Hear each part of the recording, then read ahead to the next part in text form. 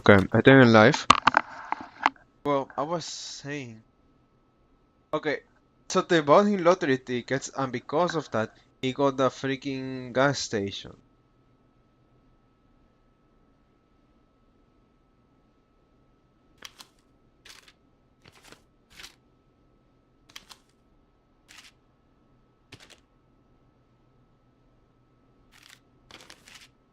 That's ridiculous.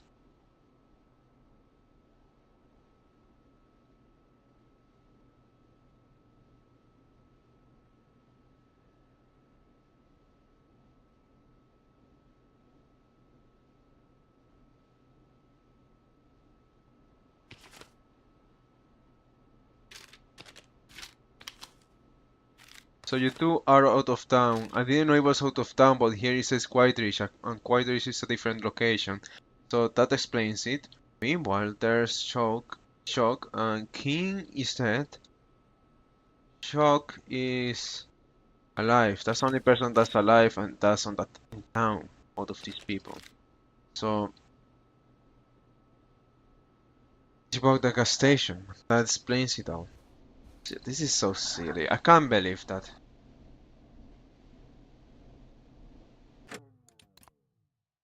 Alright, safe here. Forget? Forget what? Forget. No, no, man. I gotta get out of here. Smart! Smart! Oh. I think he ran off. Well, fingers crossed that Chuck... Jesus! It sounds like something blew up. He's using bombs now? Is Chuck? I don't know. Hang on, we're getting a call. Hello? This game likes to scare. They played the failure sound. Because that's a sound that they always play when something fails. But you want me to stop the explosion? God damn it, you freaking troll. Making me think Chuck died. There's no way to stop this explosion. Chuck? There's no way. Chuck! Forrest, the whole goddamn gas station's gone up. Is anyone hurt? I don't think so. I got everyone to follow me out. The town's only ambulance was blown to hell, though. Yeah, damn it, that fireball threw me. I've got to get to the hospital. I'm not feeling great. Forrest, man, I can't thank you enough, but damn, I gotta go. Wait, Damn it. We lost him. What was that about today? Oh, Forrest, the call board is lighting up. Get us into some music while I deal with this. Nice. Nice. Oh, give me the floor. Here's some music while we regroup here on KFAM 189.16, The Scream.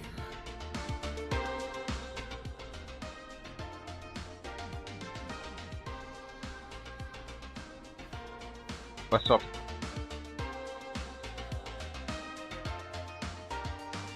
There's gotta be more in the basement to show us who Clive is targeting.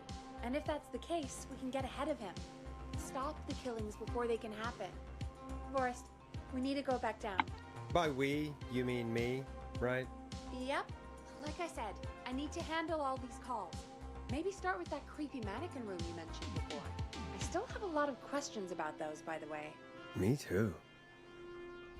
Alright. Well, this is gonna be very tedious. I mean, it is tedious already to do all of this again, but kinda tedious. Anyways, save here, damn.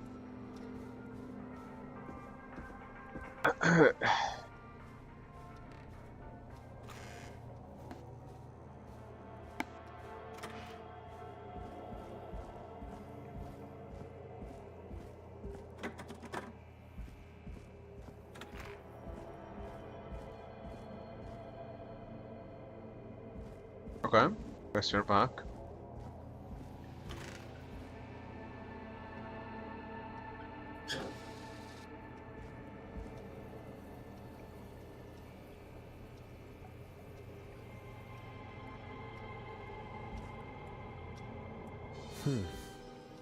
A key?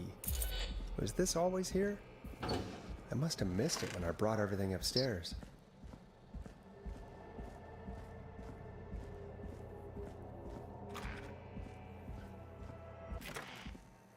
Hey, Forrest! Peggy, give me some warning before yelling down the intercom?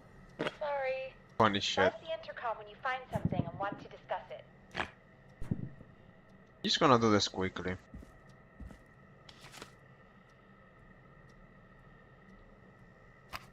Peggy, I've found a tape and a map down here.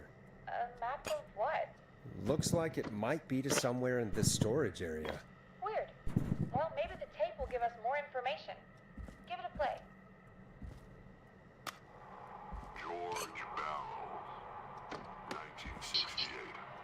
That's when this all began for me. Follow the maps, find the tapes. I'll be waiting. Wait, George Barrow? We all heard that he drowned after a night out drinking. Was it actually Clive? Has Clive really been the whistling man for that long? He says I need to follow the maps and find the tapes. I guess that's what this map is about. I think we need to see what else is hidden down here. Be careful, Forrest. I wonder how is it? Buzz the intercom when you found something. Wonder how is it that a whistling man didn't know that Clive is gone, like Clive is dead.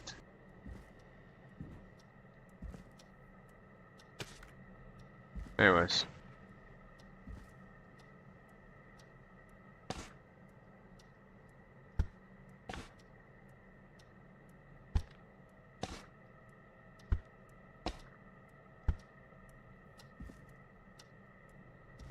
Heck. Ooh, nice.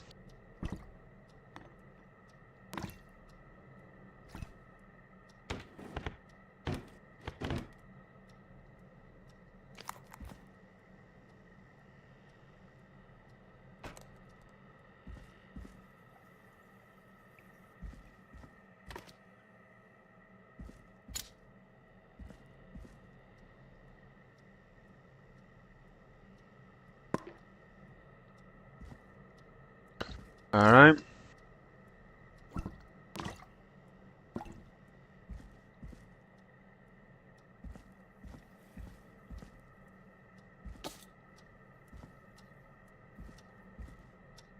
Anything else to grab?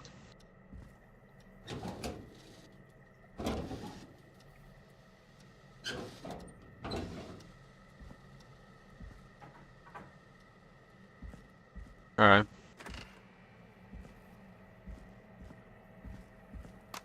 Time of autopsy is 7 a.m. Cause of death is asphyxiation from drowning. The degree of rigor mortis indicates that the subject has been deceased for 5 hours. That puts the time of death.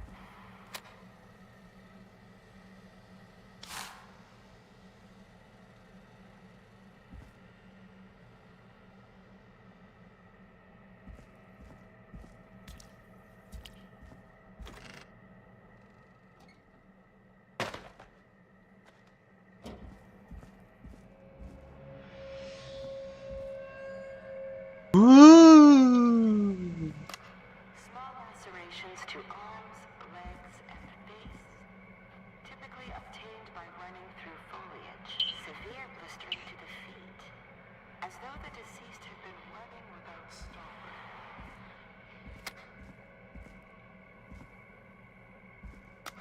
Preliminary toxicology results shows no signs of inebriation.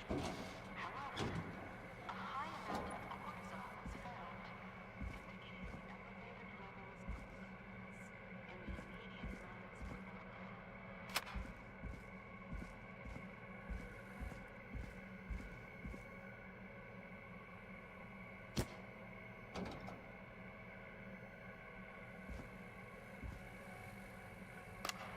Additionally, there appears to be a post-mortem injury to the arm. It looks like it was trapped in a car door.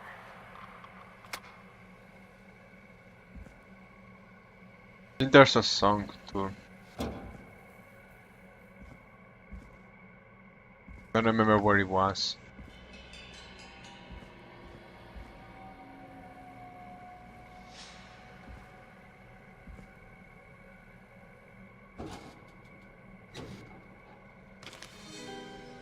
This has to be important. It is the coroner's opinion that the subject likely feared for his life and was chased, resulting in a fall from a height into a body of water, where he hit his head, was knocked out, and drowned.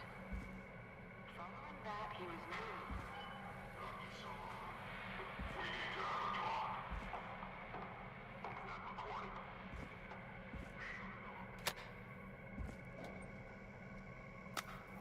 If you're listening to this, then I'm probably dead. What the?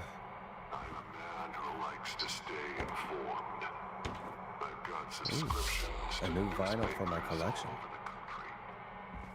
A few weeks ago, I noticed headlines cropping up in those papers, one after the other. Each headline about a murder. Each murder, the death of someone I knew almost 20 years ago. Each one drawing closer to Gallows Creek, drawing closer to the anniversary. None of us are innocent, but I don't think we deserve killing. All I hope now is that I can save some folk from the worst.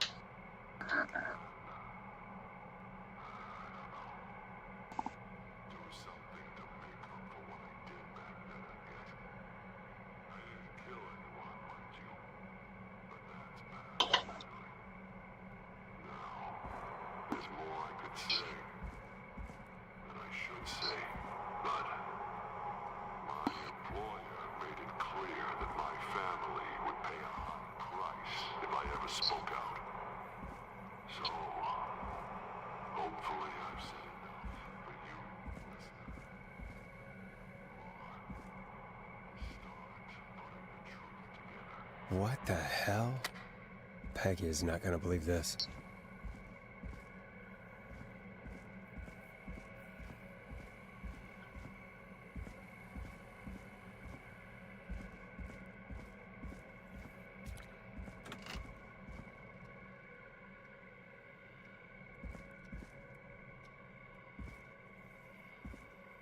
What have you found, Forrest?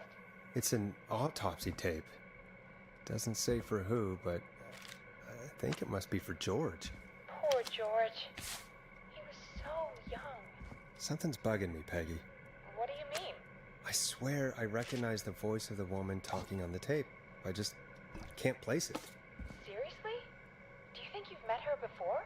I don't know. I mean, I just got here recently. I don't know. Found another tape. It talks more about how George died. What did it say? It sounds like he was running for his life. Sprinting through trees and bushes, getting cut up all over. What would drive someone to do that? I'm not sure yet. There's also a tape about a toxicology report. There were no signs of drinking or that he was on anything. What? But everyone said he went swimming drunk and drowned. It was in the newspaper and everything. I found a written autopsy report. What does it say? According to that, it's just like you said at the start. George drowned after getting drunk. Said he liked to fight, too. But that contradicts What does the it tape. mean? I know. And I think I know why.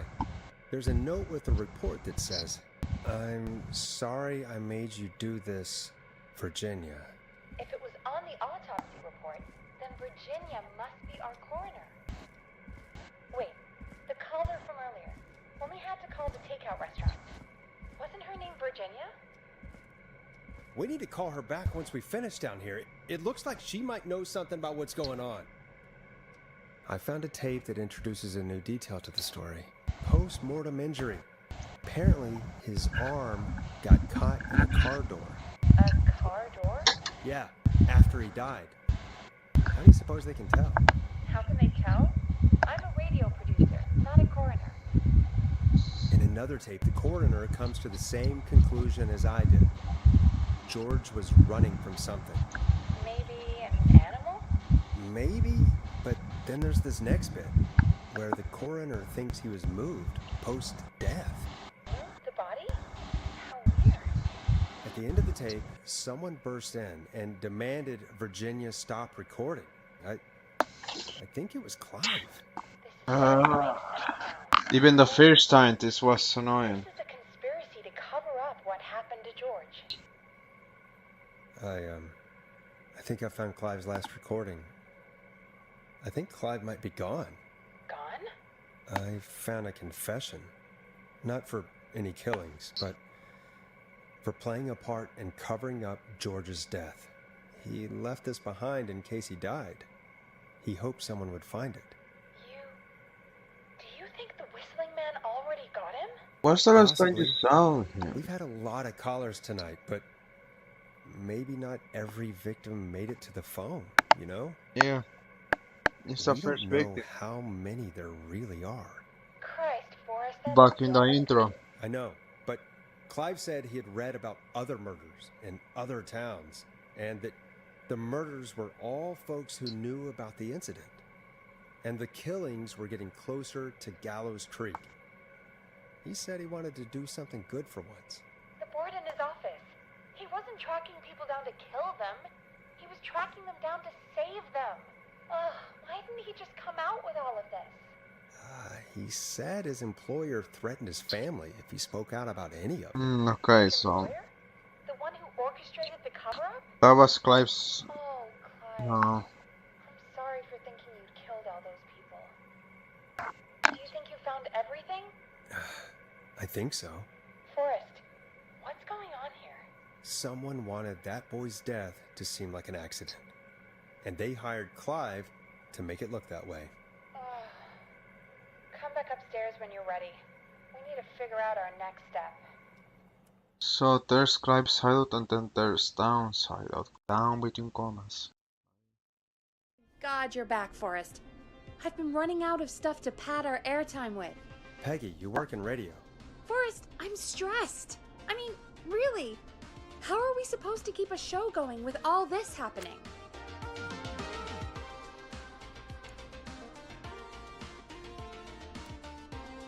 This is our job, Peggy. We gotta do it. You're right. So, what's the plan now? I think we should call Virginia back. All right, I'll get her on the line. Okay, Forrest, shut the music off. Hello again, Gallows Creek. This is Forrest Nash. We're circling closer to the truth behind tonight's events. To this end, we're calling back one of our earlier callers, Virginia Sullivan.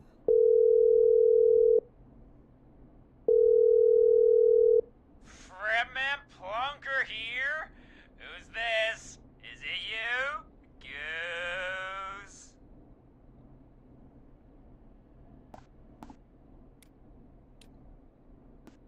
Plunker, hey, it's the radio man, Forrest Nash. Radio Man? What's up? Solving mysteries, saving lives. The huge. Right on. Plunker, what are you doing at Virginia's house? She asked if we could stay to keep an eye out for that whistling turd. So we're hanging out, bro. Well, that's big of you, Plunker. No, it's nothing. Can I speak to Virginia? Sure thing, Radio Man. I'll just go get her. Who is this? Hey, Virginia, it's Forrest. I'm glad you're still okay. Oh, Forrest. Sorry, I'm still jumpy.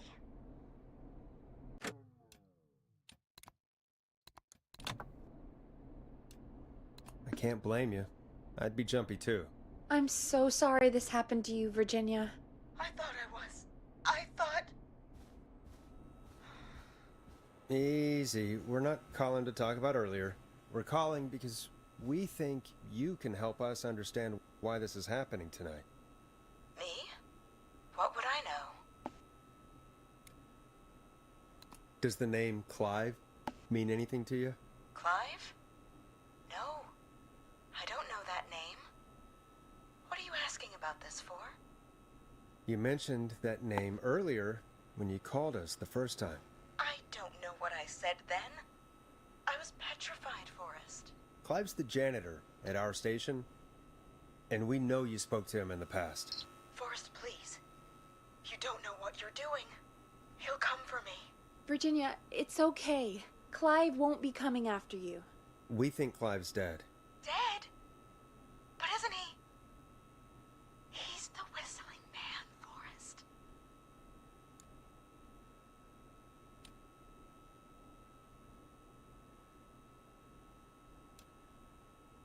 We thought so too, but You don't understand. All those years ago, It's okay, Virginia. He's gone. We found evidence to suggest he... well... And we found your autopsy reports for George Barrow. How? I saw him destroy them. Well, he didn't. I don't know if he kept them or made copies or what, but we found them. And we know it's related to what's happening tonight, which is why we called you. Why did you write a false report? All right. One day, I came into work to find a boy on my slab. And as I finished the autopsy, this man, Clive, he just burst in. And he started making demands to give over the reports, to falsify what I found. Of course I said no. But, well, when someone wants to make you do something, they can use the carrot or the stick. For me, he used both. You see, my sister is sick. She has a chronic condition that's never going away. It's expensive to treat, and it was getting to where I couldn't afford it. And Clive promised me that his employer would pay for my sister's treatment if I did what he said, and that if I ever spoke about this, he'd beat me to within an inch of my life. I don't know why he had me do it, but my sister needed me. You have to understand, she needed me. We understand.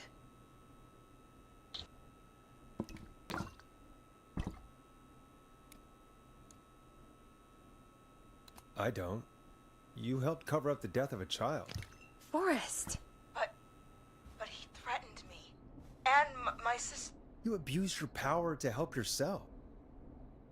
Oh, God. Forrest, that wasn't necessary. It needed to be said. So, Virginia's tied up in all of this. Clive threatened her to keep quiet about George's death. But for who? Why cover up these details? We could try Sandra. What would Sandra know? I don't know, but we have to start somewhere. Anyway, just be careful when you're talking to her. Don't push too hard. We don't want her to hang up. I'll be careful. All right, calling her now. Hopefully she's at her jazz studio.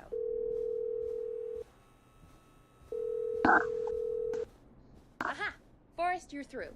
Hello, this is Sandra at Jazz Pizzazz Jazz Studio. Who's this? Hello again, Sandra! It's Forrest Nash of 189.16, The Stream. And you're live on air. Oh, I always thought folks called into a radio show, not the other way around. How jazzy. What can I do for you? Well, we're trying to understand what's behind the attacks tonight. We had a few questions. Why, Forrest, of course. Heck, after the way you saved my life, I'd say yes to just about anything you asked.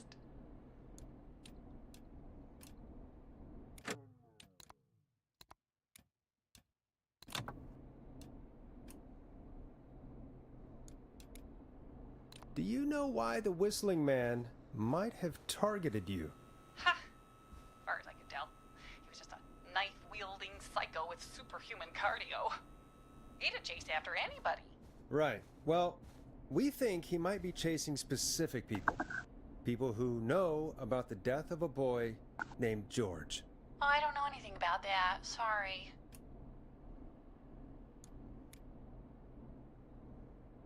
Damn it, Sandra, don't play games.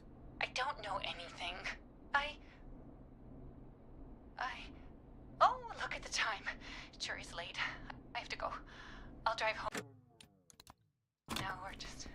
Rich.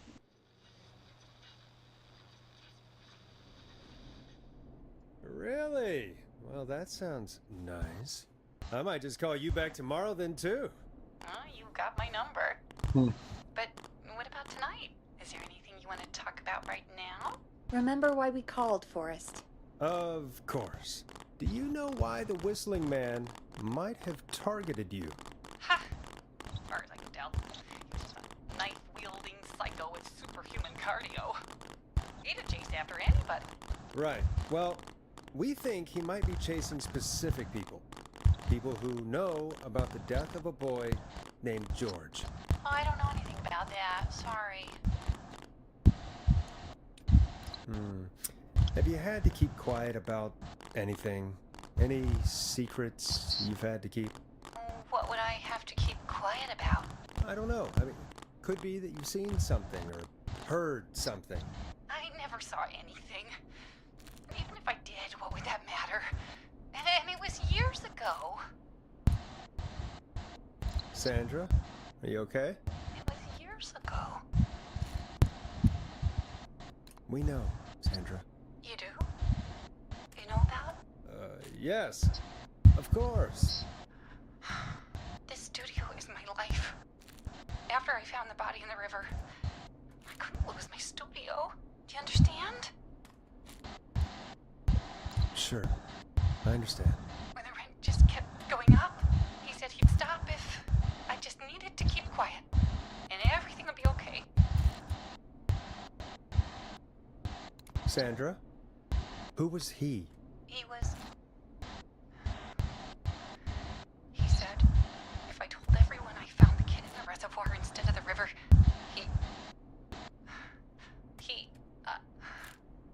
I'm sorry. I can't do this. And she's gone. I don't think that could have gone any better. You truly did great, Forrest. Well, folks, if anyone out there has any thoughts on what's going on tonight, please call in. That's good timing. We've got a call waiting just this second. Welcome to 189.16 The Scream with me, your host, Forrest Nash. Hi, Forrest. I know this is really out of the blue with everything happening. Welcome. But I wonder if you could send a special birthday message to my uncle.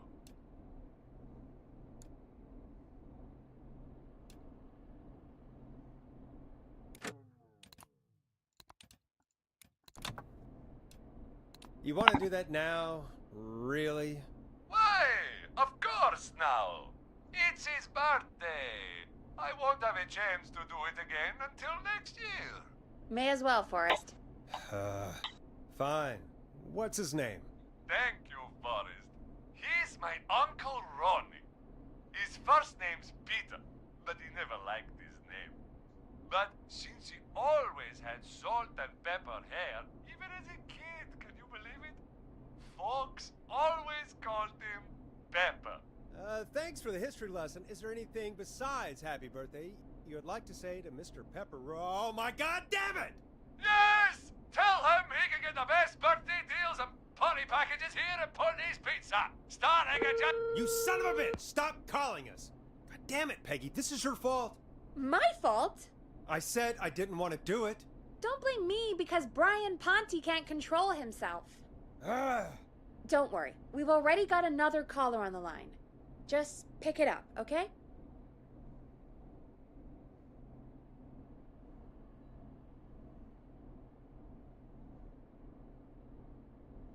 I suppose I should take this call.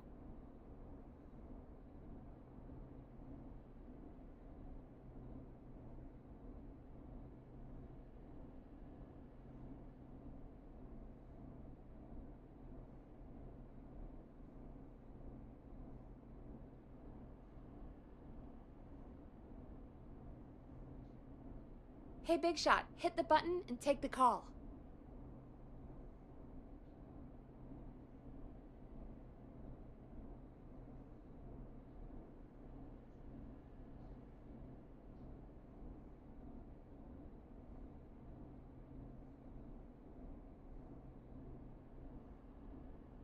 The line's lit up. I need to take the call.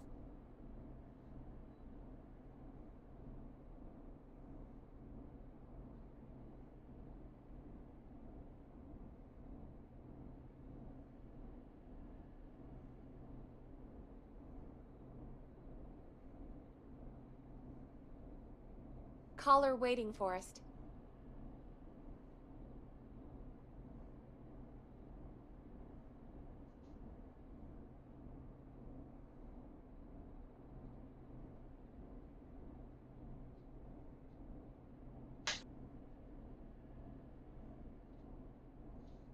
Hit the button. We have a caller.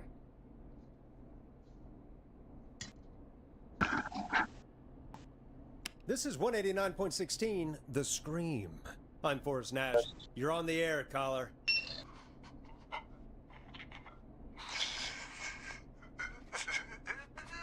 Caller.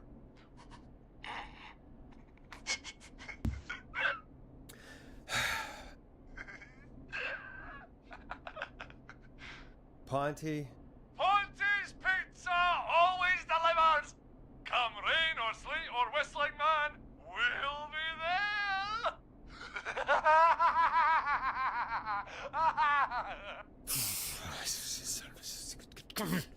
Forrest? Forrest? Are you okay? Forrest? I hope the whistling man gets him with his own pizza slicer. Jesus, Forrest? Sorry, that was too much. It's okay. It's been a high-stress night. Don't worry about him anymore, okay? Not for tonight, anyway. I think he's spent for now. We've got another call, whenever you're ready. Care about society. This is where, this is that is an Amber. My license plate. I have a caller waiting. Should probably get you back to Folks, don't spend your money at Ponty's Pizza. That's you're gonna vouch for me. all I'm gonna say about that. Moving along, I'd like to welcome another caller to 189.16, The Scream. With me, Forrest Nash. Who, may I say, is calling? Well, hello again, Forrest. Don. Don? We played your song, Long Ride Home. Did you hear it? Can you tell us? Never mind that now. First, I'm calling because I need your help. Don, we had a deal. Kept my end. Who is the next target? Oh, it's too late for that now. That's I'll be the judge of that. Oh, fine. Chuck Brody was the next target, but that ship sailed. how do you know that? How did you know it was Chuck? Well, if I tell you, I might just put more people in danger. People are already in danger. This might help. Forrest, I don't have time. I need your help. Do you mean Yes, he's after me now. you? I think so. He must have heard me on the radio. It doesn't check out. I ask you, how do you know that? Okay, actually, it does check out. I was gonna say that. How do you know you're the next, basically? That's what I wanted to say. Oh, whatever. Right. Okay. Tell us everything. I was out following a lead, Hold on. trying to work out who would be next. I probably shouldn't have done that. I probably shouldn't have done that. Spend your money at Ponty's Yeah. Pizza. That's all I'm gonna say about that. Moving along, I'd like to welcome another caller to 189.16, The Scream. With me, Forrest Nash. Who, may I say, is calling? Well, hello again, Forrest. Don. Don? We played your song, Long Ride Home. Did you hear it? Can you tell us? Never mind that now. First, I'm calling because I need your help. Don, we had a deal. Kept my end. Who is the next target? Oh, it's too late for that now. I'll be the judge of that. Oh, fine. Chuck Brody was the next target, but that ship sailed. How did you know it was Chuck? Well, if I tell you, I might just put more people in danger. People are already in danger. This might help. Forrest, I don't have time. I need your help. Do you mean Yes, he's after me now. you? I think so. He must have heard me on the radio helping you. Helping? You didn't exactly help. Maybe I've been helping more than you know. I was out following a lead, trying to work out who would be next, after Chuck. And what happened? And I started to feel like I was being followed. I came back to my apartment building, but this newfangled security system has me locked out. I need you to help me get inside.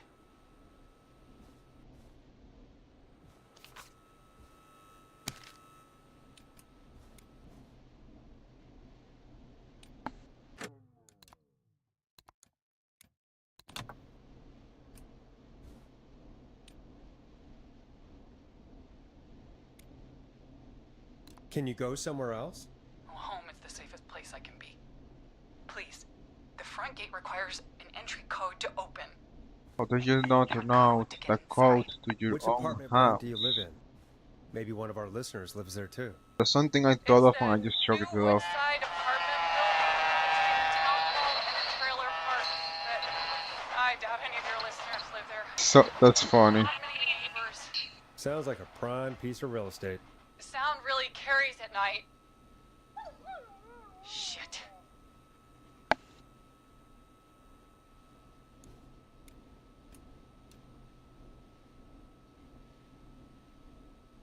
Sounds like a noisy part of town. It is. Boy, I wish he'd muzzle that thing and... Oh. And now he's blasting David Scopo out of his window. This night can't get any... The whistling man. He's coming down the street. I don't think he's seen me yet. Forrest, please. I need your help. I need the code for that security system, or I'm gonna die.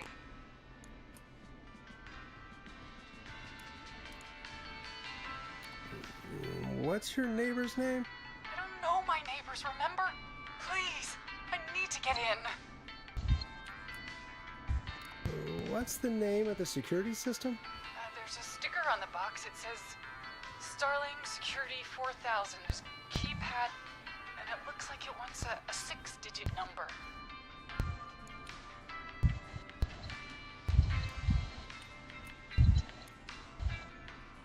Six digits. Sounds like that would be hard to remember. Yes, very hard, especially on a night like this. Yeah, of course. Don't worry, Don. Thank you, Forrest. I knew I could count on you. I'll sit out of sight. Call me back soon. All right, folks. Here's a little tune for you all to enjoy while I try to break Dawn into her apartment. You were pretty quiet there, Peggy. Forrest, was it just me, or was there something... Yeah, it wasn't just you. Something was weird about that. Yeah, well, tell you what, we have a Starling 4000, or whatever, here at KFAM. Clive bought one for the station. Maybe we can find something to help. Well, I'm not sure who, but to help someone.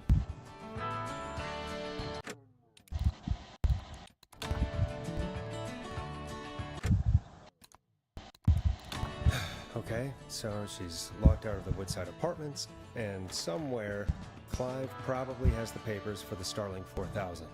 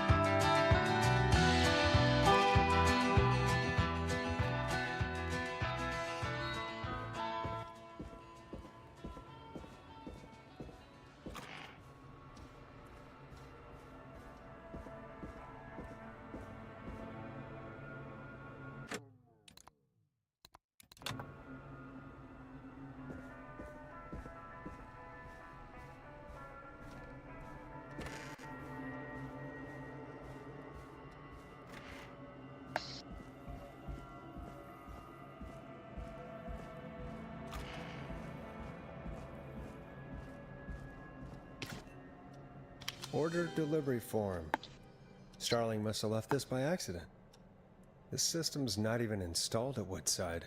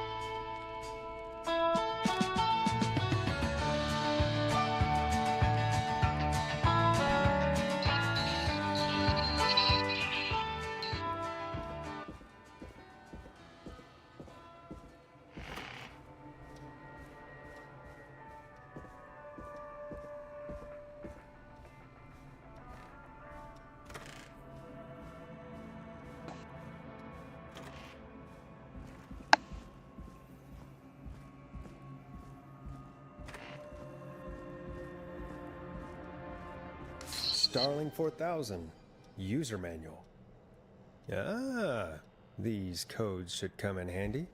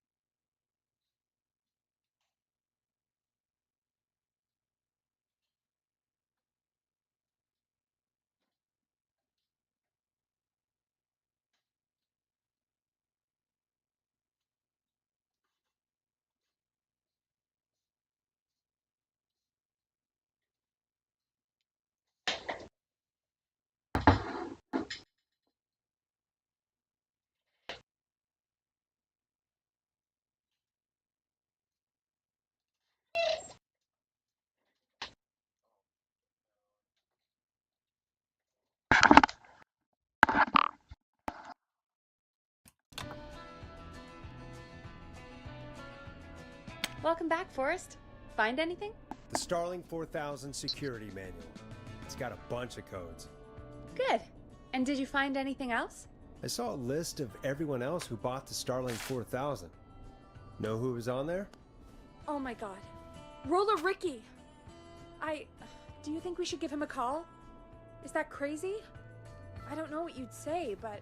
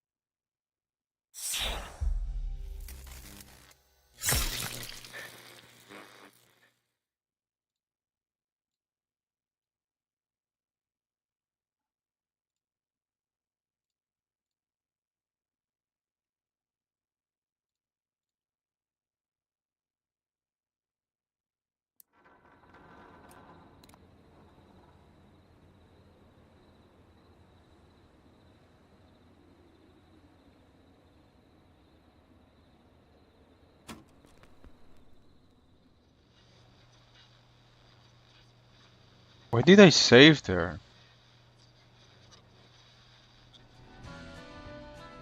Okay, no, never mind, that was messed up. I didn't.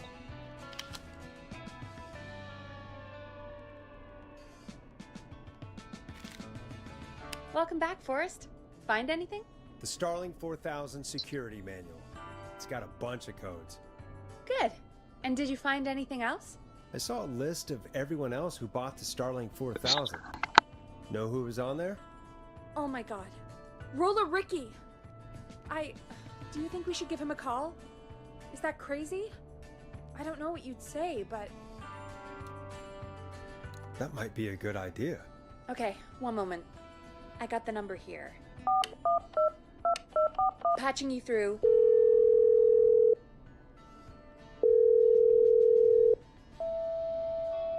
Shit. He probably can't hear it over the music. Forrest, I don't know about this. This is super weird. Just put me through to Don. I'll take care of this one way or another. Okay, if you say so.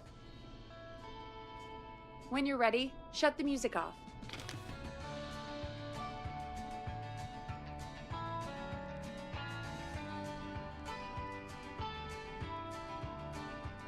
When you're ready, shut the music off. Line 1, whenever you're ready. Don, are you there? This is Forrest Nash from 189.16, The Scream. Oh, thank God you're back. I'm so afraid. What's the code to the gate?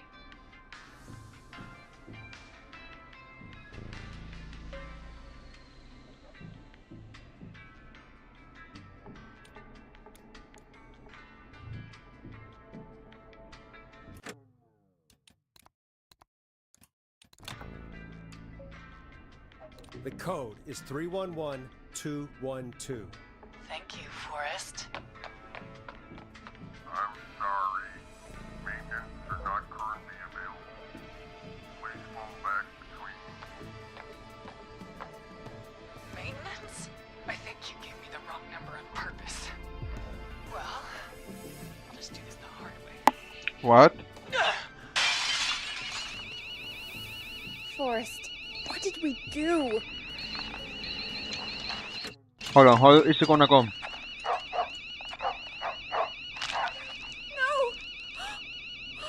Maxie! God damn!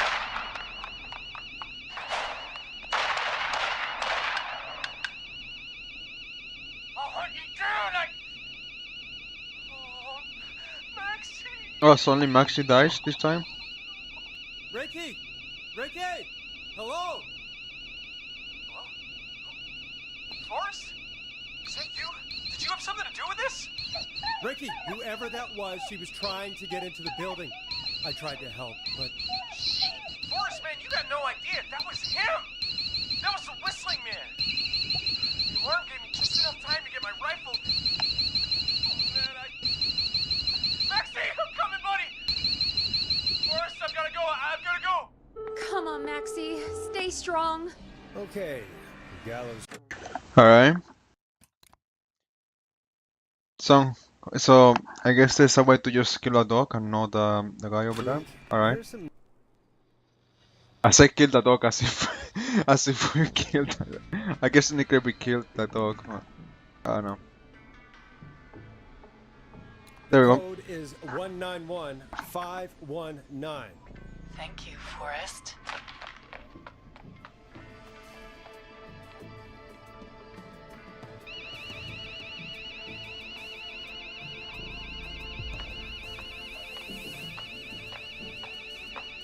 Son of a bitch. Ah!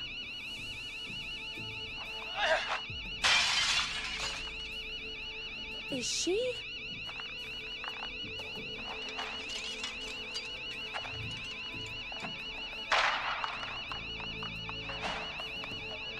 Yeah, stay out! Nobody disrespects the sanctity of the ring! Don't ever come back here again! I'm calling the cops! Thank God. Hello? Is someone there? Ricky, get back inside and turn on the radio. Whoever that was, she was trying to break into the ring. She? Forrest, man, you got no idea. That was him! That was the whistling man!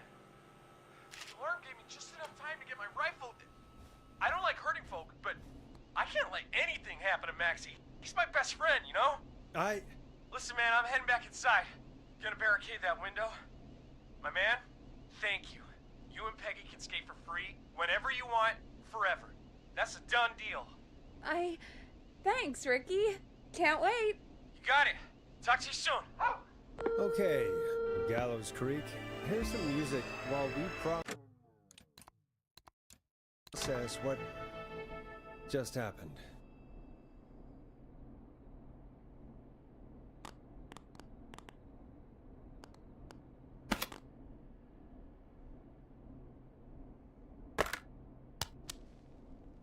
So, the whistling man is a woman?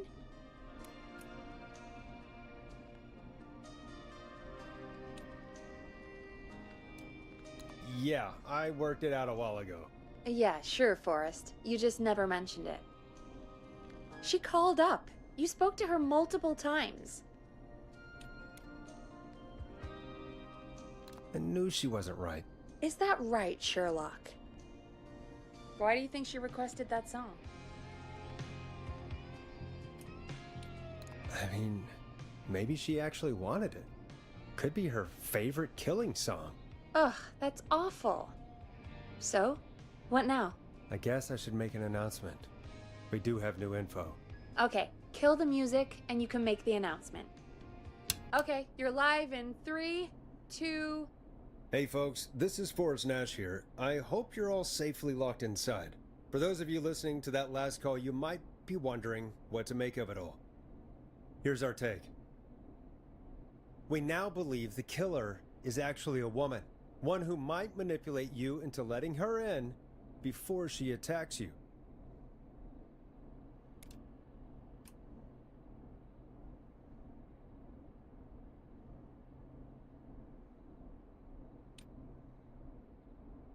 We're neighbors. Look out for each other and stay safe. The killer was calling themselves Dawn. This could be a fake name. If anyone needs help or you have info on the killer, please call in. You folks have my new number, right? It's 911. Hopefully, our next caller can help shed some light on our killer. Hey, we had a call come in. Okay, folks, time to take a call. You're through to Forrest Nash on 189.16, The Scream. Hey, man. Murphy? Damn straight. What's going on, Murphy? You in danger again? No, man. I've just been listening to the show here at home. And since you asked folks to call in if they could help out, well, I'm calling.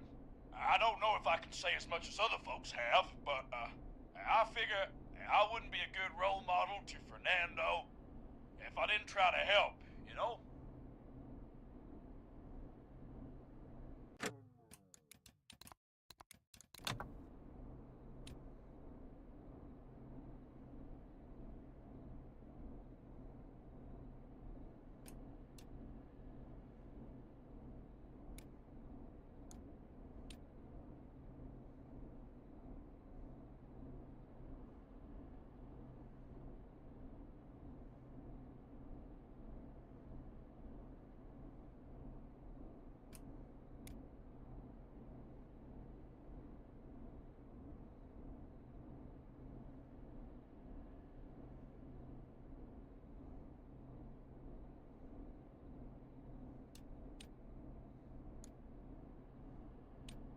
Sounds good.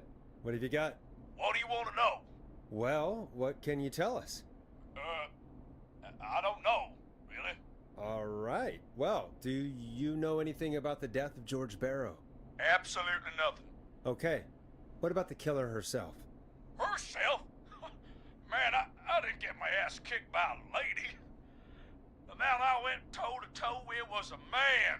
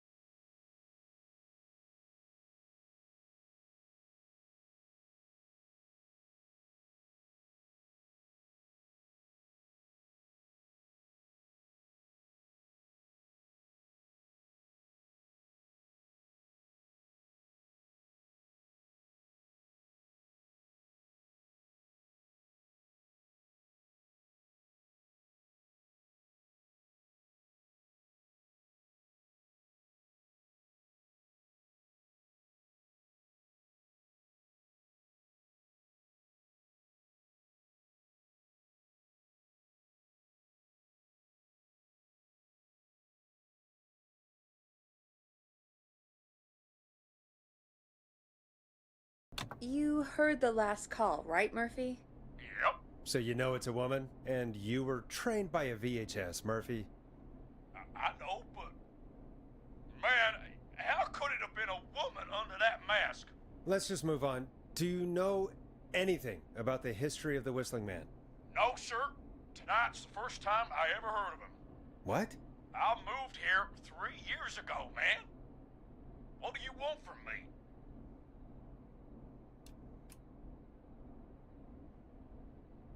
Hey man, no worries, just thank you for trying. Right. Sorry I couldn't help y'all more, man. Now, if you'd have asked me about gators... Forrest, we have a call coming in. Sorry, Murphy, I think that's all we've got time for right now. All right. I'll catch y'all with the gator talk later. Night! Well, folks, that was a bust. But perhaps our next caller has more they can tell us. Let's find out.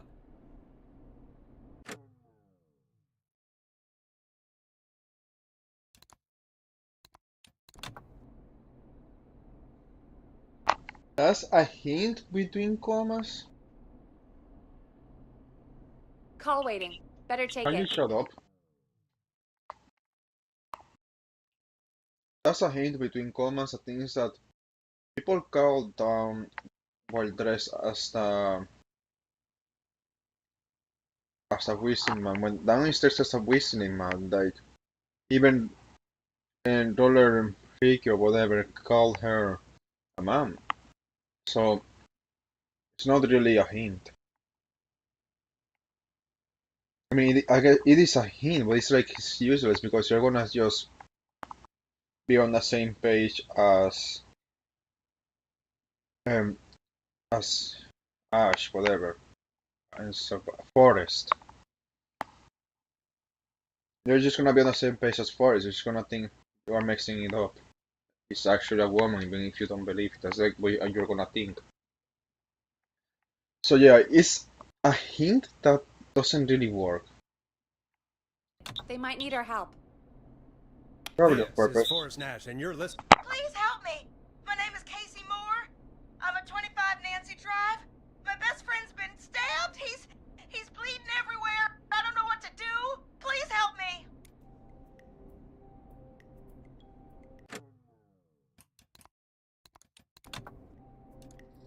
Easy, easy. Take a breath. Relax. Okay. We'd been out at the reservoir. We were heading back to his place when we heard this whistling all of a sudden. He just started freaking out. He screamed at me, told me to hide. I'd never seen him like that, and I just panicked and ran and hid in a bush. Oh no. Forrest. Then what happened?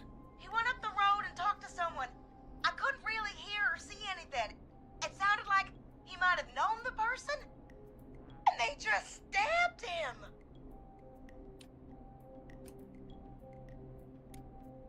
Casey, was he talking to a woman? I don't know. They had a mask and wore all black. That's all I know. Please, we need help here. I'll get you help, but I need to know.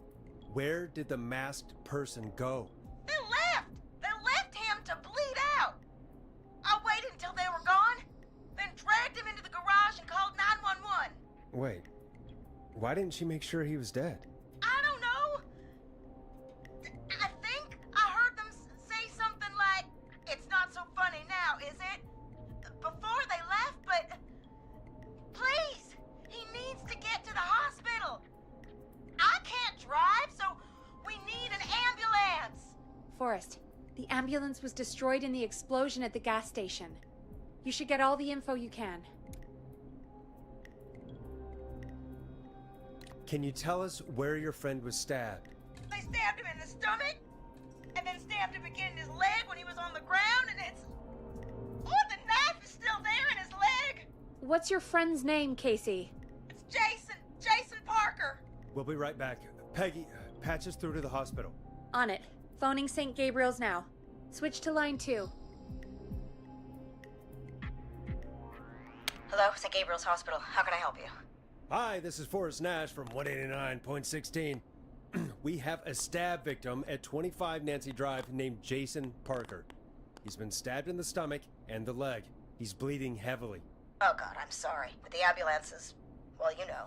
I know, but please, we need something, or he's going to die. Forrest, Listen, you're going to have to get him here. We need to see him, and we can't get there ourselves right now. We don't have any way to drive him right now. And even if we did, he's bleeding out fast. Alright, listen. We need to buy him time to get here. That means stopping the blood first, and then finding someone to stabilize him. To stabilize him, you really need someone with first aid training. Do either of you have any? No. Me neither. Damn it. I'm really sorry about this, but I have other patients who can't wait. All I can do is talk you through the procedure as quick as I can, and then leave the rest to you. You think you can handle that? Hit me. I'm sure we can handle it. Okay, from the top. If he's bleeding out, then you need to get him comfortable and try to stem the bleeding. Lay him down. Apply continuous pressure directly to the affected areas. When the bleeding slows, get a clean cloth of some kind and hold it over the wounds. Get them comfortable. Apply pressure. Clean cloths when slowed. Got it. I think. You said he was stabbed, right? If the object he was stabbed with is still in him, don't take it out. It's stopping the worst of the bleeding right now. If anything, you should secure it so it stays where it is. I wouldn't have thought of that. It makes sense, though. God, that was a lot of info. But I think we can handle this. Glad you got it so far, because there's more to go.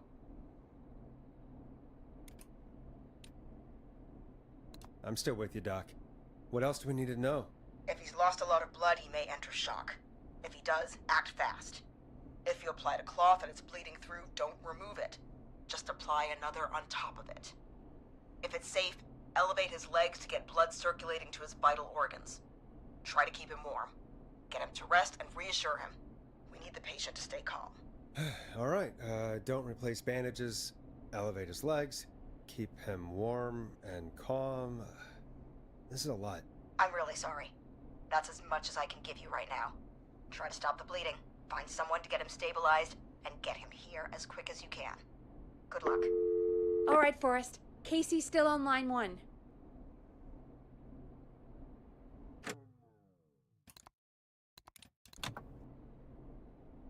Hello? Hello? Forrest, are you there?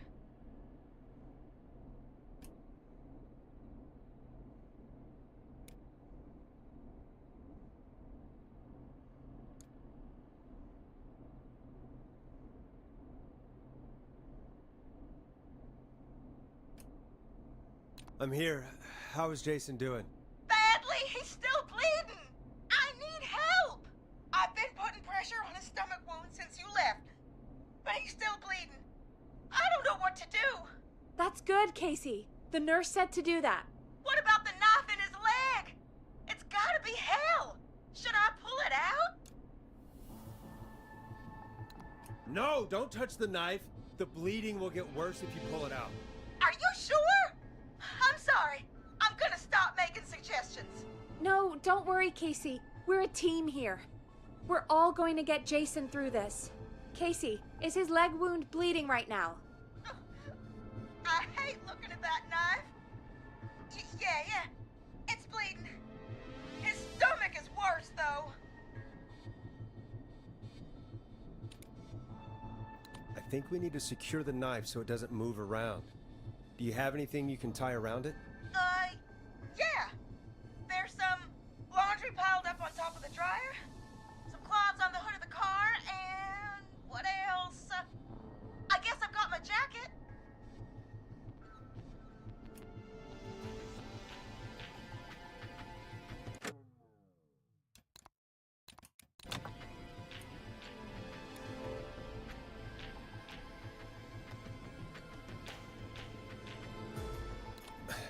Look in the laundry for something like a towel or a shirt.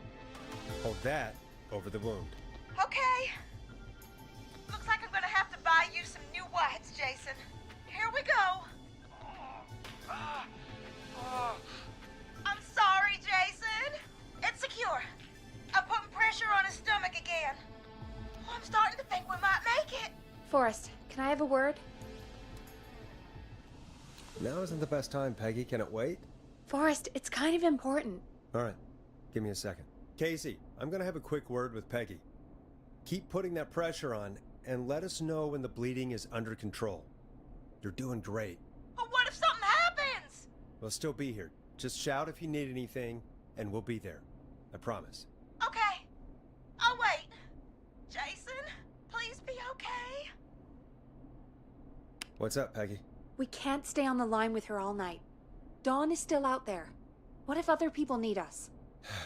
You're right. She's probably on her way to her next target right now. Exactly. And you heard the nurse. We need someone there with training who can stabilize him. He's got to get to the hospital somehow.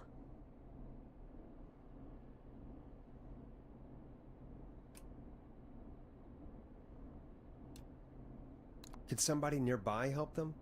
Maybe drive them to the hospital? You know, that's exactly what I was wondering. Do you have anybody in mind? I might. A little before you started working here, KFAM did a mandatory first aid training course. Me and Karen missed it because we were away on a Producer getaway. You skipped it, didn't you? Never mind. So, how does KFAM's first aid course help us? Casey said they're at 25 Nancy Drive, right? Yeah? Why? They put up a bunch of cheap houses around there about 10 years ago. So a bunch of people here at the station live around there. Do you think any of them could help Casey and Jason? Probably, but I don't know who lives there.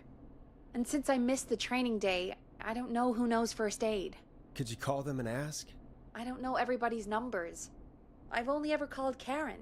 Everybody's personnel info is probably in Reggie's office. Got it. I'll look through their files in Reggie's office. It's a life or death situation. I'm sure they won't mind. Right. But there are a couple of problems with that. Naturally. It's sensitive information, so Reggie probably locked it in his safe. Great. Great. Do you have any idea what the combo for the safe could be? Not a clue. Reggie's a serial note-taker, though. Maybe something in his office will give it away. Right. There is something else. I'm not gonna like this, am I? Have you ever heard, "The future is floppy"? Peggy, what the hell are you talking about? I'm talking about floppy disks. Floppy disks are like these futuristic things that have information on them. You put them in a computer and they do something. I know. Peggy, I know what a floppy disk is. Anyway, Reggie decided that You're the younger, future is something. floppy and started phasing out our physical records and replacing them with these floppy disks. I imagine it's the same for our personnel files. That's good to know. Since we haven't heard anything from Casey, I'm guessing Jason's okay for now. I'll check out Reggie's office and see what I can find. You'll need a key for that. I'll just slide it under my door now. Thanks, Peggy. I'll just have to look around.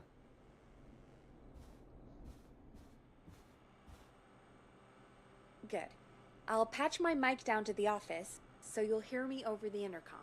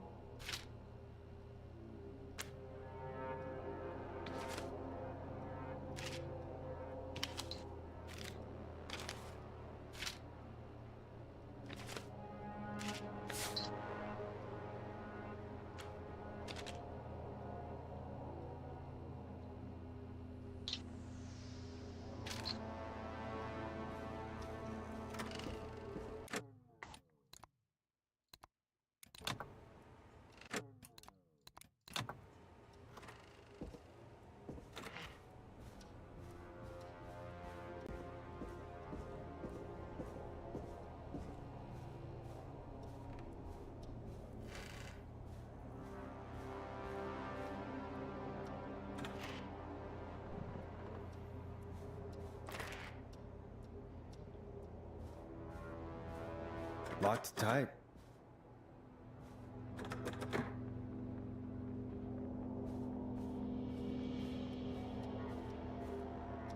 Looks like I need a 4-digit code.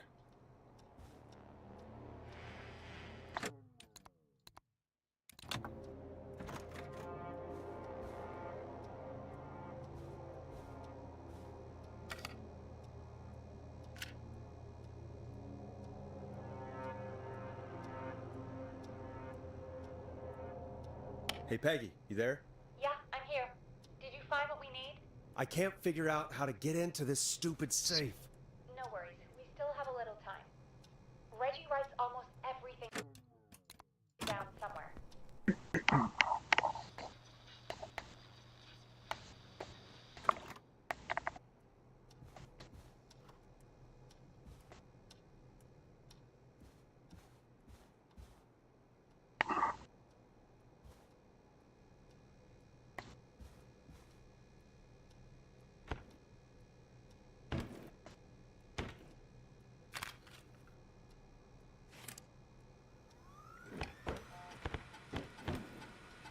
Could this be it?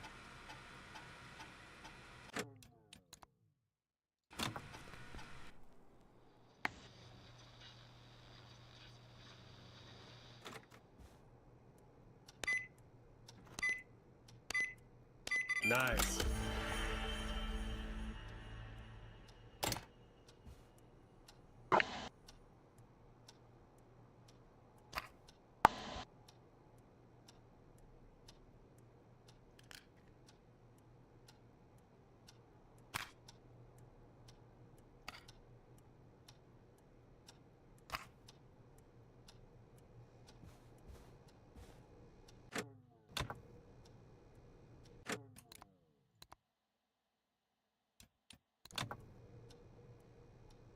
I'm in, Peggy. I found the floppy disks. Just put it in the slot, right?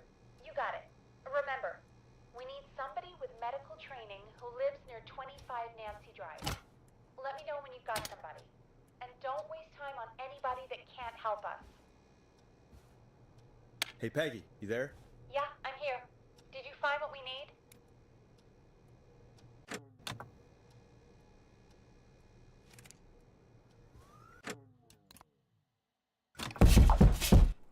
Oh shit.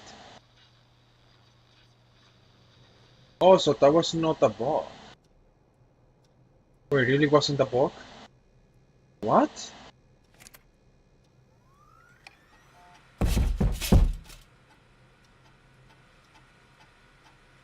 Hold on.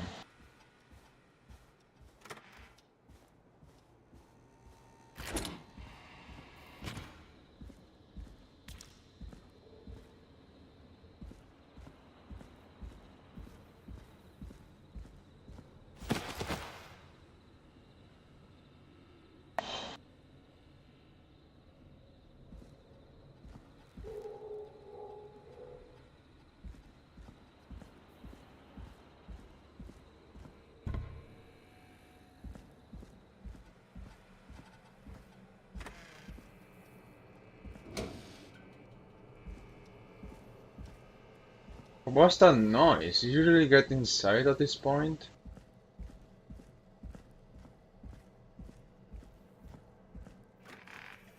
It couldn't be down, it has to be the person.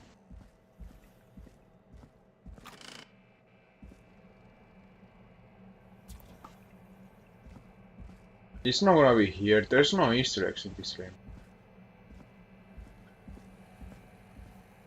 Why would it come all the way down here anyways? I was thinking that was a bug, but no, it isn't. That's consistent. Oh my god, okay. Um, Let me make sure there are no Easter eggs.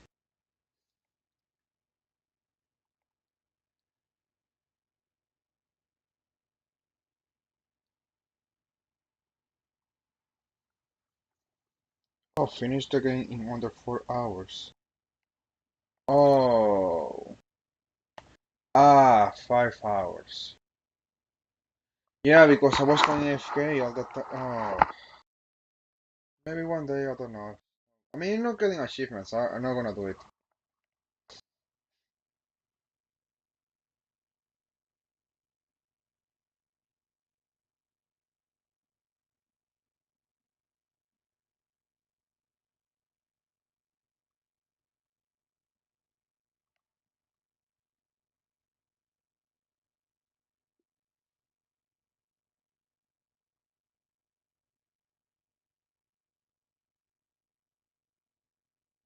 Place the mannequin head into the fridge. Okay.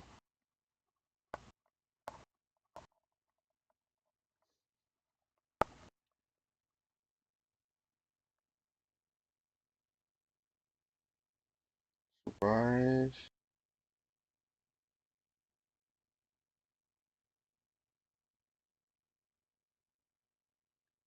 Of survival deliveries.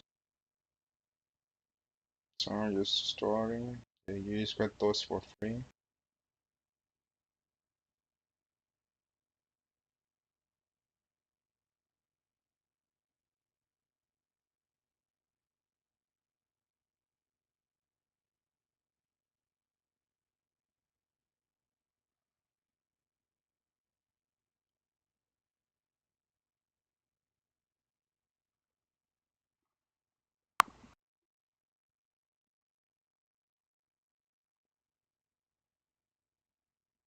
Collectibles, I have to know.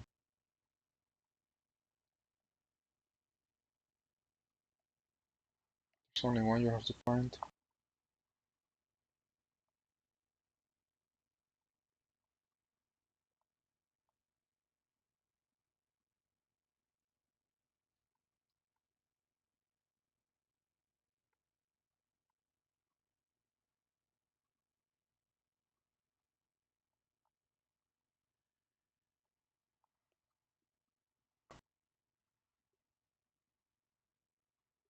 Moonlight.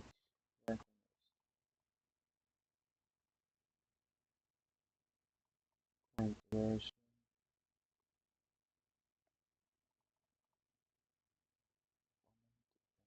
Okay, I have. Hidden records. I got.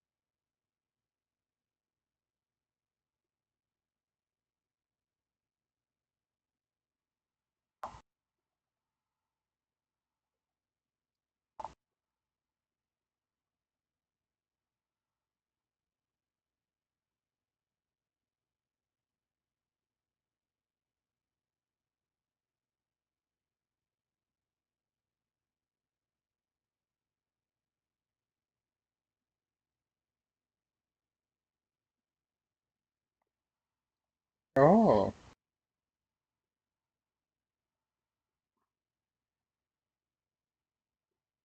monologue.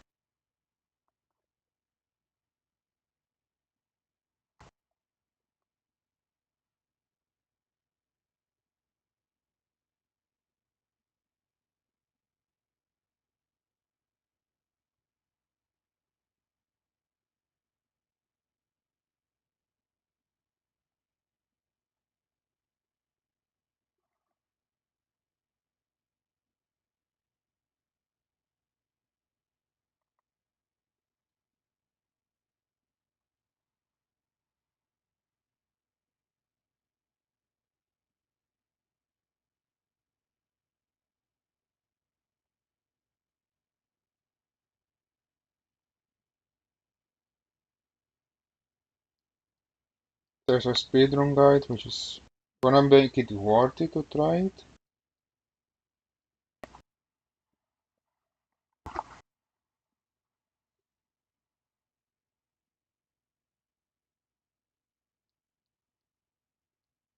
Problem is that this probably gonna be like 4 hours. If it's 4 hours, then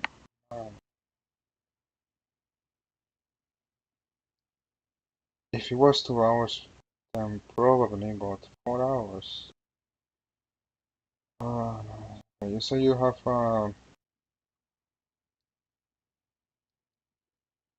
forest stash.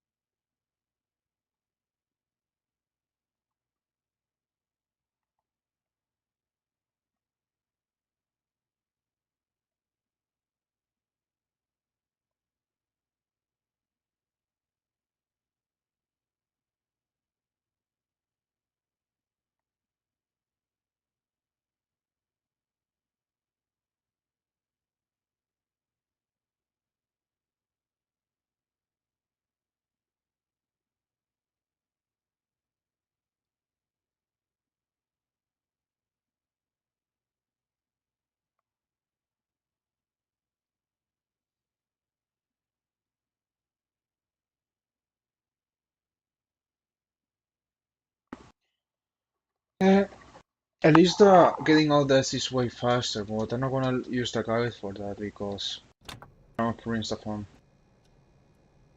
It limits the options. But if there was, I wish there was like a speedrun for all deaths instead of.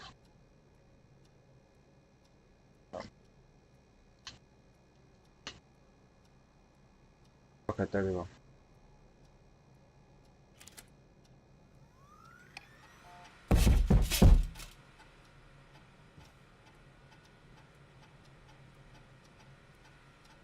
You just got inside the elevator shaft.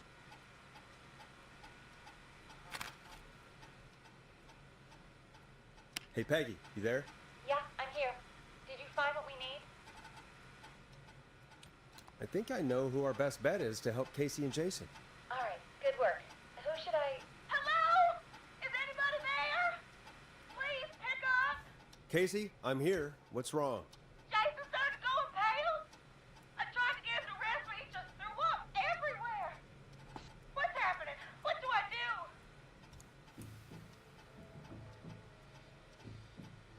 God, it sounds like he's going into shock. Casey, just stay calm. It's going to be okay. But the breathing seems to slow down. Did I mess up? Jason, I'm sorry. Casey, calm down. You've done everything right. I need you to listen to me, okay? For Jason. What did the nurse say to do about shock?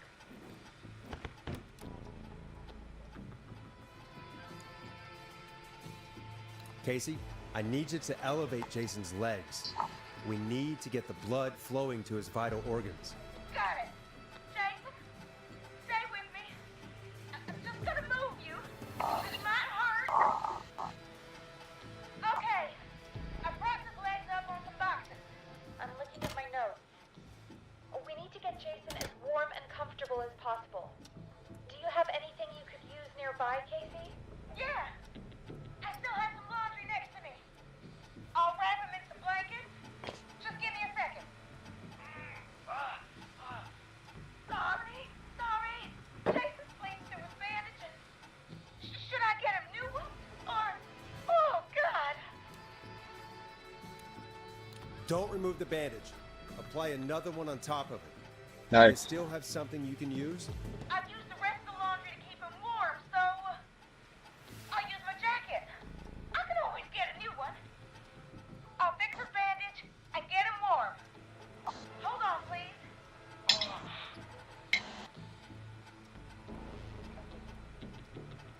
Sorry. I'm done. You're gonna be okay, Jason. Just relax now, okay? He's scared. He's not doing well. Is he gonna... Casey, I need you to be strong for Jason. Sit with him and reassure him that everything's gonna be okay. Okay? Okay. Please. I can't give him what he needs. Please send help. I can't lose him. All right, Forrest. We need to hurry. Jason doesn't sound like he's doing too well. You said you knew who to call earlier? Who was it? We need to call John Hedges. He lives on Nancy Drive. He didn't really participate in the first aid training, but he's a former war medic. He's probably the most trained person we have. Really? I never really spoke to him before. A war medic, huh? Yeah, and according to Reggie's notes, John keeps all of his old equipment at his house. He's something of a hoarder. All right. What's his number? 5420735.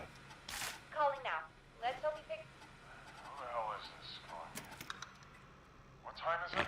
John, it's Forrest Nash here at K-Fam. We have an emergency and we need your help. Forrest? This is a work emergency, and it can wait until the goddamn morning. Just leave me a note like everybody else.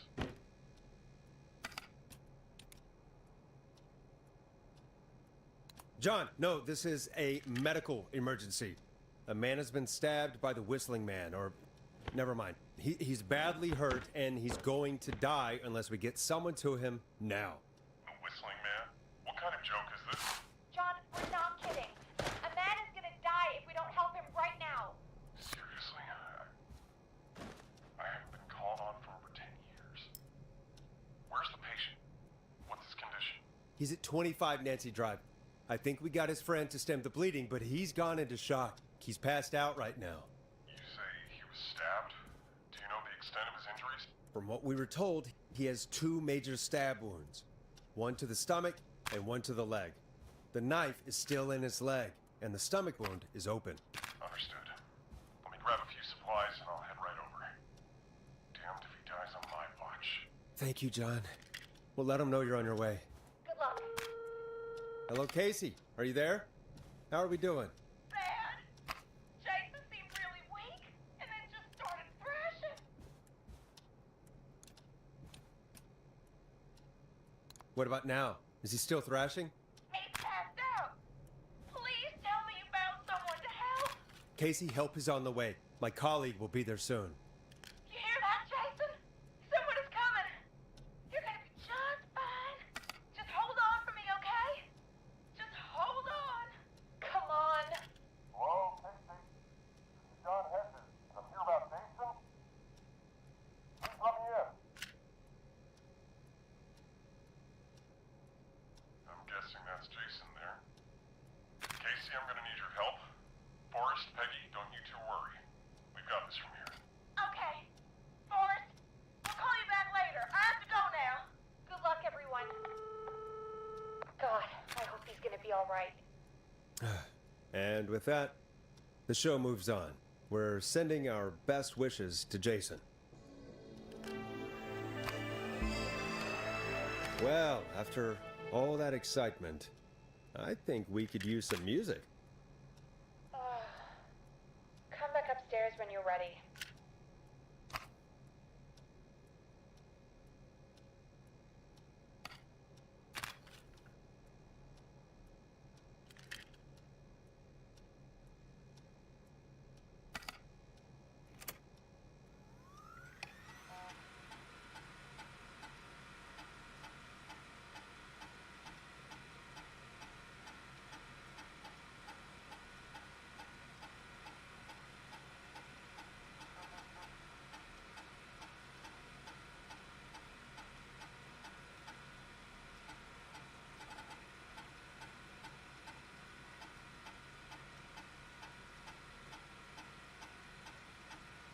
Play a record for us.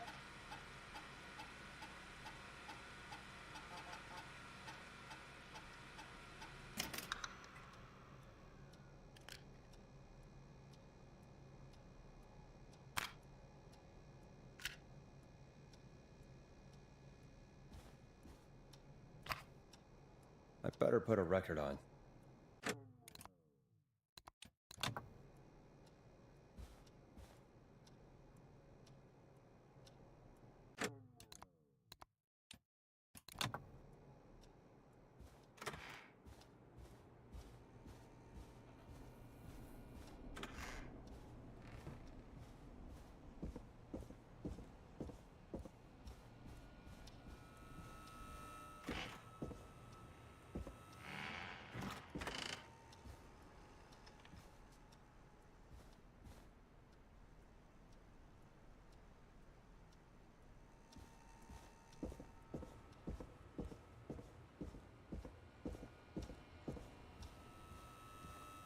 Come on, Forrest. Put some music on already.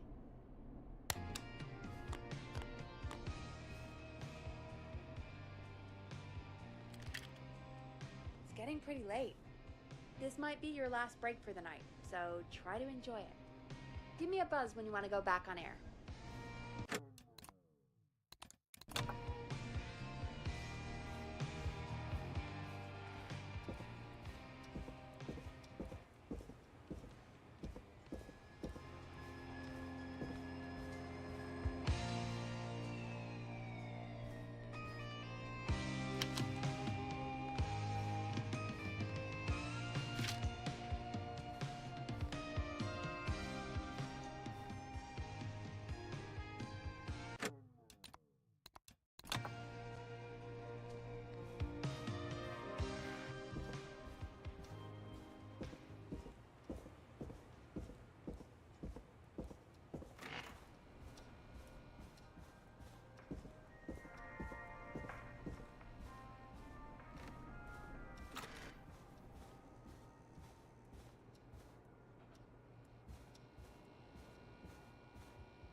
I'm not getting in there tonight.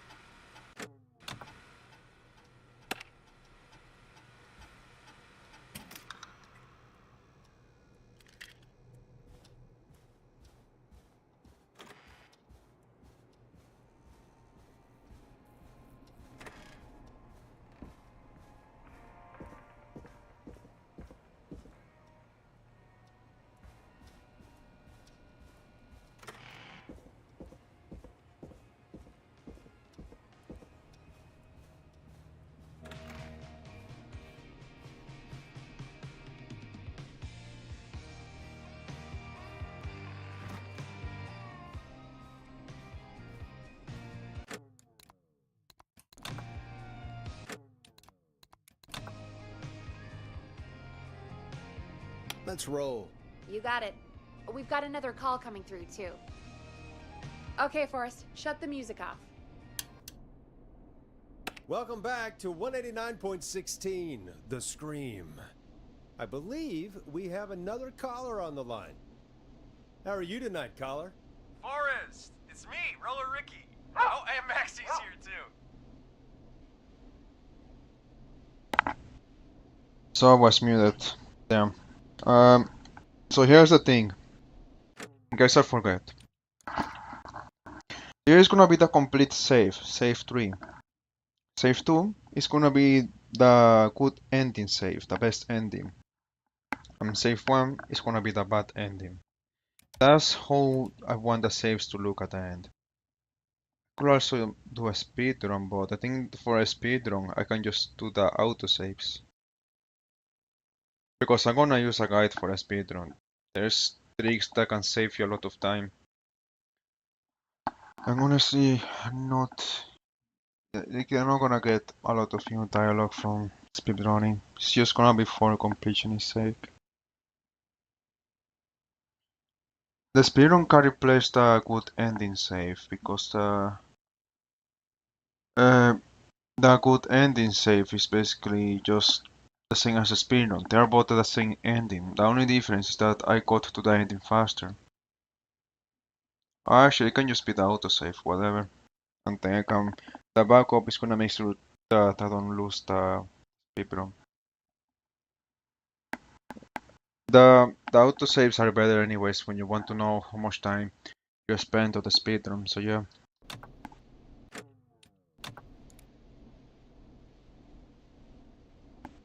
Hello to you both. What's Yes. on your mind, Ricky? Actually, I think I have some info that might help you.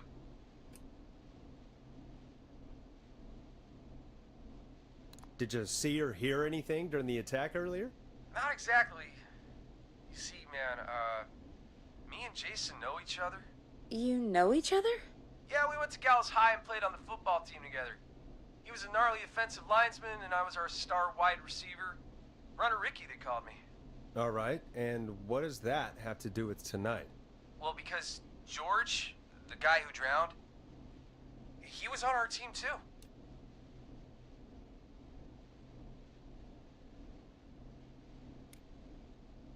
Tell me about him. What was George like? I didn't know him for long, man. Sad to say. We had our first team party on the night he drowned. He seemed like such a good dude. Ricky, were you there when George drowned? No, man. Once the party turned, I beat feet out of there. Man, I remember George and his girl there. There was a whole lot of love, man. I could see it, you know?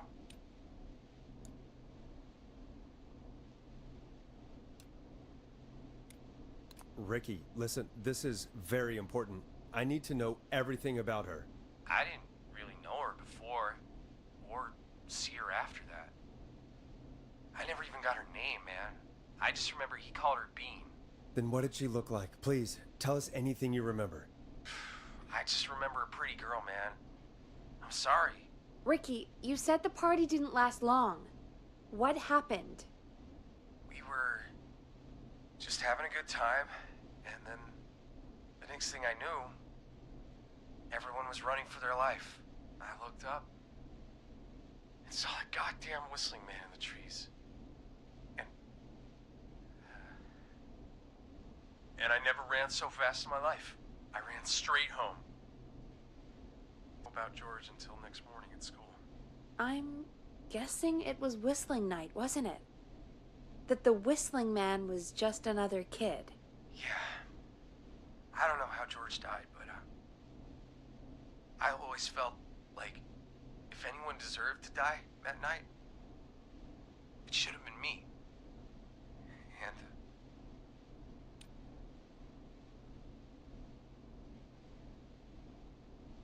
Ricky, it wasn't your fault. You're not a bad person. I know that now, ma'am. It took a long time to learn, but yeah, just thought I'd tell you all what I know. Thank you, Ricky. This helps. Thank you. You got it, man. Anyway, I think it's time for me and Maxie to free up your phone lines. Thanks for listening, man. I'll let you to it. Night, Ricky. All right, folks. Looks like we got a new lead in the case. If anyone has any info about this mysterious bean, please call in. If she was George's girlfriend back then, she's probably in her mid to late 30s now. Huh. Oh, we have another call coming in, but hang on. What's up, Peggy?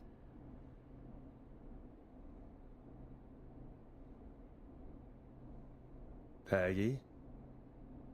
You're gonna want to take this call off the air. Who is it? Just do it. All right, folks, it's time for another track. Here's one to help you sit back and relax. We'll be right back after this.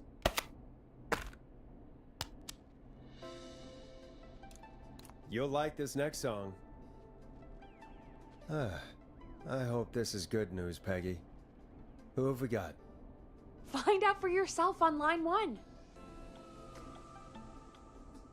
Hello? Forrest, I'm glad I got back through to you. Sounds like it's been a busy night, huh? Surprise! It's Leslie, our 911 operator, leading the charge from Henderson to come save us. It's so good to hear from you. Are you okay? We're doing okay. Sarah and I are both happy to be headed back home. We're happy to have you too. Wait, Sarah? Oh, yeah, I mean Deputy Martinez. Anyway, we got back into radio range a little while ago.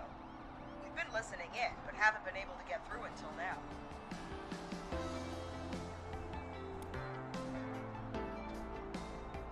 It's been non-stop since you left. Please tell us you're bringing help. You bet! I'm leading a whole goddamn squad towards Gallows Creek as we speak. Turns out somebody had cut the phone lines. They had no idea what was happening. That's great news. That's crazy about the phone lines, though. Do you think the whistling man cut them? I'm guessing so. I don't know how she how the Whistling Man did it. But that doesn't matter right now. Listen, we're coming in hot, but we need your help. I know Gallows Creek isn't a big town, but if we don't know where the Whistling Man is, we can't get him. Her. That's where you come in.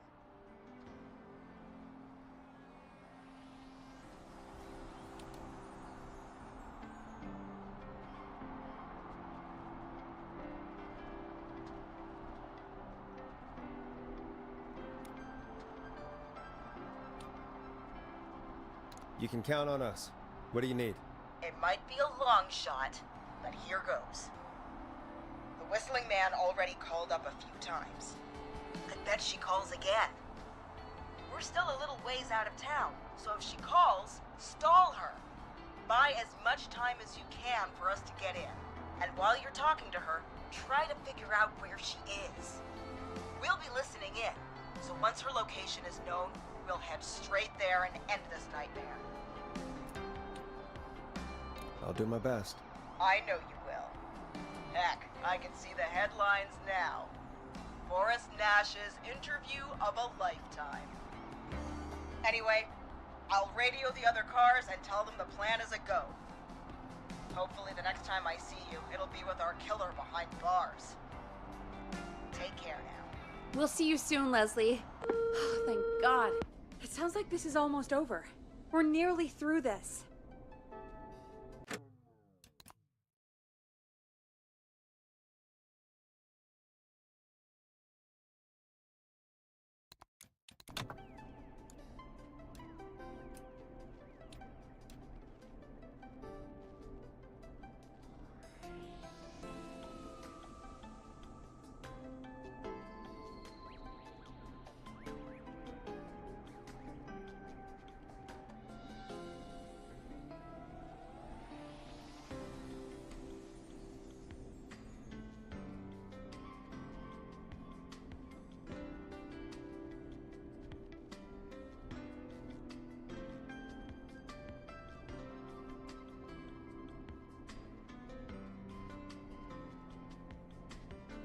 I hope you're right.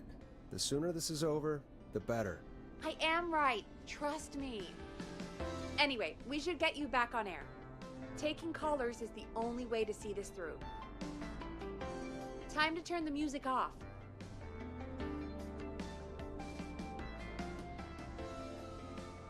Bringing you back live now. Welcome back to The Scream with me, Forrest Nash. The line is lit up, but before I get to our next caller, I just want to say, things are looking up. It's almost over. But for now, let's bring in our next caller.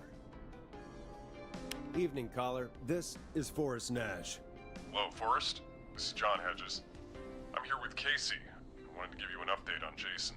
John! Is he gonna be okay? He's a fighter. He'll be fine. We've got him stabilized and resting in a bed. We're preparing to move him to the hospital. Thank you so much. If you hadn't been there, then... God, I don't even want to think about what would have happened. Of course, Casey. We're just happy he's okay. John, Casey, you two did all the work. Tell Jason to get well soon from us, whenever he's up for it. Well, why don't you tell him yourself? Is this Forrest?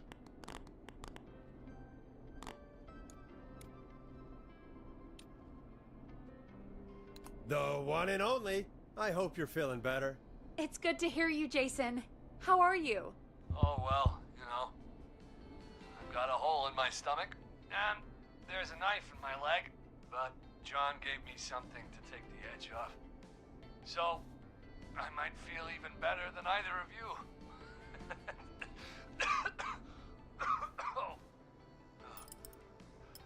Take it easy until you get to St. Gabriel's. I will. But, before that, I needed to call you. I'm guessing the Whistling Man is still out there?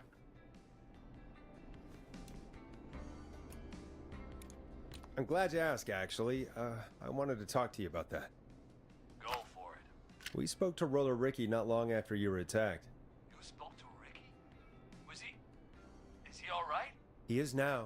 I mean, he was attacked earlier, but this call came after. Hey, guys, I'm really sorry, but there's a call on the other line. I just need to make sure we don't have another situation brewing. You fill Jason in on what happened. I'll be right back. Sure, Peggy. Sorry, Jason, where was I? Ah, yep.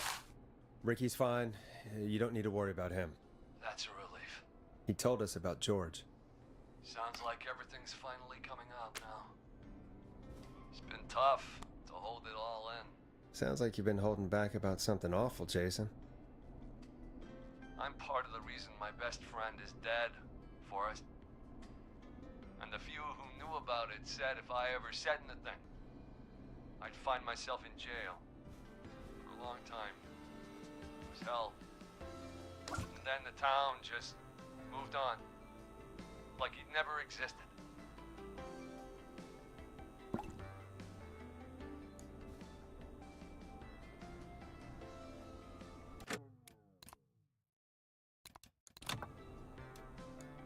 Jason, I don't know how to ask, but did you kill George? No, of course not. But that prank did, so I may as well have. Some of the guys on the football team had an idea for a way we could haze the newcomers.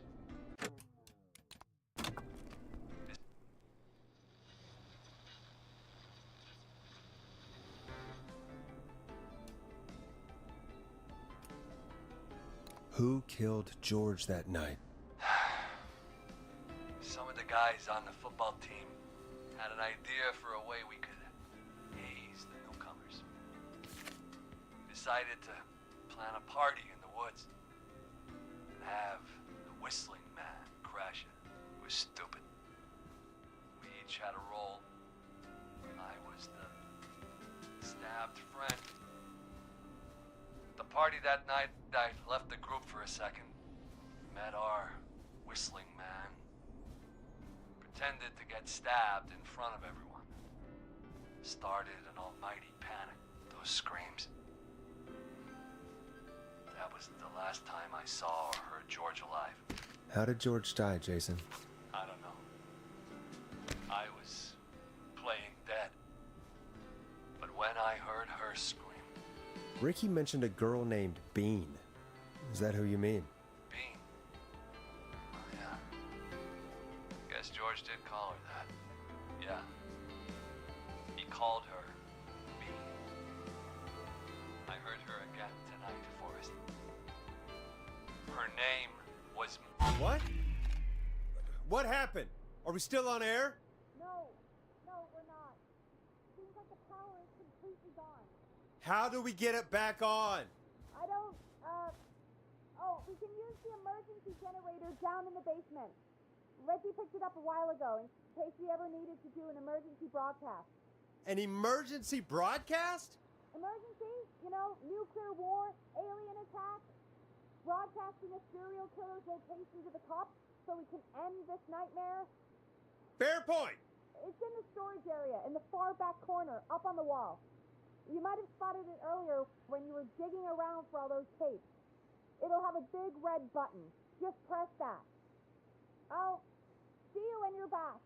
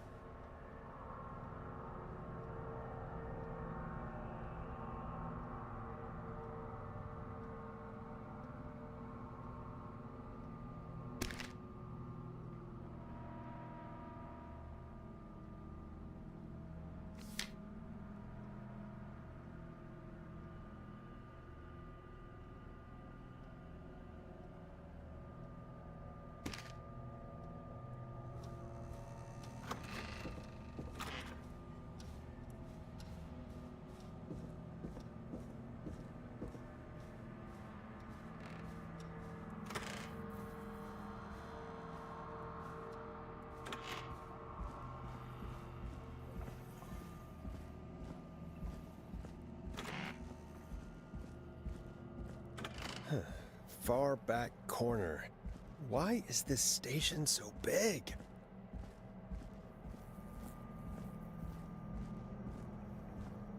That must be it. Boom! We've got power.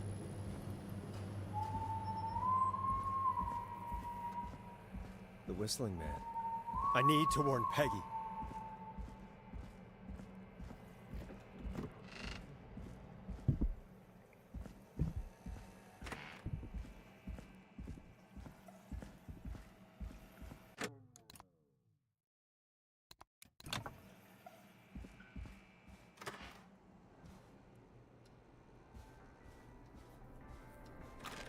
What the hell?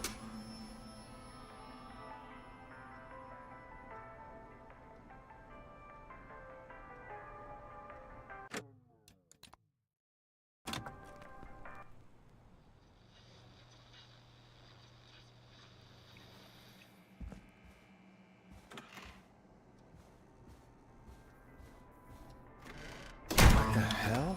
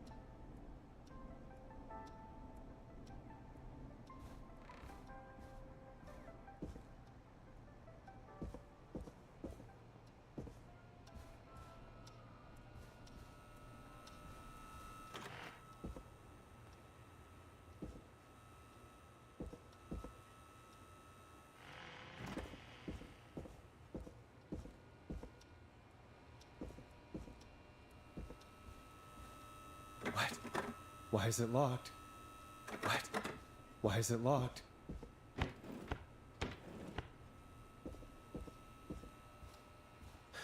Oh no.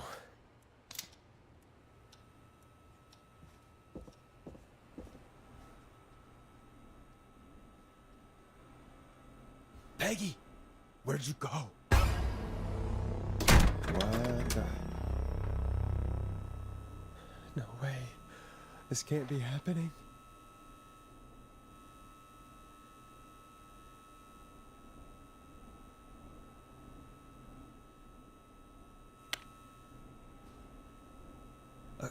A call.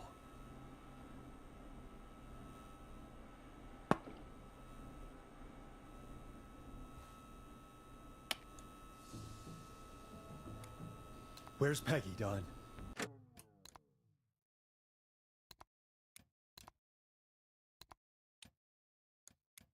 Have some patience for it. It's almost the end of the night, almost the end of the show, but it's not over just yet. Got a little time still, so let's make the most of it.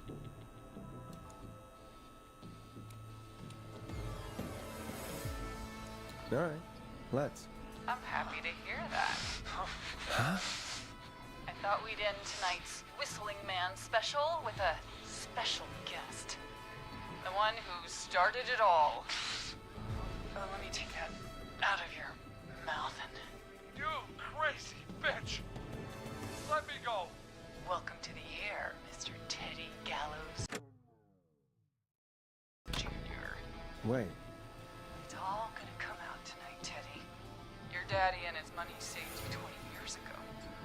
But even if he crawled out of his coffin with all the money in the world... Wait, where the hell is Teddy? How are you talking to him if you're here with me?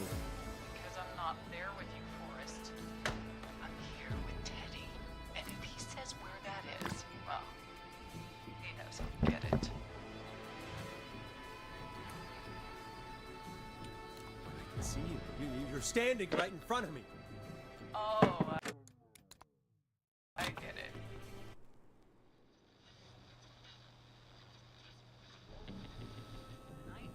Almost the end of the show, but it's not over just yet. got a little time still. So let's make the most of it. Alright, let's. I'm happy to hear that. Huh? I thought we'd end tonight's Whistling Man special with a special guest. The one who started it all. Oh, let me take that out of your mouth and... You crazy bitch! Let me go! Welcome to the air, Mr. Teddy Gallows Jr. Wait. It's all gonna come out tonight, Teddy. Your daddy and his money saved you 20 years ago. But even if you crawl out of his coffin with all the money in the world... Wait, where the hell is Teddy? How are you talking to him if you're here with me? Because I'm not there with you, Forrest. I'm here with Teddy.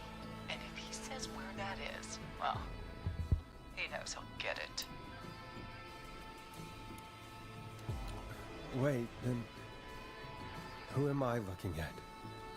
Forrest Nash, let me introduce you and all of Gallows Creek to my boy, Henry Barrow.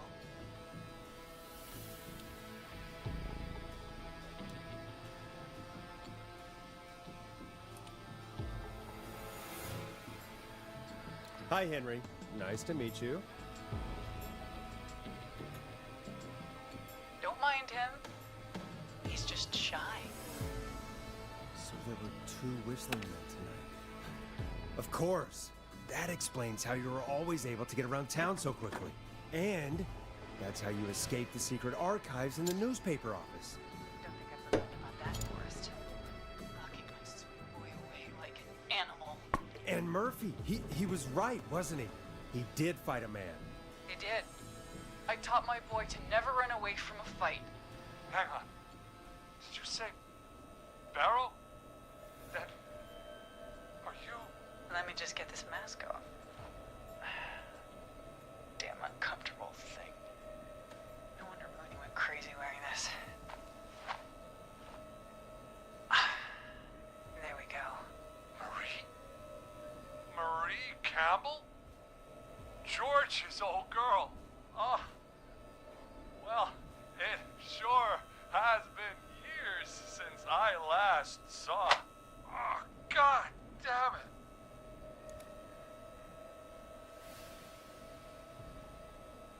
I'd be quiet if I were you, Teddy. But I'd listen to Forrest. Everyone's gonna know now what Teddy did. He killed George that night. This night. 20 years ago. Listen to me. You... You're gonna talk when I talk to you. And not a moment before. Meanwhile, Forrest, I'm gonna give you the chance to talk. You're gonna help me reveal what really happened to George all those years ago. Okay, Marie. I'll do it. Good. Then let's talk about the night George was murdered. Murdered? Listen, I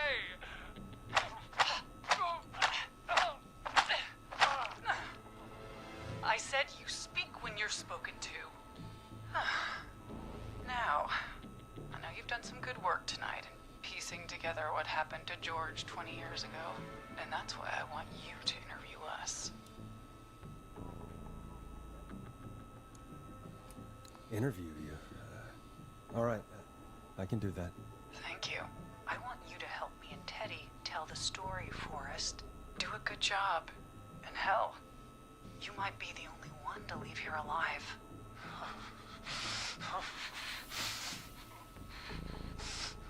I need to drag this out. If I can buy Leslie time to get back to Gallows Creek, and if I can find out where Marie is, then this can end. Teddy, we'll start with you. Just, talk me through what happened that night. How did it start? how would I know? It was 20 years ago.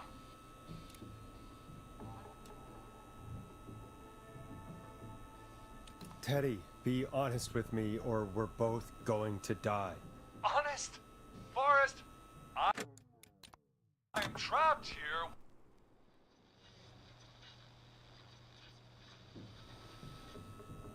such Talk a me through what stupid happened combat. that night. I'm Calm down, gonna Sam. choose How would hitting I every know? single time because It was it's 20 so years stupid. ago. Hit him again, Marie. Oh, what the hell? God damn it. Okay. Our first team party was coming up. And when I saw the date it was scheduled for, I had an idea for a way we could prank the new guys.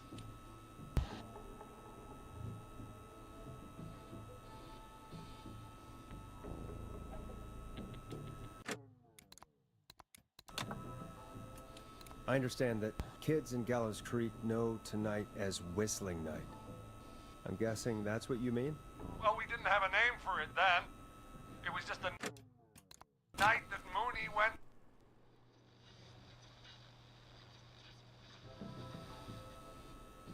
It was the night Mooney, the original Whistling Man, vanished. Oh, Isn't that right? okay. That's right. And hell, it seemed too perfect to pass up. So I was Whistling just is not made up. surprised no one had ever thought to do it before. Wait. You mean this was the first Whistling Night? Keep talking, Teddy. We went up near Whistling Point. God, who was there? Me, Jason, and George, of course. But George didn't come alone. He brought Marie. And Roller Ricky, he was there too, wasn't he? Yes, Ricky was there too. Runner Ricky, our wide receiver. I helped him off the bottle, you know. Because I'm a decent man. Is that so? Yes, it is. He came apart one day. Some people do. He had some issues. Wasn't stable. I didn't want him to hurt his chances in life. So, I helped him keep himself together. You were afraid he would talk about that night, weren't you? Keep talking. About midway through the night, we put the prank into action. We looked up at the trees and saw Jason there, bloody, like he'd just been stabbed. And the Whistling Man, screaming. George and I and Ricky, we got left behind. But Ricky was in on it too. I know he was. He and Teddy were as close as anybody. Teddy must have told him the plan.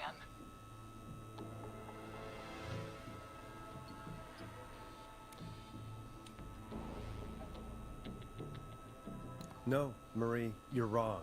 Ricky didn't know. What? Did you miss that part of the broadcast? I spoke to him earlier. He had no idea what was happening. He said he was as terrified as anybody. Isn't that right, Teddy? You didn't tell him, did you? Ricky never could keep his mouth shut. If we told him, he would have given everything away. But he... Well...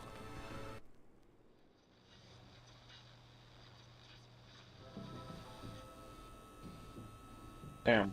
It was the night Mooney, the original Whistling Man, vanished. Isn't that right? That's right. And hell, it seemed too perfect to pass up. I was just surprised no one had ever thought to do it before. Wait. You mean this was the first Whistling Night? Keep talking, Teddy. We went up near Whistling Point. God, who was there? Me, Jason, and George, of course. But George didn't come alone. He brought Marie. And Roller Ricky, he was there too, wasn't he? Yes, Ricky was there too. Runner Ricky, our wide receiver. I helped him off the bottle, you know. Because I'm a decent man. Is that so? Yes, it is. He came apart one day. Some people do. He had some issues. Wasn't stable. I didn't want him to hurt his chances in life. So, I helped him keep himself together. You were afraid he would talk about that night, weren't you? Keep talking. About midway through the night, we put the prank into action. We looked up at the trees and saw Jason there, bloody, like he'd just been stabbed. And the whistling man, everyone were screaming. George and I and Ricky, we got left behind. But Ricky was in on it too. I know he was. He and Teddy were as close as anybody. Teddy must have told him the plan.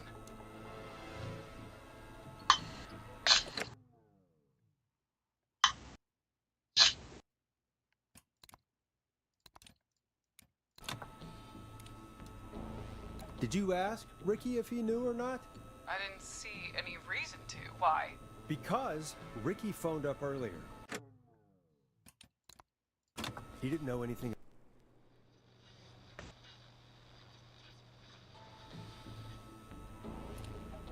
No, Marie, you're wrong. Ricky didn't know. What? Did you miss that part of the broadcast? I spoke to him earlier. He had no idea what was happening.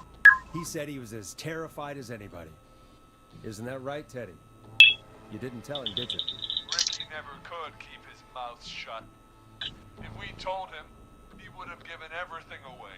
But well, it doesn't matter. He didn't run his mouth enough to tell anybody about it afterwards. He's still guilty. It was just a stupid prank.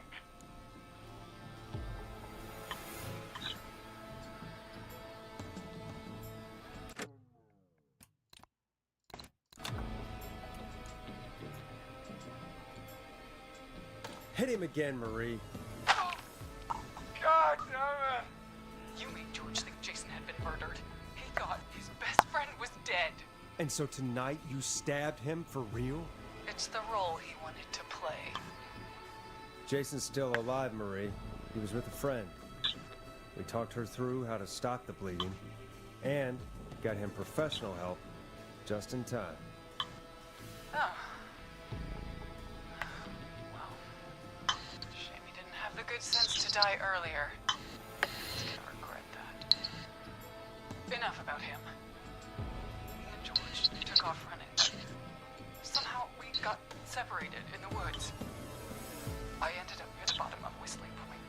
And when I noticed George wasn't with me, I panicked. And then, I don't know how he snuck up on me, but the whistling man grabs me. I scream, and he starts laughing. Just a joke. I can stop for time here.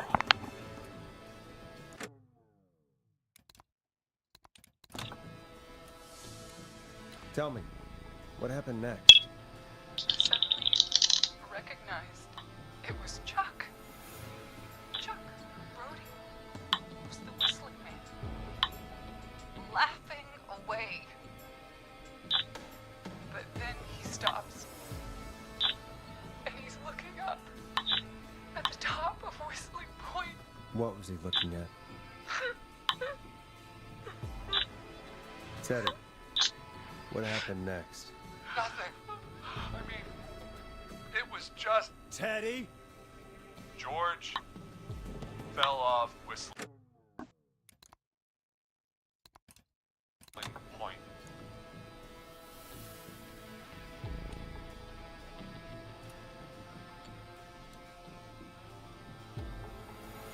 Why'd he fall, Teddy? He just...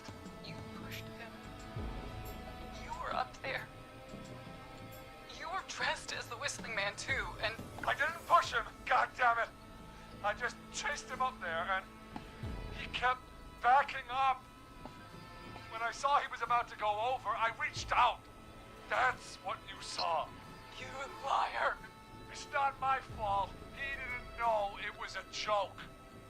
If he'd had any brains, he would have realized. Ugh. You bitch. No one's going to believe this. After all you did.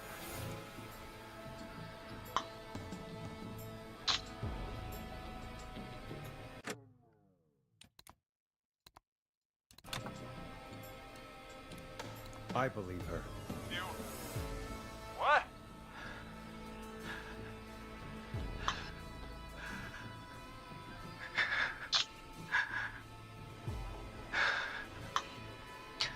Why else cover it up? My future was at stake, Nash. You know what it's like. People like us are bred for bigger things. I'm going to be the mayor of this town, Forrest. And then governor. And then, who knows? What happened that night was tragic. It should never have happened. But it was a mistake. It was just a stupid joke gone wrong. So my father sent Clive out to clean it up. Why should have let ruin my future? George was a blip.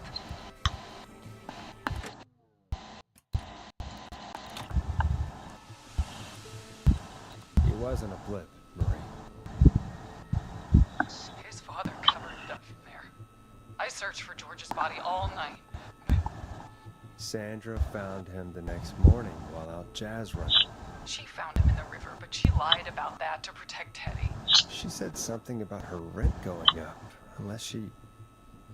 Teddy, did your father own Sandra Sharp's dance studio? It's Gallows Creek, not Sharp Creek.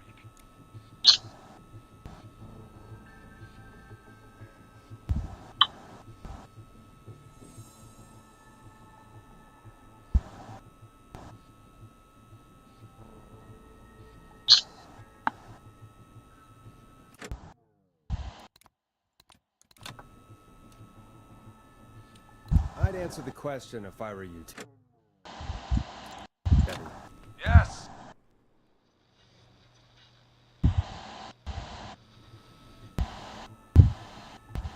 I take it that's a yes? Yes. Okay. We own most of the town. That's it then. Your father was going to run her out of business, unless she lied and said she found him in the reservoir instead of the river. What my father did in his business dealings is nothing to do with me. The false reports.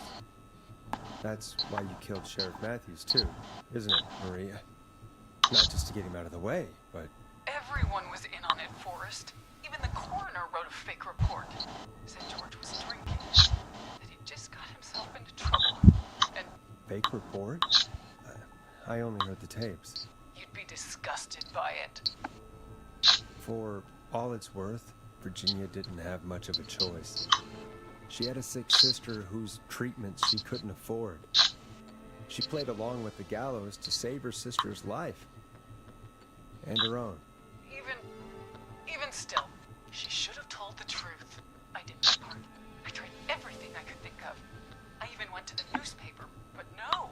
That coward killed the story. We'll take care of Maurice Russell later.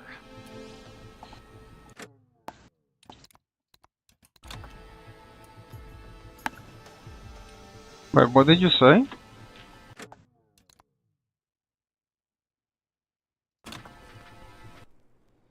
Thank you for the autosave. I only heard the tapes. You'd be disgusted by it.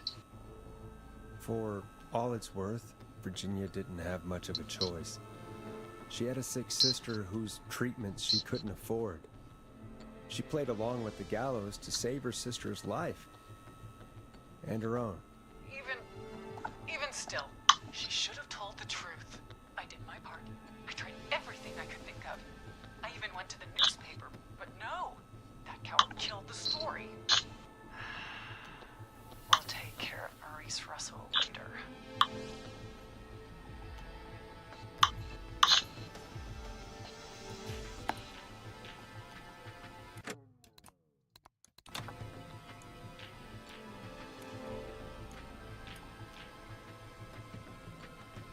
This has to stop, Marie. Never should have started. I shouldn't have pushed my George off a cliff. He should have been punished. It's coming to a stop.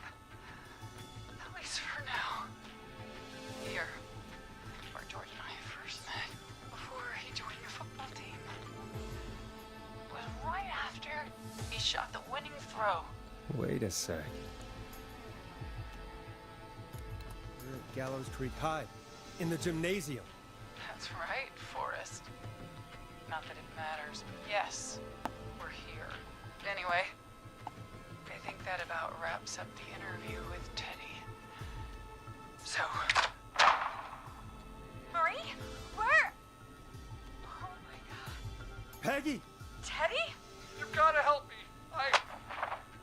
Quiet. You'll talk more later. Now I have to talk to someone who mattered more than you ever did. Peggy.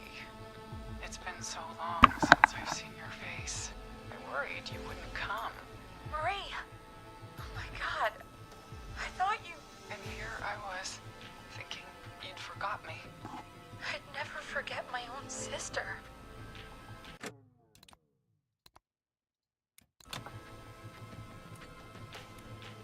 Forrest seems lost for work.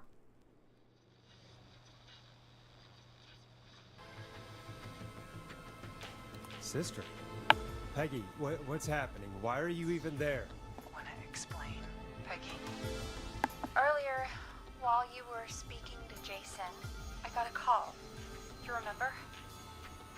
Well, it was from Dawn. She said that my sister Marie was there that night George died. And that I should come to the gym for a reunion. And when you walked in, you found out. That my sister is the Whistling Man. Good to see you too, Peggy. Why didn't you tell me any of this?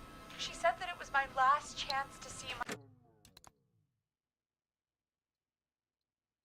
sister. I knew if I told you, you'd try to stop me or come with me when we need you on the radio. And I just... I'm sorry. This has to be a lot for you. I just... What happened to you, Marie? You just disappeared one day. Disappeared? I was thrown out, Peggy. I begged Mom and Dad to do something about what happened that night, but did they care? No, they told me to stay quiet. They only cared when they learned I'd been with George, and... Marie, I'm so sorry. I never knew. It's not your fault. Really, it's Mom and Dad I should be seeing right now. But since they're dead and gone, well... I'll have to settle for the next best thing.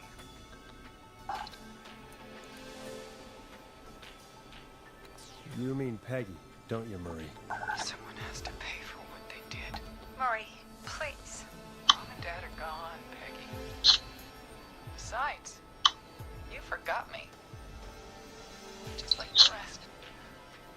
You forgot. Is there any way I can prove that you didn't forget, Marie?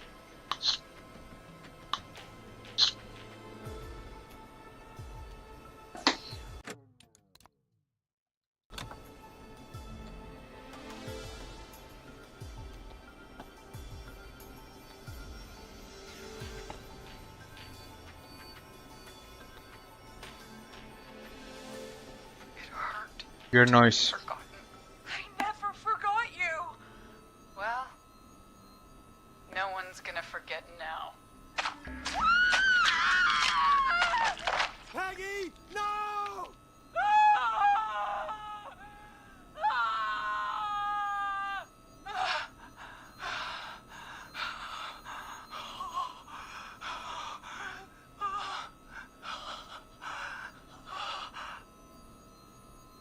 Henry, this is the man that kept you from doing the right thing tonight.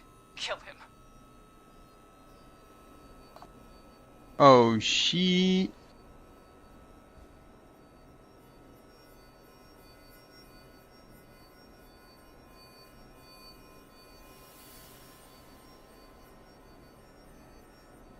Why is the machine making so much noise? Henry, you don't have to do this. If you've not killed anyone yet, there's still time to make the right decision.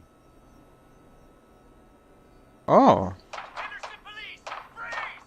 No! Henry! Get out of there! We have one wounded, one dead.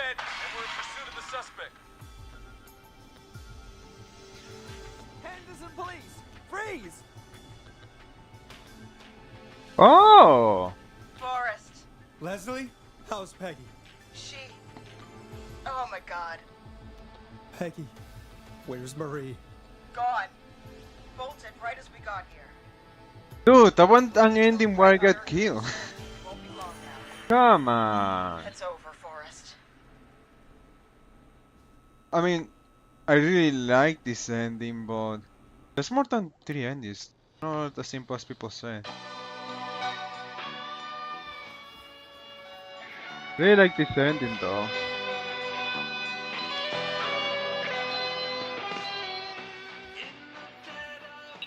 Ah.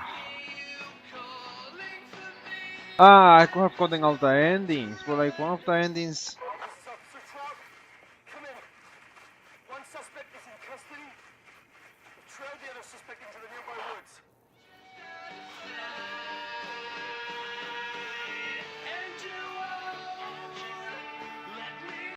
I assume down is the one that's in the one that jump is down.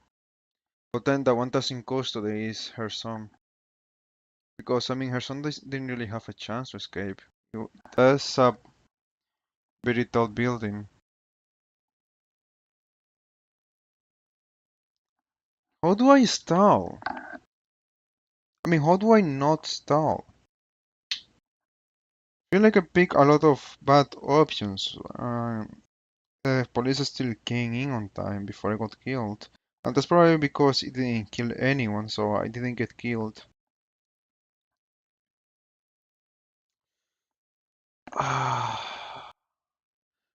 At least, in the worst ending, at least, there's... So two things with that worst ending. One thing is that I can just use my autosaves. So I can save before the last one. Wait, but that's... Ah, but the last one was killed by Dawn, so... Was it?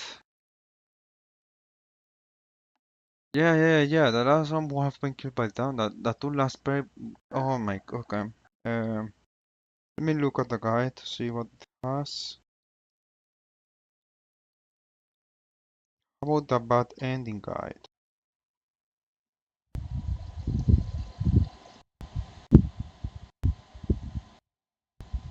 So all that, so...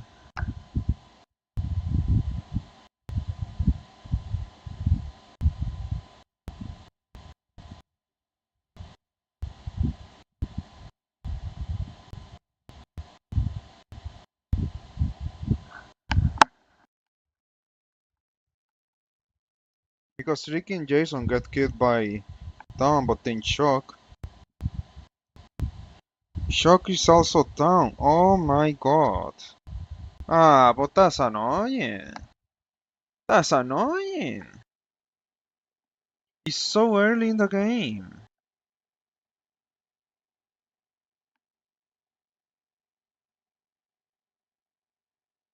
Kari always survives, so you can't kill Kari. To Murphy call Alex.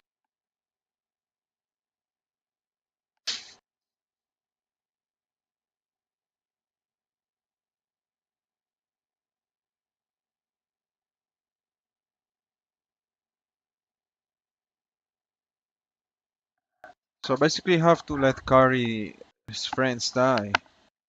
But you killed Jimmy, so you should have killed me, I think. Wait, there's one.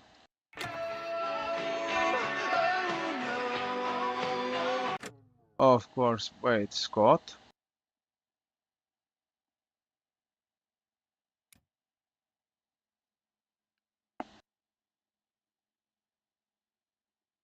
Why did Scott die? Are you kidding me? Are you telling me I did all of this for nothing? Okay, then you killed one person. Dude. This is nonsense. Do you really want me to do all of this again? Because Scott died. Guess I still have that save from Morphe on my backup, but... This is why I don't like limited saves. I think I don't think these developers are against it. Whatever.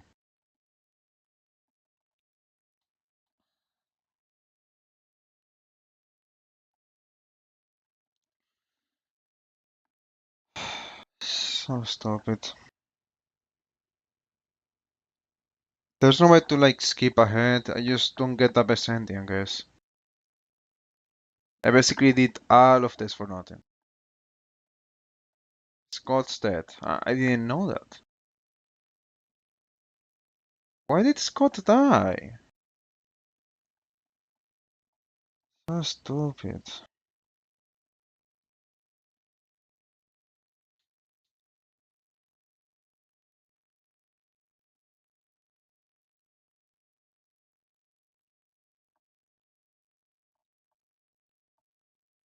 So, Heather, Jennifer, Hot Devil, is in chat.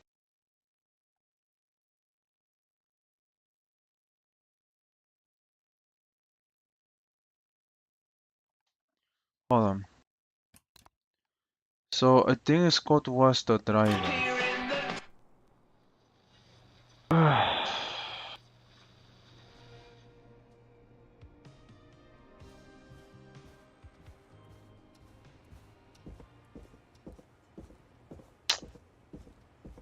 I hate this. So stupid. So stupid.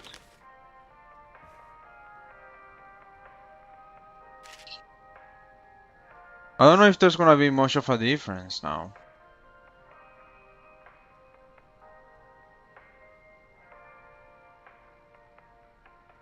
Like, is it fine if only one person dies? So stupid. I even have like all of this neatly organized just to like have it saved because it looks cool. That's just messed up. It's just messed up. Are you kidding me? That's just messed up. So all survivors.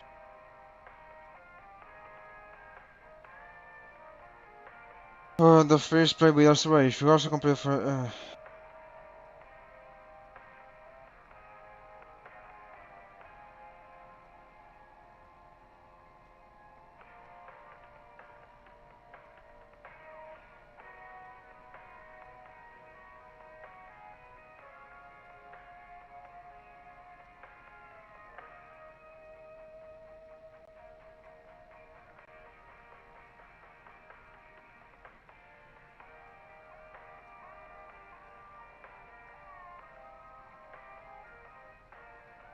Okay.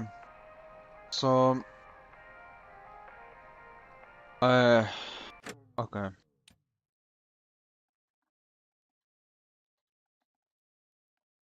So what I'm gonna do is that. Oh my. That happens because I didn't use a guide. Like, God damn it.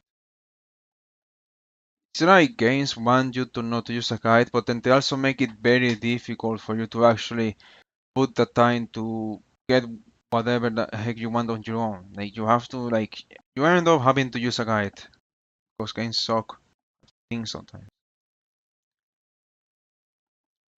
God damn it, man, so stupid.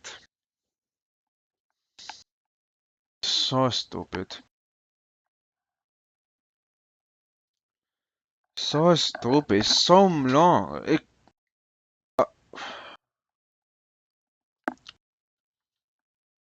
I don't know if developers think that they just are entitled to the time or whatever. I don't know if they think they are entitled to having so much time for them.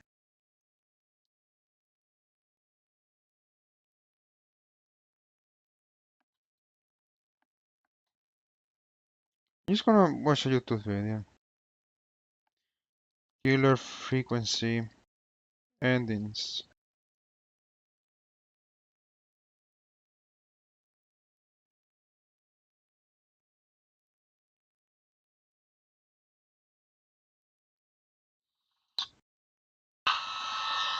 Well, George that night. serious. God. Off into trouble. And I saw. I'm sorry. Where's Marie? she bolted right as we got here. The police are... I'll be okay. How's Peggy? She's been... Hands to the police! Freeze! Forrest! Leslie, how's Peggy? She's been cut pretty Bro. bad, but we're here now. I'll be okay. God, Marie!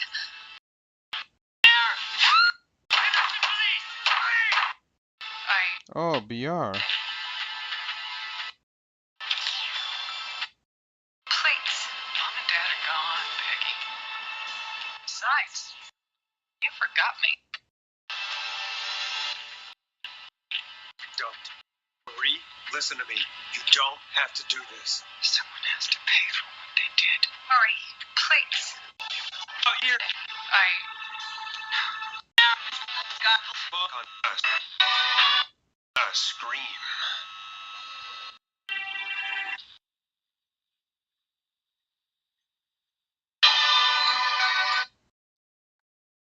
When no one died. Okay, yeah, sure. Because it was what Scott. It was Scott and Peggy that died.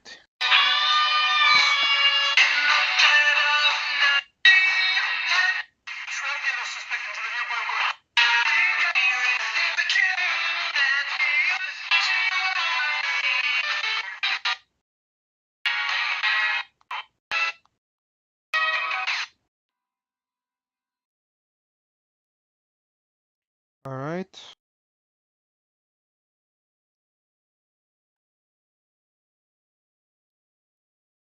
I don't know why no one is making a compilation of all the endings. Okay. Only see gameplays.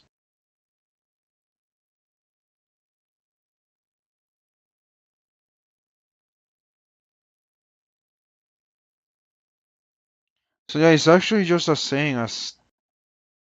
Doesn't matter if you save everyone, you are still not gonna get the ending is gonna be the same.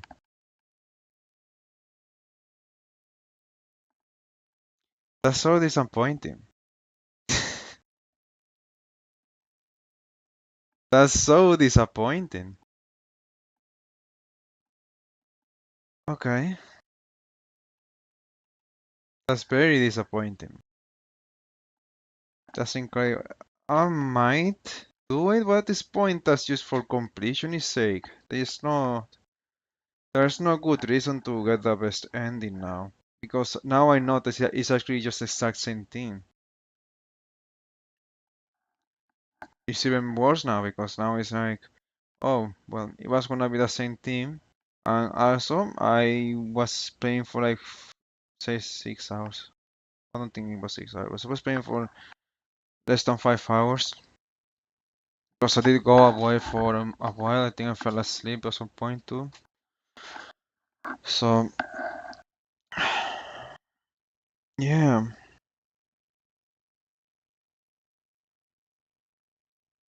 that's incredible.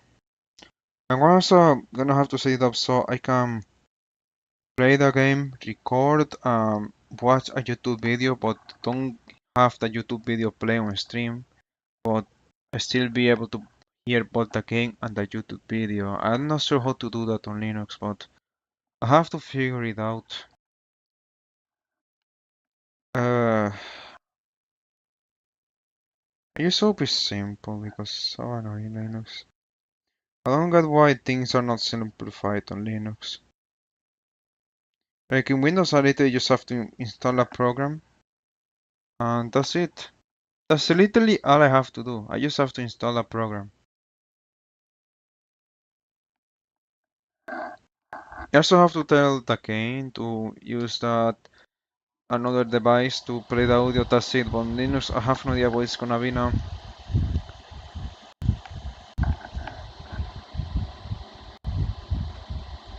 There's just so many things that are... I think this is not gonna be that difficult, but I don't know. So many things are way more difficult than they have to be.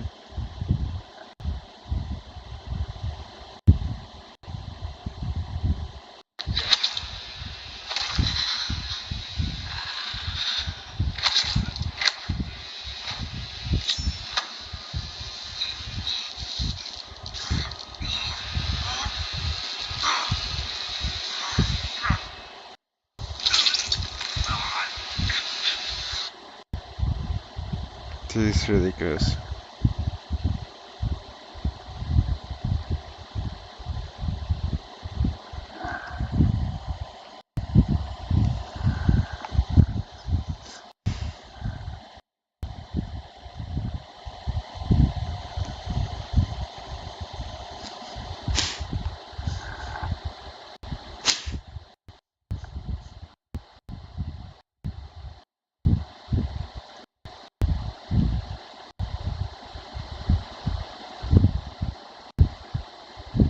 Commercial to school.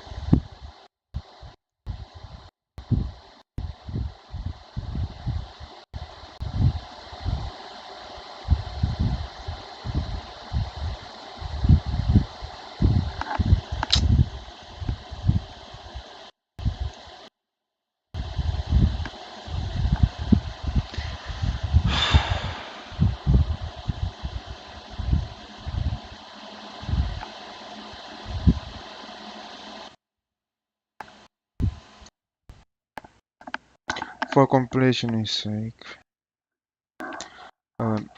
So I'm gonna get a bad ending next. I'm gonna make a backup of this. Never forgot you. I'm gonna make a backup of these saves. Hold on. You have to be safe too. Actually no, save to stays the same. Just in case, whatever. Wait. Sister? Peggy, what's happening? Why are you even there? Want to explain, Peggy? Earlier, while you were speaking to Jason, I got a call. Do you remember? Well, it was from Dawn. She said that my sister Marie was there that night joining. So that's why everything is trouble, because it's VR and people really like throw things in VR. Died. And that I should come to the gym for a reunion. And when you walked in, you found out. That my sister is the Whistling Man. Good to see you too, Peggy.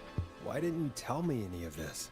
She said that it was my last chance to see my sister. I knew if I told you, you'd try to stop me or come with me when we need you on the radio. And I just... You should have said something. You should have told me. I know, okay? I should have. But I didn't imagine this situation then, so just... What happened to you, Marie? You just disappeared one day. Disappeared? I was thrown out, Peggy. I begged Mom and Dad to do something about what happened that night. But did they care? No. They told me to stay quiet. They only cared when they learned I'd been with George. And Marie, I'm so sorry. I never knew. it's not your fault. Really, it's Mom and Dad I should be seeing right now. But since they're dead and gone, well, I'll have to settle for the next best thing. Don't. Marie, listen to me. You don't have to do this. Someone has to pay for what they did. Marie, please. Mom and Dad are gone, Peggy. Besides, you forgot me. Just like the rest. Forgot. Marie, Peggy never forgot about you. Keep your mouth shut. She kept a card from you. She kept it here on her desk. What card? The card you made me for my 8th birthday. What does it say then? Happy birthday, Peg. Now you're great and 8. Love, M.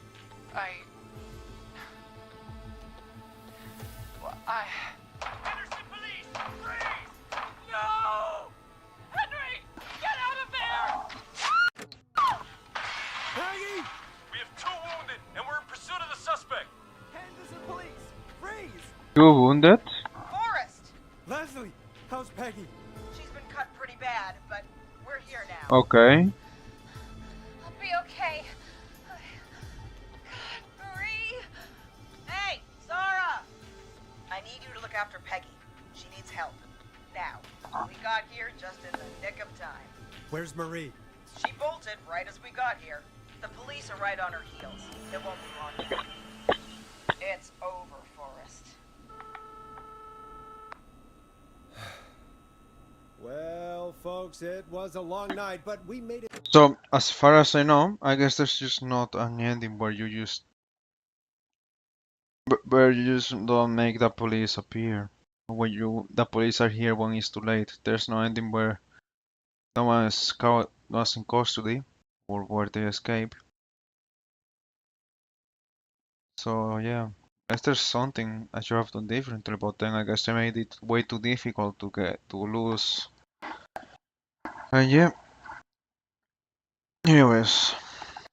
Through together. I'm gonna head off to go check on Peggy. This has been Forrest Nash.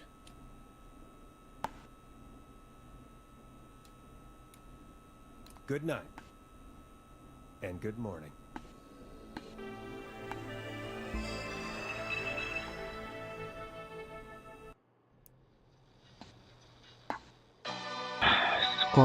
God damn it, man. So loud. That's so loud.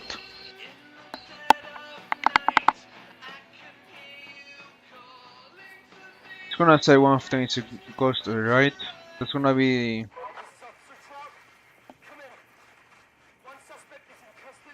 Yep.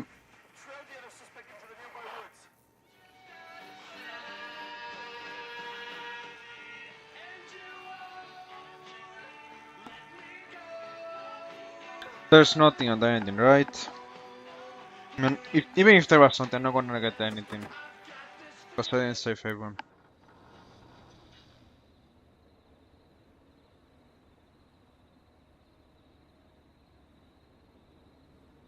It's just an achievement. At least getting the bad ending is quickly.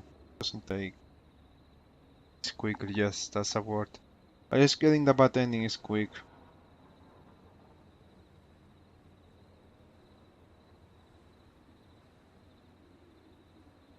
I hope it takes like an hour.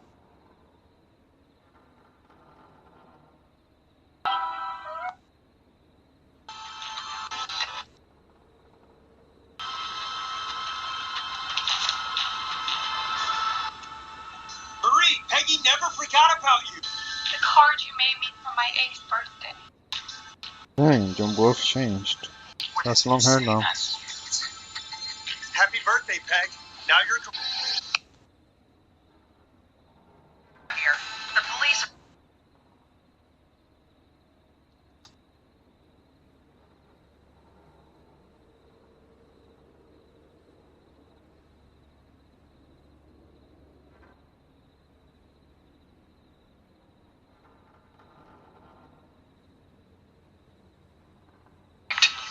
And then, I don't know how he snuck up on me, but the whistling man grabs me.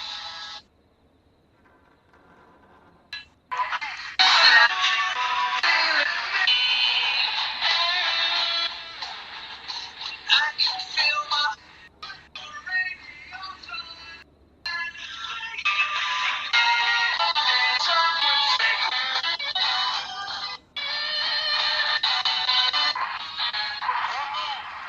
Nobody else has to get hurt.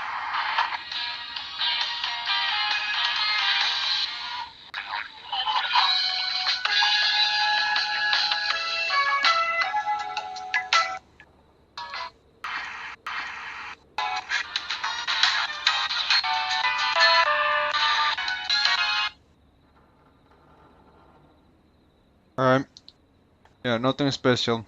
Absolutely nothing. Disappointing.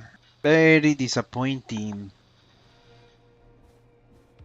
I did forget to do something, so alright.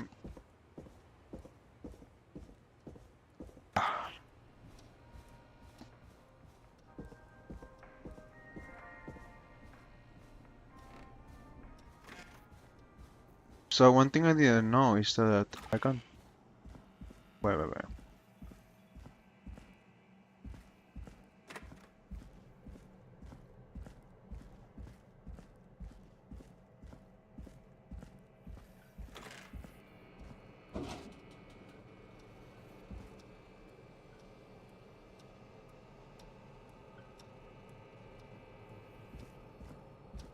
Here we go. Yeah, I didn't know I could do that. I think this is pretty cool. So, anyways.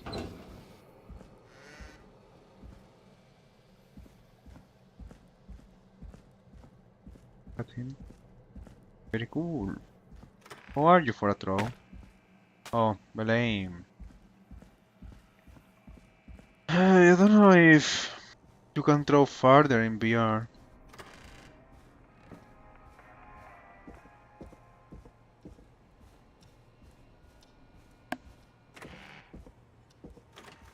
So, oh. No, this is not where I wanted to go. It's like a body. Have a body. Not like a body, a body.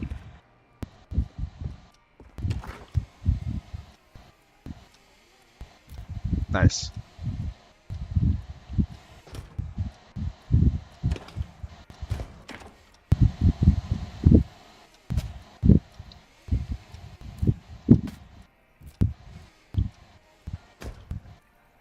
There we go.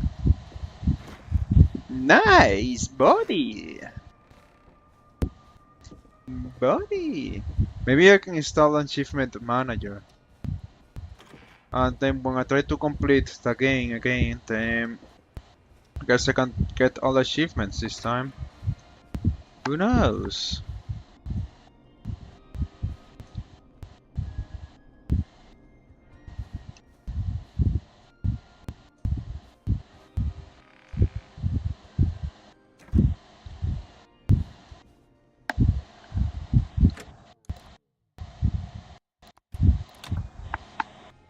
So I'm gonna make a backup. Then I'm gonna see if I can figure this thing out of setting up multiple audio devices on Linux, because what the heck? Is it difficult? Ah, it's not the system. Okay, well, virtual audio cable.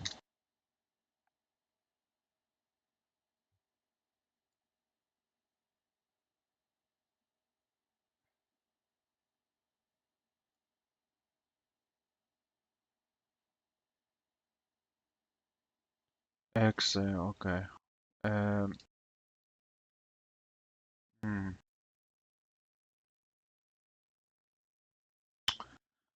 Alright, virtual audio cable is not available on Linux, of course. It makes sense because Linux does it different. So,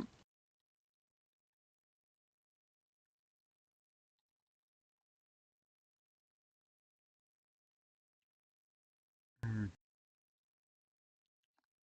mean, do I have to actually? Do I already have like alternative? Here's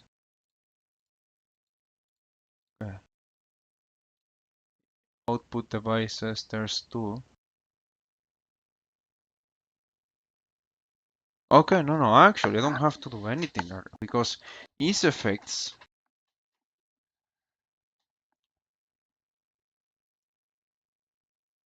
So I can just make the audio play through ease effects. If I, just for testing, gonna put any YouTube video before I get copyrighted. Soft sound frame.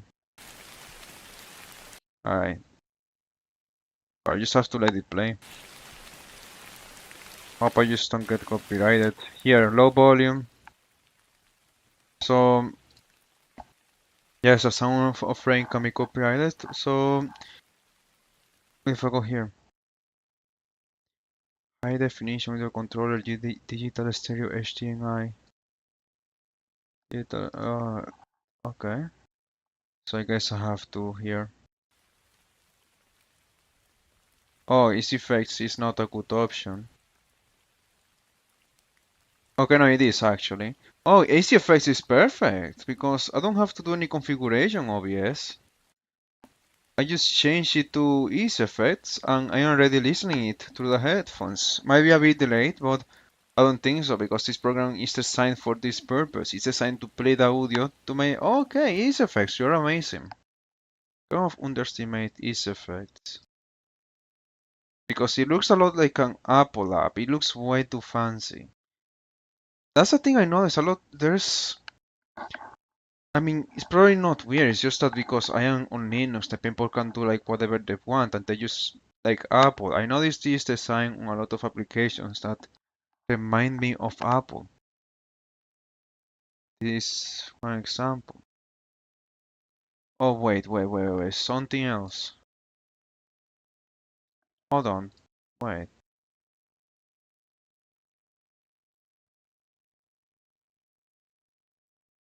Wait. No. Hold on. No, that doesn't. It works actually. It works. No, wait.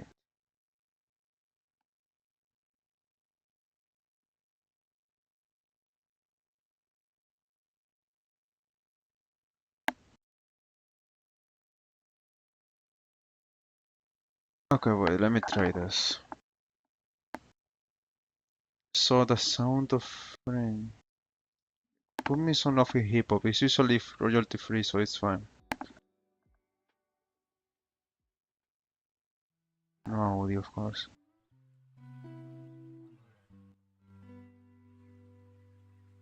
So, okay, what if I make it so?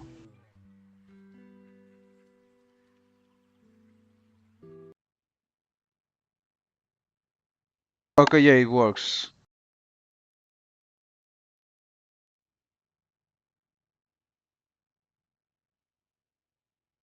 Okay, it works.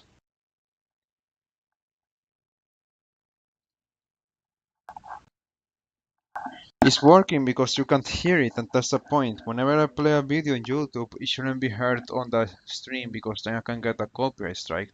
But then I can make that game go through ease effects, and then when it goes through ease effects, it also goes through my headphones without. And so only the game is heard because okay, here's the thing. When something goes through ease effects, the audio is duplicated to also go to my headphones. It's rebroadcasted to be more simplified. And then, so the game is gonna go through easy effects, but then YouTube is gonna go through my headphones as usual, because YouTube is not gonna be heard that way, because when it goes through my headphones, it doesn't go through easy effects, it only goes through my headphones, right? Yeah, I like it. It's a good idea. So yeah, that's what I'm gonna do. I'm just gonna watch YouTube videos when I try to do the completionist route. I just need to remember to change it. I should also do a backup now.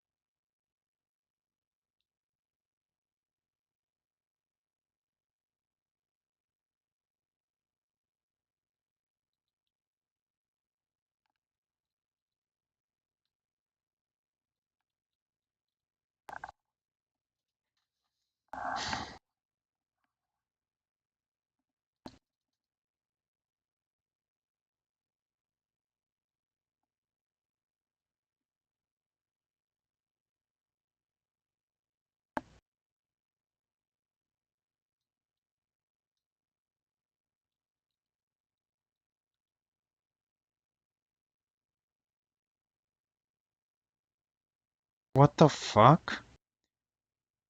Here's a YouTube title. Why French postmodernists were pro-pedophilia in the 1970s. What? What? People have always been weird. But it's very messed up how in the past is like the people who like right now the people who are like, actually something changed. Nothing has changed. It's always been like this. So many weird people. Like there's this guy, Simon Freud. He's weird. He likes incest. He's like the father of psychology. I guess it did make it more popular. But all his theories were debunked. And he's very weird. He just has a fascination with his mom and his dad.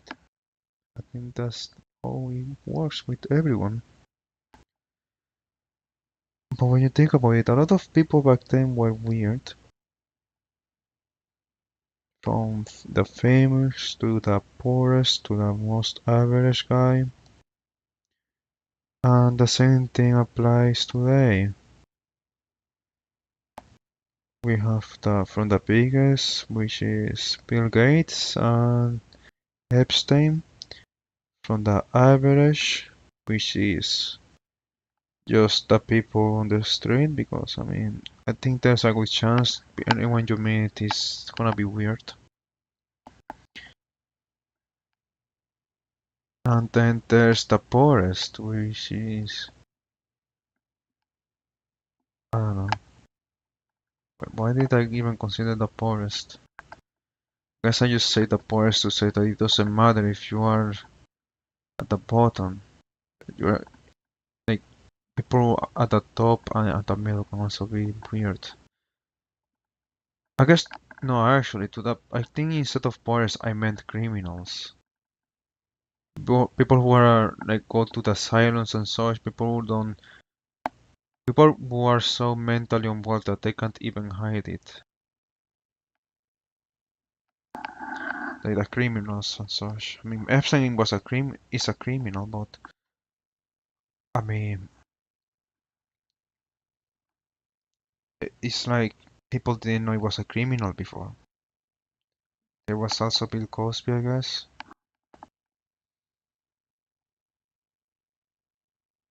But you want to know something interesting is that if you go to a third world country, there's no division in that way.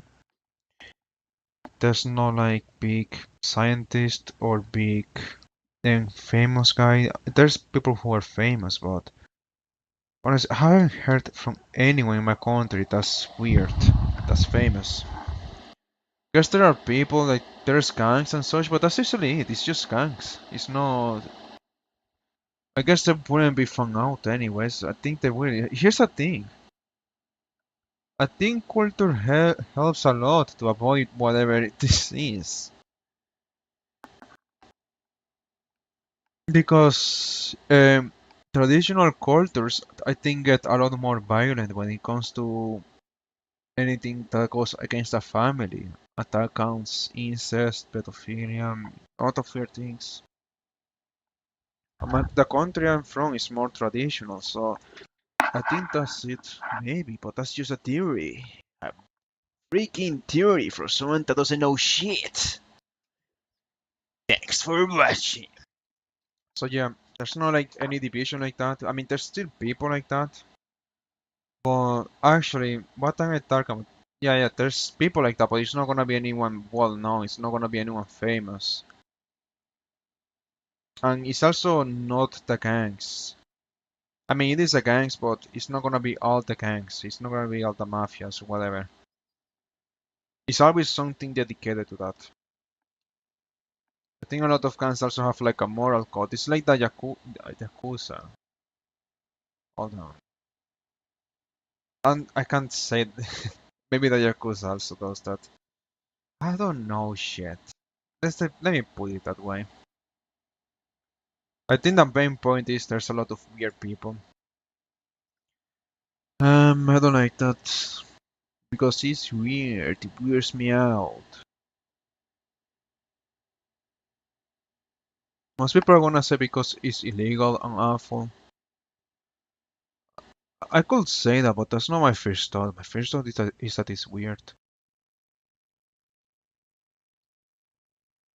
I think that's a lot of people first thought, but they don't want to do that.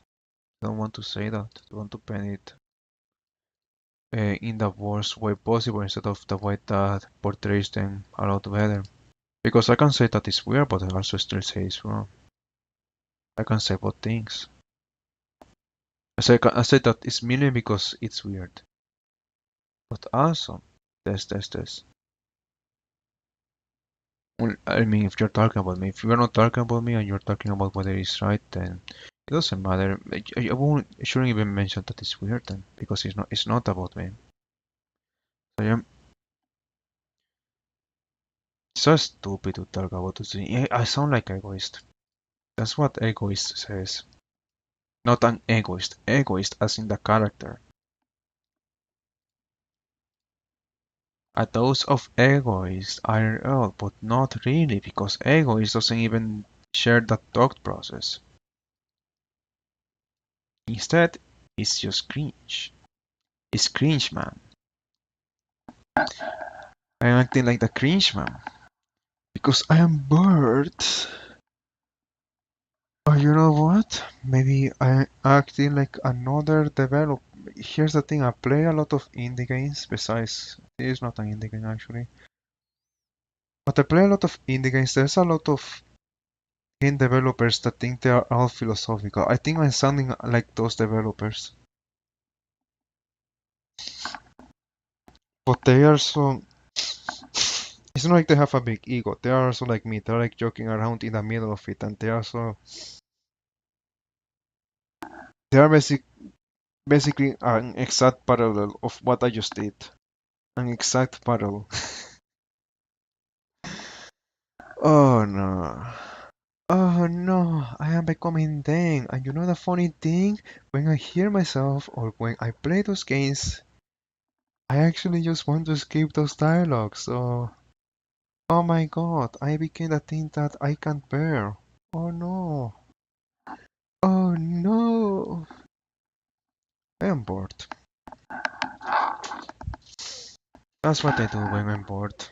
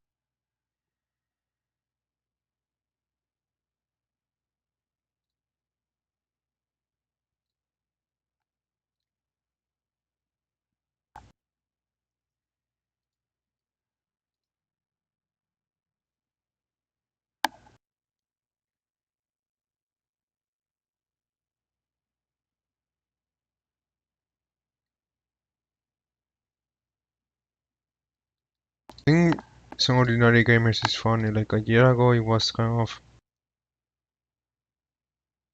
I, I don't know if it was just me, but I think a year ago it was just talking casually about things. But since a year ago, I guess, I don't know. Like, I guess Twitter just got to him eventually, and now it's like. I often see his video that he's just losing his mind or getting upset or like he's being driven by conflict. But it might be just me. I think that's kind of funny.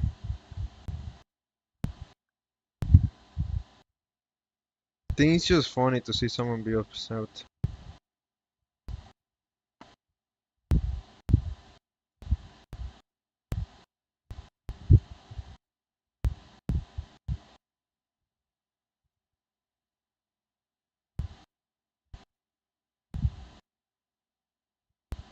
But it's not just like being upset, it's like you're basically being driven and controlled by conflict and controversy. Yeah, you're becoming like a pet or puppet.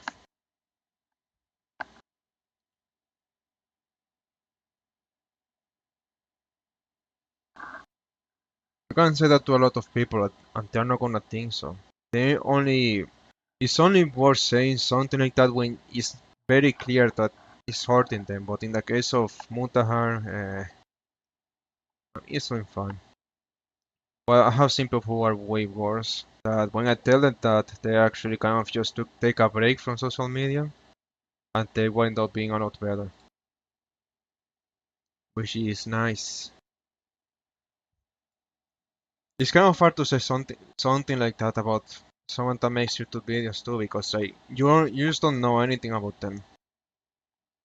So it's like I can see like for example anyone make videos complaining about things. That's probably like most of their content for most of their lives they are not complaining, that's just their videos. For most of their lives they are doing something and like fun or whatever. They're like playing games or something, you just never see that. I wish this I wish Bodos gave me a shortcut to the game instead of always having to find it. Oh never mind, it does. It's not on the library mode, hey, it's somewhere. So it works, it works. You just have to find the saves now.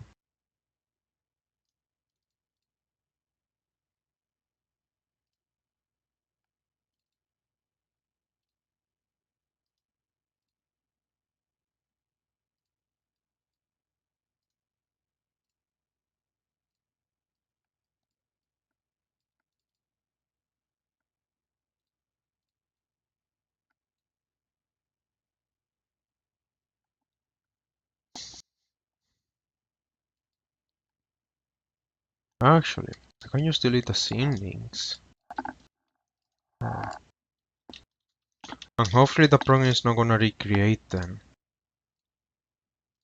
If I delete the scene links.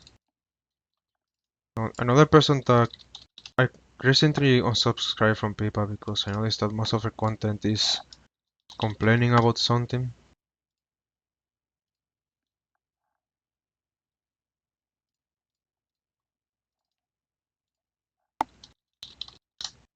So I kind of just decided to unsubscribe.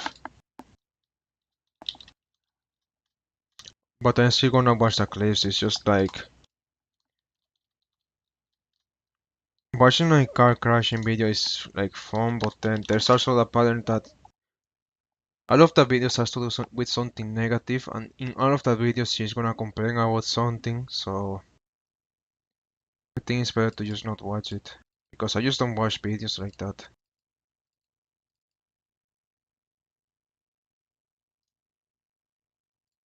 There's the player log. Alright.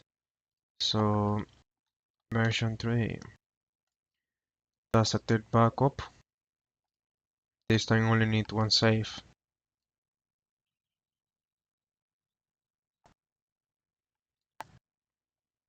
This should be way faster.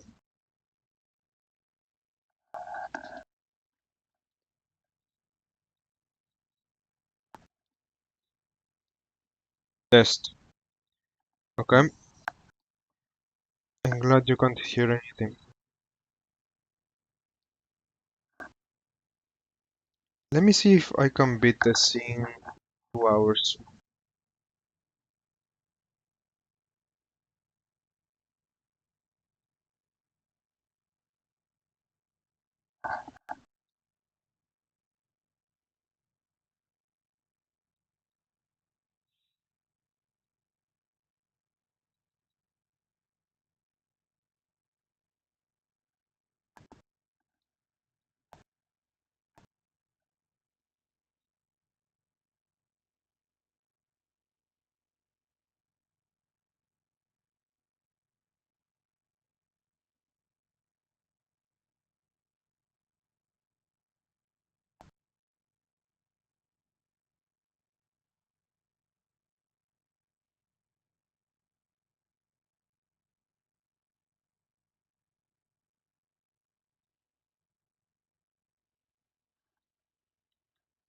They might have problems because I'm playing a YouTube video.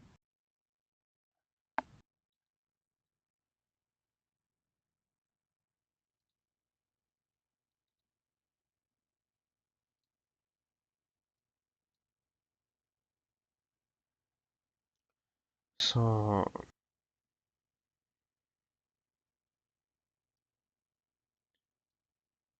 I don't know how I'm gonna do this.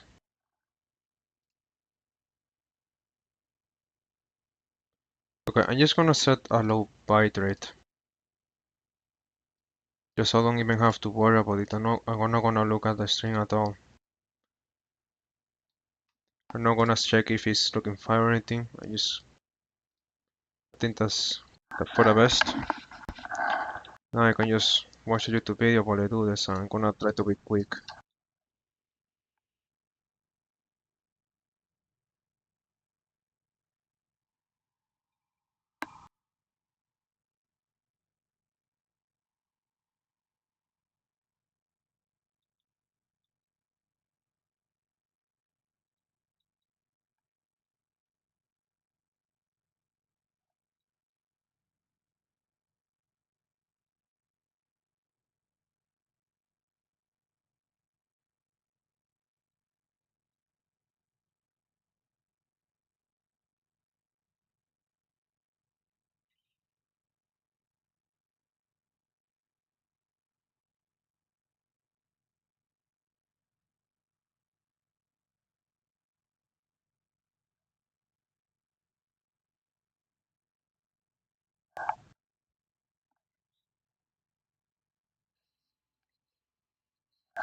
I want to see this guy on Payday.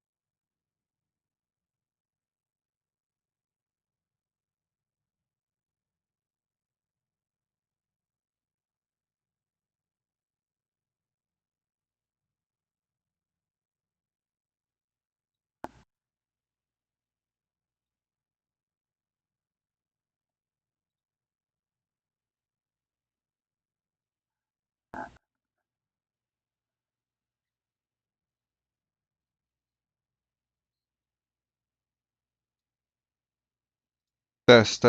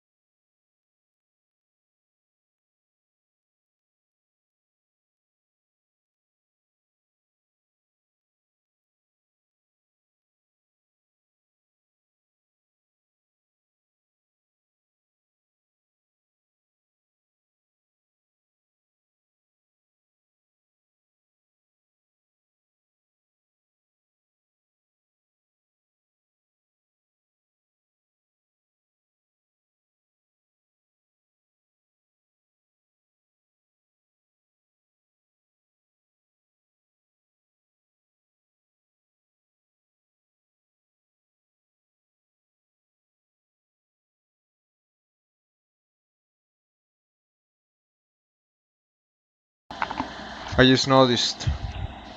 Yeah, that's why I like to have my OBS on my second screen. I didn't notice that there was no noise from the game. I can hear it, but it was not on the stream, so... What do you mean unknown output? Easy facts, come on. Alright. Is it working?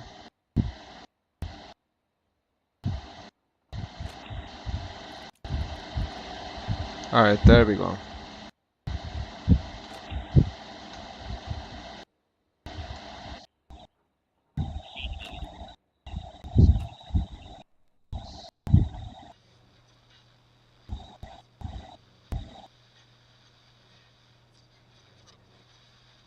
Parked out front when I got here. Nice one, Forrest. Good thinking. But wait. How am I supposed to get us to the car? The whistling man is right there.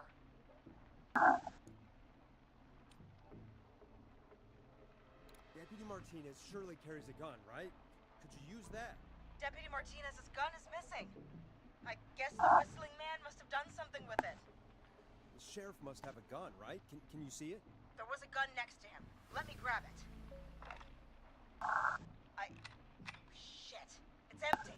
He must have emptied it trying to defend himself.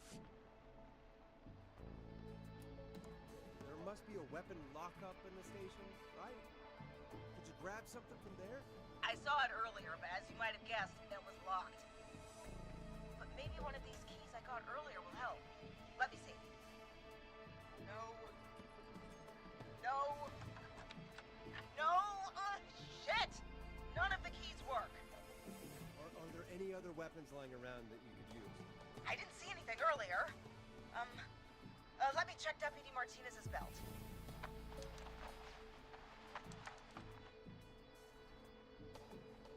All right. It looks like the Whistling Man left her with a baton, pepper spray, and taser. I can only hold one if I'm carrying Deputy Martinez. Which should I take? I take the baton. You can always trust a beating stick. I don't know if I should watch a YouTube video while we do this one. Because there's a lot of cases where the dialogue is gonna be different. Wait. Do you hear that? Yes, but just to make sure we mean the same thing, what do you hear? The knocking stopped. Everything's gone really quiet.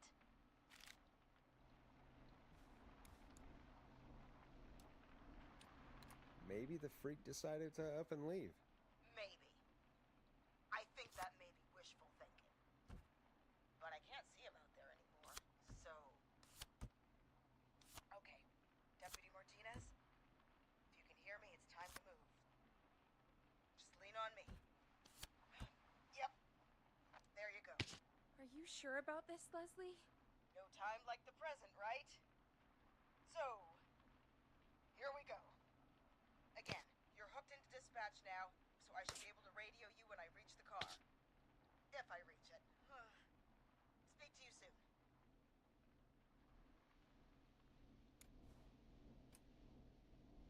Well, good luck. This is the part where the killer comes out of nowhere, isn't it?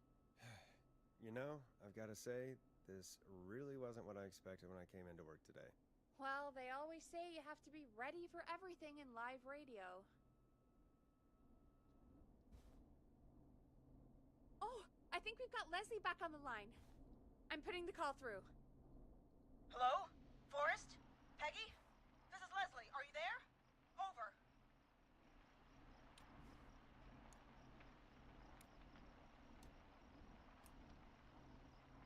That's a big 10-4 there, good buddy. I'm guessing you made it to the car then? Sorry about the CB chat. Old habit. But yes, we made it to the car. Deputy Martinez is in the passenger seat, still out cold. I don't see the Whistling Man anywhere, and I don't plan to wait for him. So I'm going to get us moving. Jesus! God damn it! Get back! Get away from her! The Whistling! No! Get off her, you son of a bitch! Get off of her! Get... Stay! No! Let go of it! No!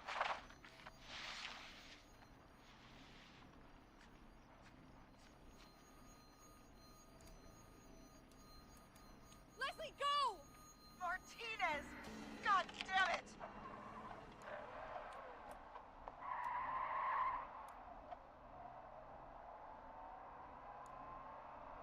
Leslie, I'm sorry.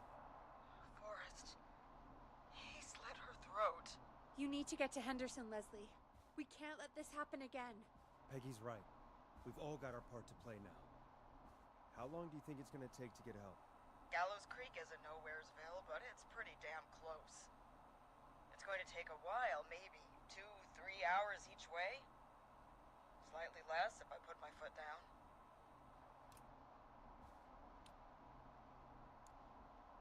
Two to 3 hours each way? We have to fill in for that long. That's the way it is.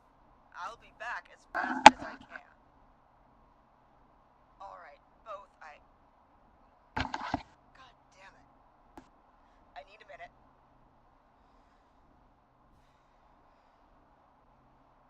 I'll be out of range soon. I'll radio back as soon as I can, once I got the cavalry. Try not to crash. We need you back in one piece. Good luck, Leslie.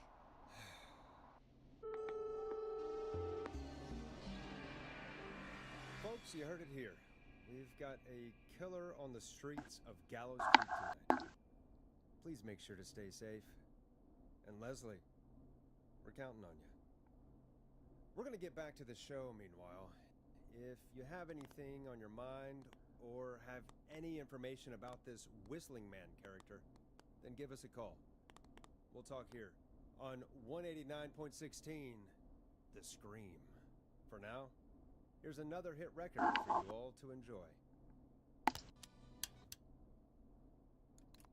This is not what I signed up for, Peggy. This is actually insane. Did she really say it's gonna take her 4 hours?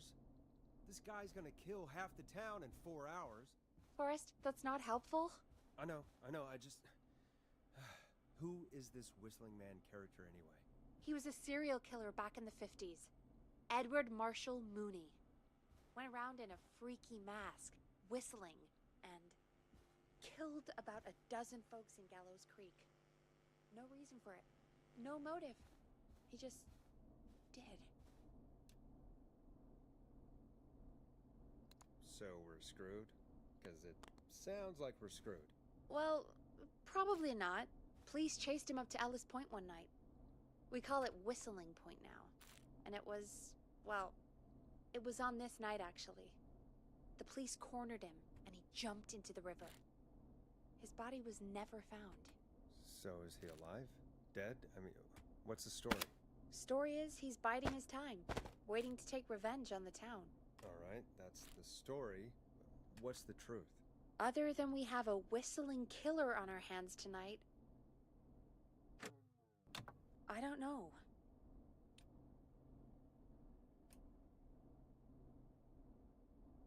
So we're screwed, because it sounds like we're screwed. We're not screwed. Things just aren't great right now. At least we got the word out, I guess. What kind of listening figures do we get at this time? On a Thursday? After midnight? Could be around 35? 35? Isn't 3,500? Huh. I didn't realize Gallows Creek was that large.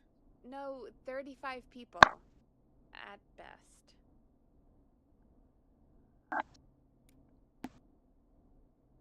35. That's... nothing. That's 35 people you're talking about, Forrest. They're not nothing. They're people. People who like tuning into our show. And what's the population of Gallows Creek? I don't know exactly. A little over 1,000? Oh. How many did you get before? You know. Before my career exploded and I ended up on a midnight hour talk show in the town of 1,000 people? Yeah. Before that. Around 5 for most shows on the low end. Big gas could pump that up to 10, 15, easy. 5,000 on the low end? We could only dream of that. 5 million. Million? Yeah, sometimes that's just the way it goes. At least the Whistling Man hasn't killed me yet, I guess. Yeah, I guess we're gonna learn a lot about perspective tonight, huh? Oh, we have a call coming in. Take it when you're ready. Hello, caller. You're live on 189.16, The Scream. Is everything, all right?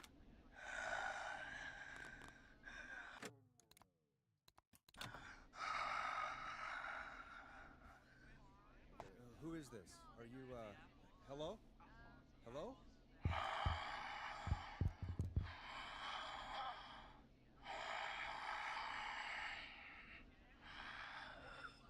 Okay, what's your name and why are you calling in?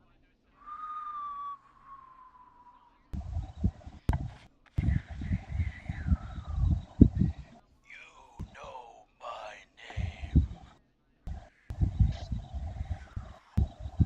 I've come back from the dead to kill again. No one's safe. You don't have to do this, Mr. Whistling Man.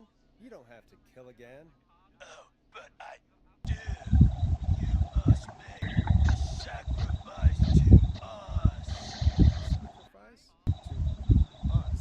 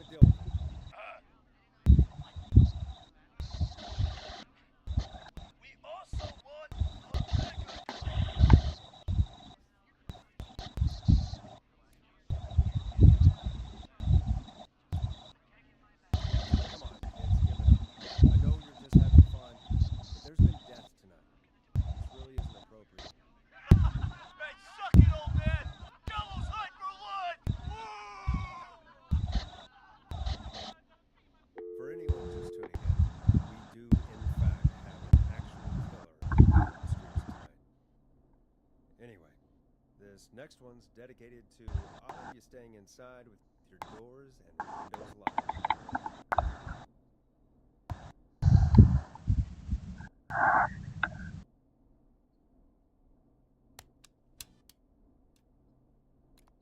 Peggy, what the hell was that? Kids pretending to be a killer who right now is stalking the town? It's a thing. A thing? Oh, kids around here. They pull pranks pretending to be him. By pretending to be this whistling man character? They think it's funny, but it's not. It's not funny at all. And there's no chance that our whistling man was just a prank. That Leslie... No, that's real. Christ. Let's stay positive. We still have a show to do. We already have another caller on the line. All right. Let's do this.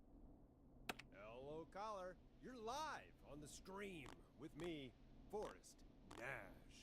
What? I dialed 911. I need the sheriff right away. Okay, right. Well, I'm filling in for 911 tonight. What's your name and what's your trouble? My name is Sandra Sharp, and I need the cops now.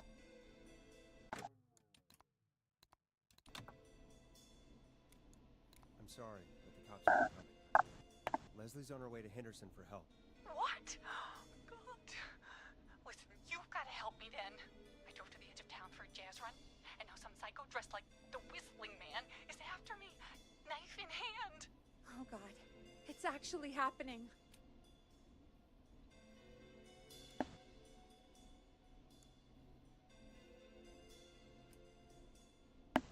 I'm sorry, but you really picked a bad night to go out for a run. I know that now, baby. That's why I jazz ran back to my car. But I dropped my keys somewhere along the way. I never locked the door, at least, so I've got a place to hide, but I can't get moving.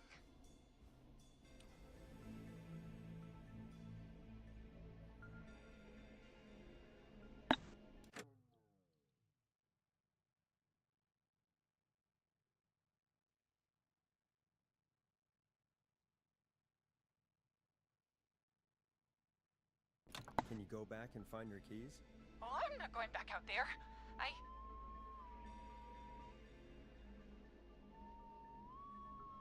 Oh, shoot. Oh, he's back. Look, I don't know a thing about cars, but I gotta start this engine without the keys. And you're gonna have to help me. Wait, I don't... If it helps, I've got a toolkit buried beneath my spare sweatbands. I'll call you back when I find it. You're listening to 189.16, The Scream. Hosted by me, Forrest Nash, your friendly neighborhood radio host, mechanic and savior. Sit tight while the record spins, folks. This one goes out to you, Sandra.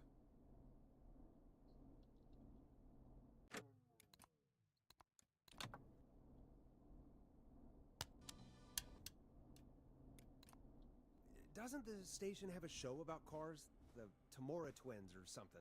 Timberline twins talk motors. Yeah. You know they're not even brothers. Really? They look the same, though. I know, but they're not even related. It's weird. I asked them about it once, and they got really sweaty and defensive. Anyway, go see what you can find. The offices are out the door and down the hall.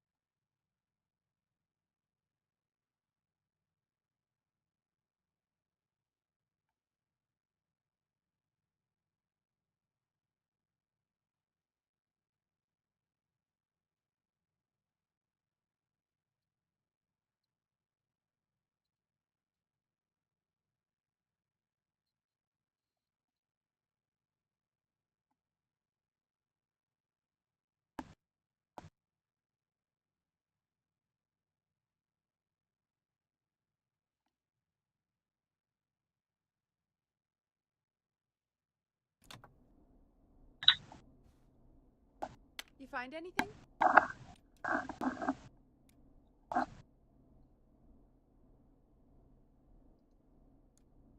Not yet.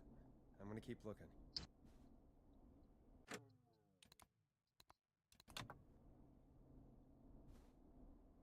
You find anything? I'm done looking. Let's just get on with the call. You sure about that? Yeah, let's do this. If you're sure. Caller on line 1. Thanks, Peggy. We're back with 189.16, The Scream. How are you holding up, Sandra? The creep's looking through the parking lot trying to find me. But I've got my tools, and I'm ready to get this hunk of junk moving. How do we start this baby?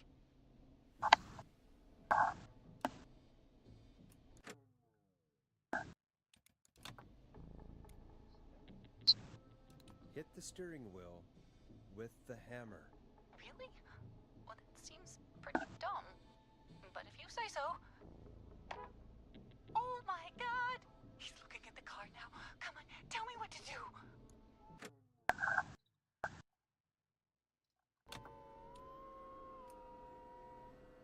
Put the screwdriver in the ignition and twist clockwise.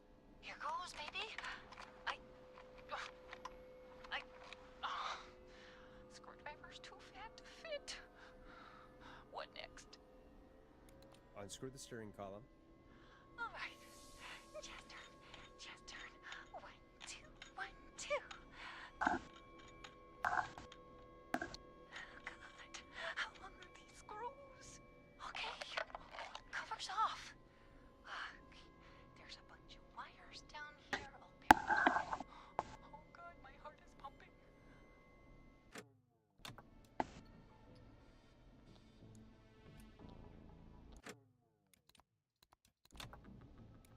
Tell me exactly what you see. Okay, I can do this. There's a red wire, a blue wire, a yellow wire, a green wire, and a brown wire. The thing with the hammer is funny.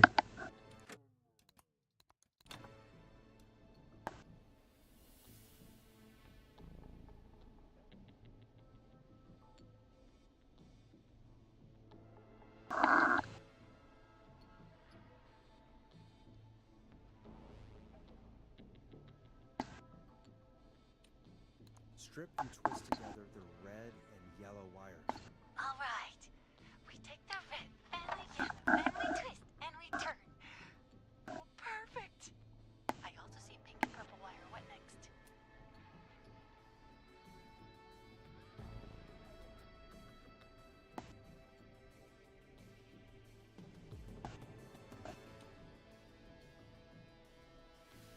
Strip the pink wire and plug it into the ignition. Oh, you're a lifesaver. Oh, wait until my jazzer friends hear about this one. I'll just strip that wire in. Ah! No! Oh, so many. Yes, yes. So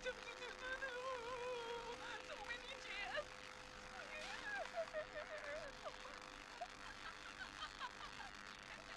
Ooh!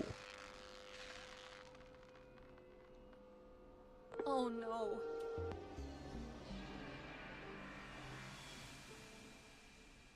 Well, I think we can all agree that was a shocking ending to this call. Forrest! Sorry, couldn't help myself. Folks, Gallows Creek just lost one of its own. Everyone, please stay home. This is... Stay Wait, is it the same thing for every home. option? Let me see.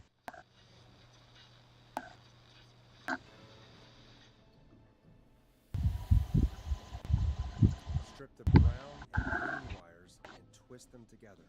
Let's get some results. We take brown and green and twist and... Ah! That's not the results we want.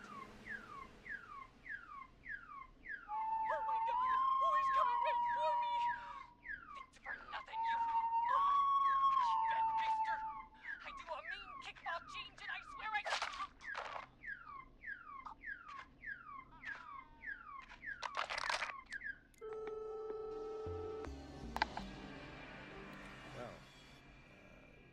Let's just hope she is jazz flying up to heaven.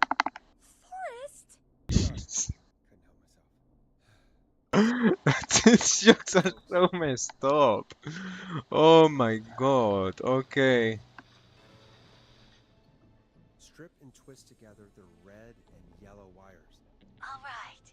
We take the red and the yellow and we twist and we turn. Oh, perfect. I also see pink and purple wire. What next? Strip the purple wire and twist onto the exposed cable. Oh, you're a lifesaver. Oh, wait until my jazzer friends hear about this one.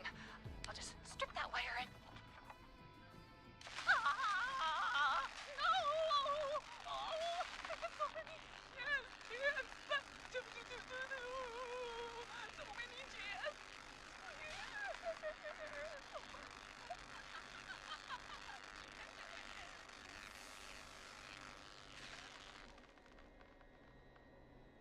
Oh no.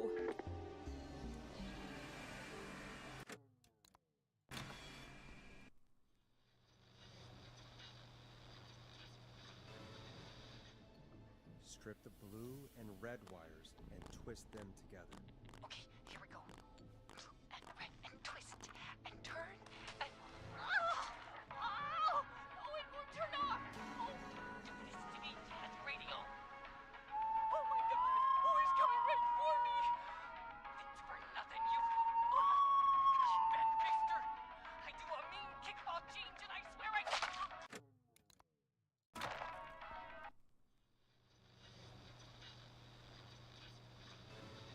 Okay, I prefer the And twist together the red. Dude, it's so messed up how you can kill people yourself. We take the red and the yellow and we twist and we turn. Oh, perfect. I also see pink and purple wire. What next?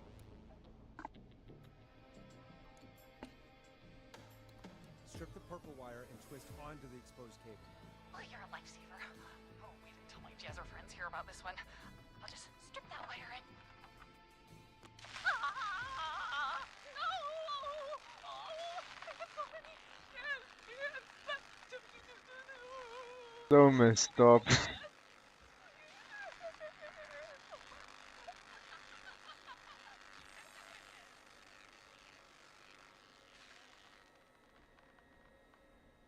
Oh no.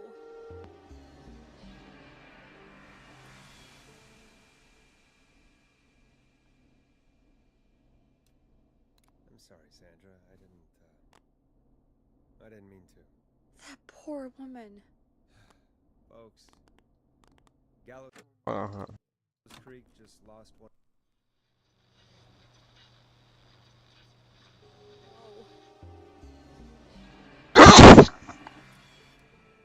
Well, I think we can all agree that was a shocking ending to this call.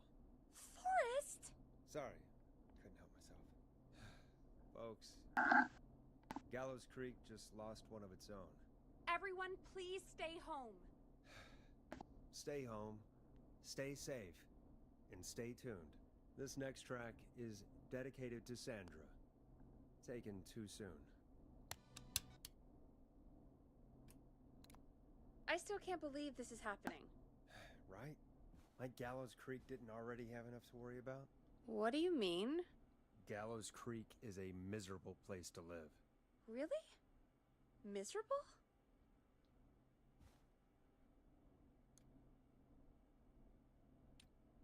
That's right, Peggy. Miserable. It's a sad place on Earth.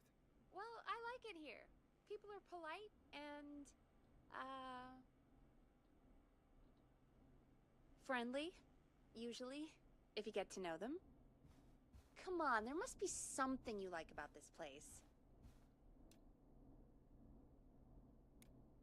After a while, you don't even notice the smell?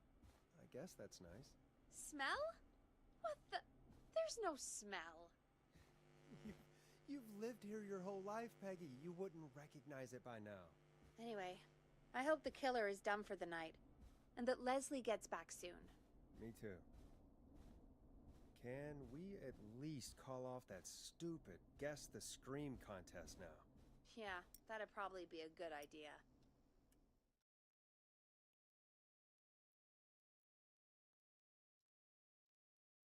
caller on line 1.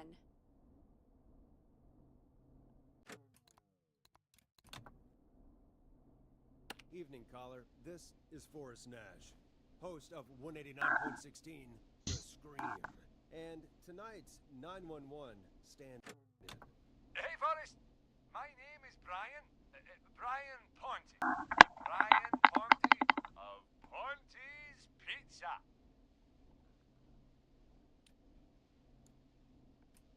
Hello, Brian Ponty of Ponty's Pizza. What have you got to say about what's happening? Oh, I'm so sad that Deputy Martinez didn't make it. I saw her a lot over the years down here at Ponty's Pizza. Just terrible. Anyway, I just wanted to thank you for doing your best. So, I'm sending you some coupons for free pizza here at Ponty's Pizza. Just a little something to look forward to when all this blows over. Wow. Brian Ponty of Ponty's Pizza. That's really good of you. You really don't have to, though. Oh, it's the least I can do. And if you like it, well, you're in luck, because we're always running great deals that'll have you eating for pennies. Sounds great, bro. And let me tell you, the pizza we have is to die for. No. Poor choice of words tonight, I guess.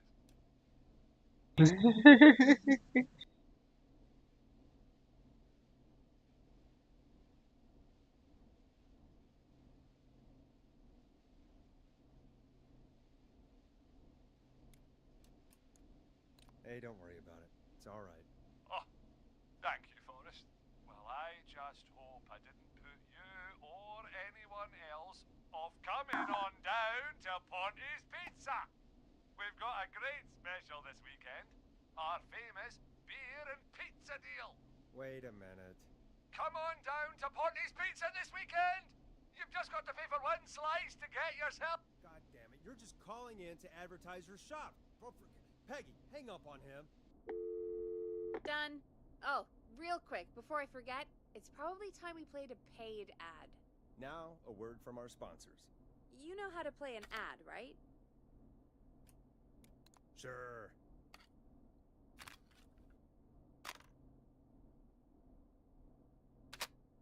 Done. The world-famous annual Gallows Creek Harvest Festival is back! We got it all out on Giblet Field. We got the little...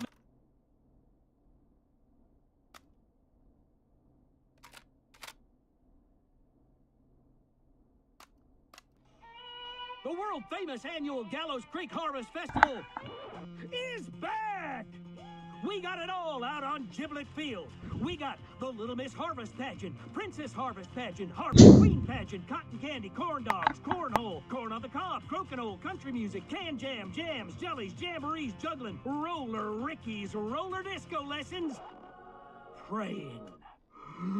We got baby crawling, balloon popping, balloons for sale, beard contest, horseshoes, hayride, hay toss, hey you there, safe donkeys and ponies, apple bobbing, firearms, fireworks, funnel cakes, fried dough, seed spitting, sand licking, cracker cramming, and cat shop. And fake tattoo, face painting, puppets, petting zoo, amazing maze, square dancing, story swapping, spelling Nice. bee, quilting bee, and sewing circle, pie eating, lawnmower racing, hot dog eating contest, Nice trick. flower contest, and of course our famous gourd measure-off. The festival is brought to you by Mayor Linda Cartwright, sponsored by Gallows & Sons Factory, and dedicated to the memory of Garrett Miley, tragically taken from us last festival.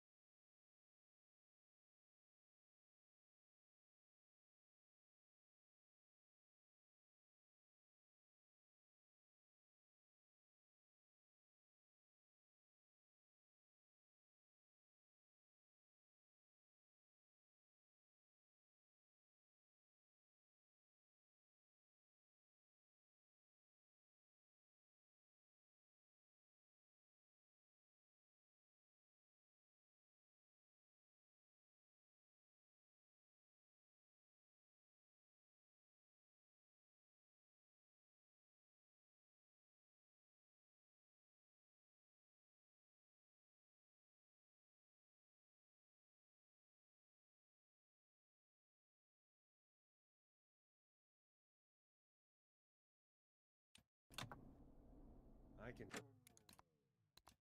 see why it's world famous. It's a highlight around here, Forrest. Oh, I am sorry to hear that, Peggy. All right, folks, welcome back to the show. We have a note from my producer. That's right.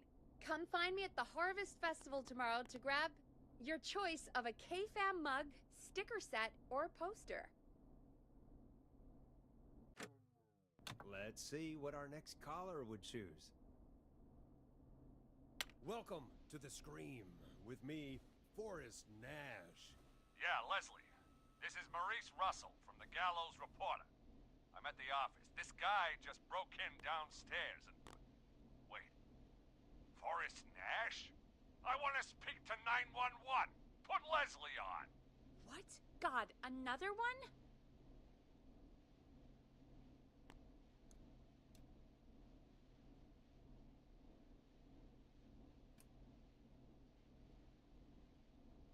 I'm guessing you've not been tuned in to our show tonight. Damn it, son.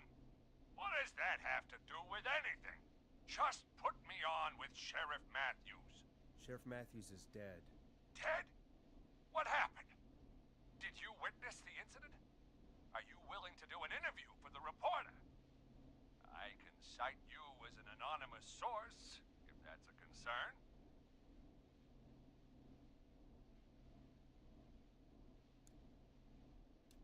We're live on the air. Anything we say can and will be broadcast. Live on...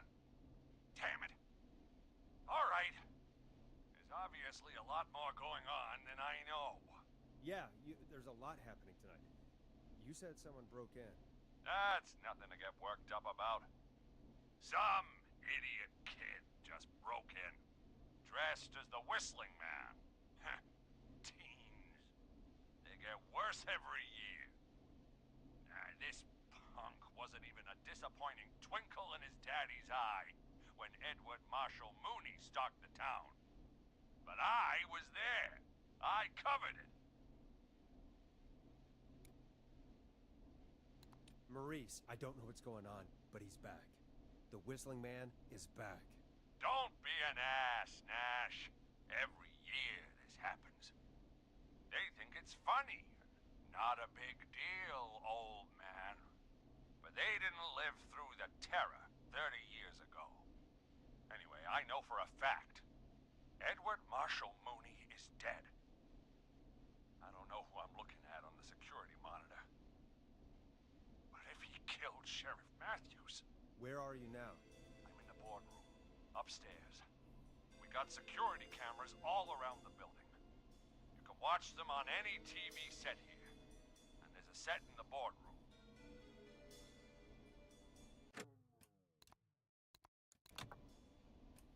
Think you might be up for fighting the Whistling Man? Son, I am 55 years old. If this freak killed Sheriff Matthews, I don't like my chances. Maurice, is there any way you can get out of there? I sure as shit hope so, kid. But I'm not sure how I'm going to do it. That crash you heard was him tipping over my filing cabinets. He's blocking the stairs. I'm guessing the stairs are the only way out? That's right. And it would take me a good few minutes to move those cabinets. We need to do something. But what? All we can do from here is... Forrest, I think I've got it. Why don't we call the killer? They'd have a bunch of phones set up across the office, right? In different rooms, with different extensions? So we call one of them. Draw the killer away. And get an exclusive interview with the killer. That could be interesting. No, I mean we just make a distraction. It's worth a shot. I can hear you, you know. The son of a bitch hasn't killed me yet. Sorry, Maurice. Peggy and I were just trying to figure out... You realize how stupid that plan sounds, right? For that to be successful, you're gonna need every phone extension. Plus, a plan of the entire office floor. All delivered while the killer is en route. I've got it. And thank God I've always been cool under pressure. Don't go anywhere.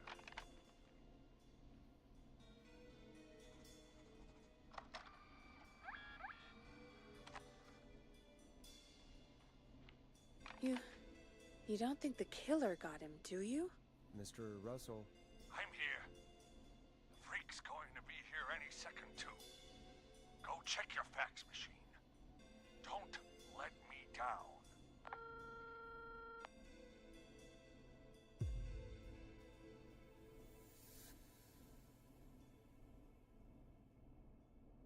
Go, Forrest! The fax machine's in the office on the other side of the hall. Thanks, Peggy. Be right back.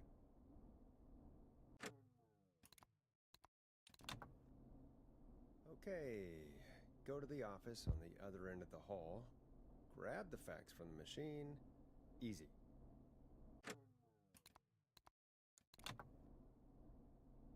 Hey, did you get the fax? No. I'm gonna try this without it. That's just a terrible idea. You need to have more faith in me. Mr. Russell, you still with us? I am. You get my fax? No, I don't have it. Nash! My life is on the line here! And you can't even walk down the hall and pick up a piece of paper! You know, I don't think we need it. Don't need? This was your plan, Nash! Go get the fax before I'm as dead as your career! Well, that hurts. Not as much as being stabbed to death! Mr. Russell, you still with us? I am. You get my fax?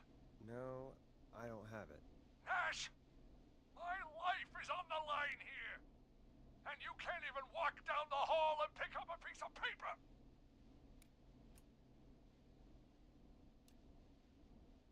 Can you send it again?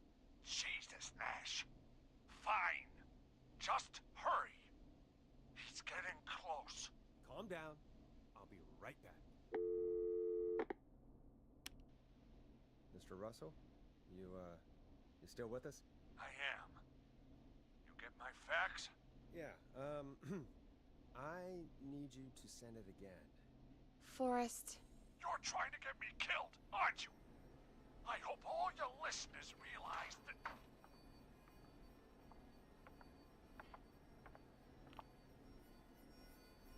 Damn it. Never thought I'd go out like this. Gallows Creek, here's a last word from me. If...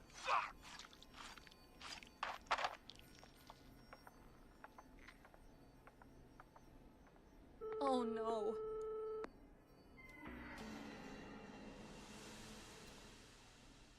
I guess Maurice is like his newspaper now. Red all over. Forrest. Let's put on a song. Give us some time to recover. I think that would be for the best, Peggy. Folks, we'll be back soon. If you have any stories about This one was that you'd ridiculous, I to like it. share, give us a call after this next track.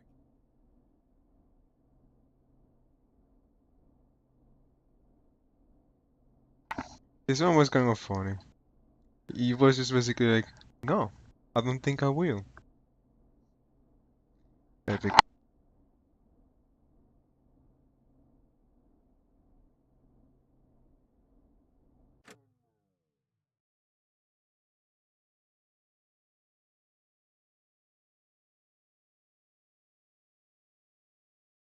Test. Yes, great. Alright, so I can watch my video and also look at the audio now. Great.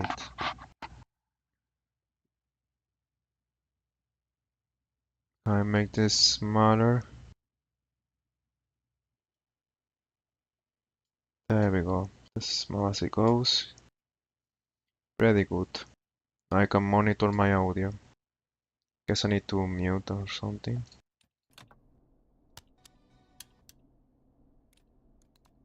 Well, this is gonna be a long night. Oh, really? Feel like it's going pretty quickly to me.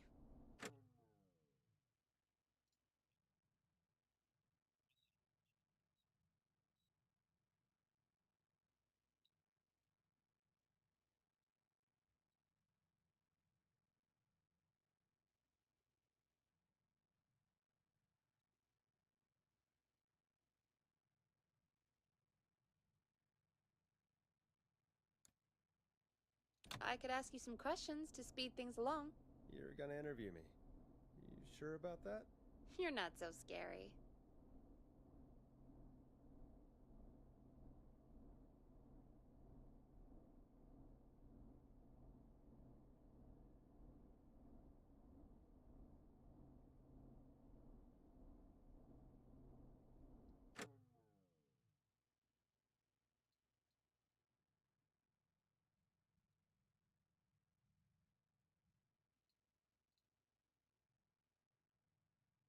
Besides, we've been working together like a week now, and you're still all shrouded in mystery. I'll regret this, but okay. Question 1. Tell me about your family. What? Come on, Peggy. That's too general. Okay. Did anyone move with you to Gallows Creek? Nope. Now that's too specific. Too specific? Do you have any siblings? I don't. I'm an only child, and my folks are dead. Oh, I'm sorry, Forrest.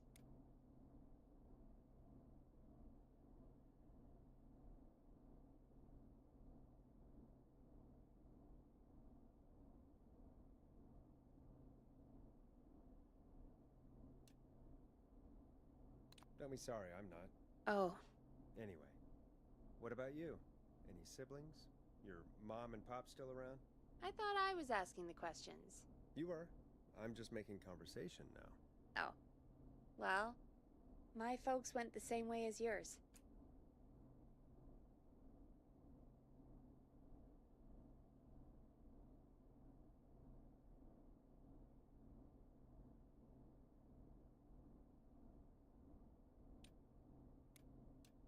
Oh. Yeah. My dad walked out when I was about 13. He'd been a wreck for a while. Then he got himself into a wreck. Well. About your family. Come on, Peggy. That's too general. Okay. Did anyone move with you to Gallows Creek? Nope. Now that's too specific. Too specific? Do you have any siblings? I don't. I'm an only child, and my folks are dead. Oh, I'm sorry, Forrest. Don't be sorry, I'm not. Oh. Anyway, what about you? Any siblings? Your mom and pop still around? I thought I was asking the questions. You are. I'm just making conversation now. Oh. Well, my folks went the same way as yours.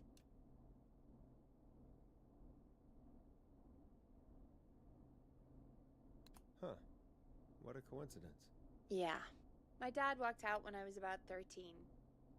He'd been a wreck for a while. Then he got himself into a wreck, and, well, that was Dad. Mom didn't take it well.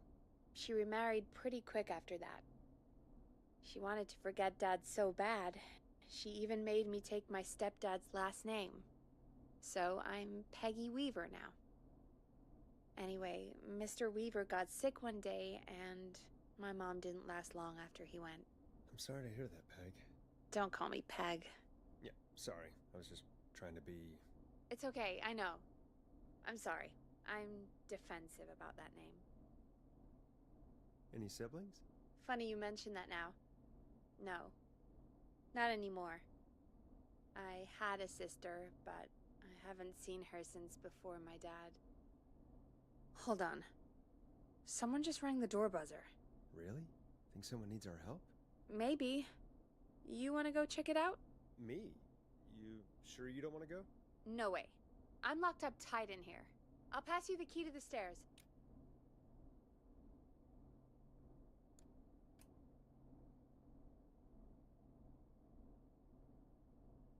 Okay. Down to the first floor, then check the door.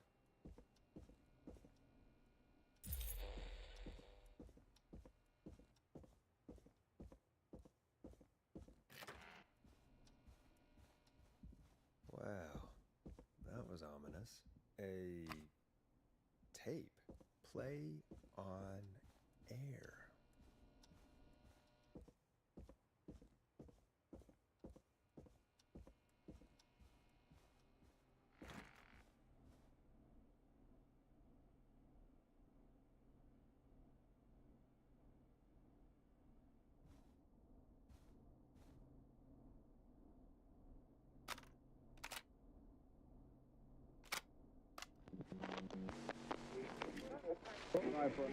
Hello, Gallows Creek. Time to Pay the price. Time to pay for lies. Time to sit there. I will punish you. I'm going to enjoy this.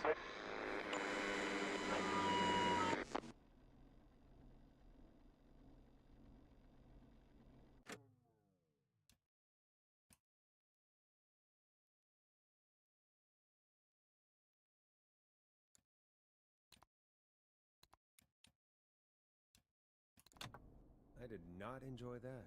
What the hell was that? Oh, Forrest, we're still on air. Say something.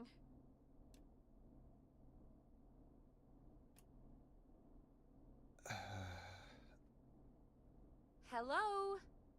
There's no way the killer got from the newspaper to here so quick. I know.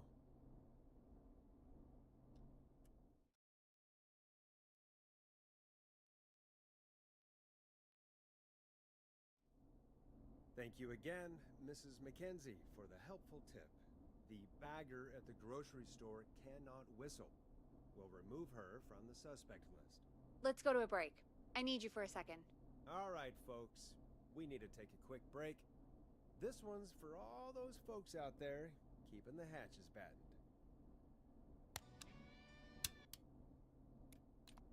All right, Peggy, what's up? I pushed a cassette under my door. Go play it.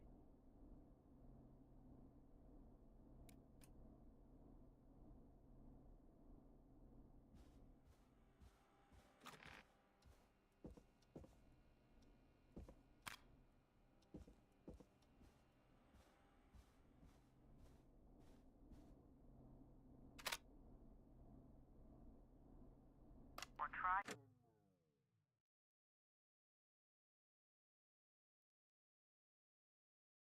Call again. Straight to voicemail? My God. Are there any professionals at KFAM? This is Gina Franklin. I'm calling because your backwater station has not honored our agreement. We gave you Mr. Snatcher's newest single, the kind of honor you never had and probably never will again. And we've still not received any information about when you're fitting it into your busy programming. I'll be frank, I didn't want you as part of this debut, but Mr. Snatcher, due to his prior friendship with Mr. Nash... Prior and current friendship, Gina. Forrest, mate, you alright? Don't worry about Gina, you know how she is. But yeah, can't wait for you to hear the new single, man. I think Final Breath is my best work yet. I really hope you and your listeners like it. And man, if you ever find your way this side of the pond, let me know. We'll have to catch up. God damn it, Roddy. If Final Breath isn't played on your airwaves by the end of Mr. Nash's show tonight, the next call will be much less friendly.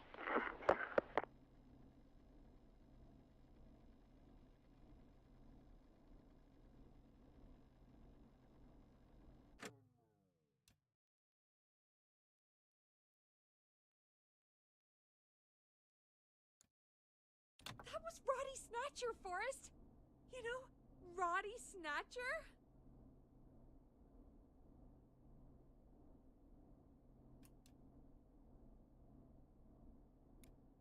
I used to be a big deal, Peggy. I knew lots of people. I love Roddy! I Will Always Find You was my song. I wish we still had it in rotation. Oh my God, I can't believe you know Roddy Snatcher. And I can't believe you didn't tell me he sent you his new single. We have to play Final Breath. Where is it? I don't know. They mailed it to KFAM, not to me. Then it's gotta be downstairs at reception. Man, I can't believe Barbara didn't say anything. I mean, well, if that fiasco last Friday about the missing Knife and Easy track is any indication, folks at KFAM aren't against hoarding station music for personal use. think we're still missing a few tracks, actually. Well, go get Roddy's song before Gina sues the pants off us. Hey, did you get it? No, not yet. Any ideas where it might be? If it got mailed to the station, it's probably still at reception. Check around there. Thanks. Hey, did you get it? No, not yet. Any ideas where it might be? If it got mailed to the station, it's probably still at reception. Check around there. Thanks.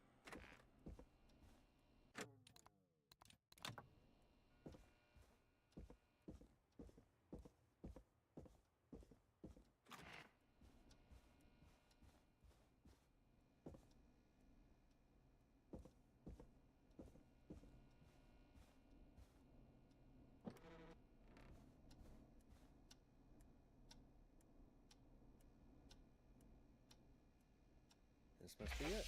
Final breath. My tiny selection grows.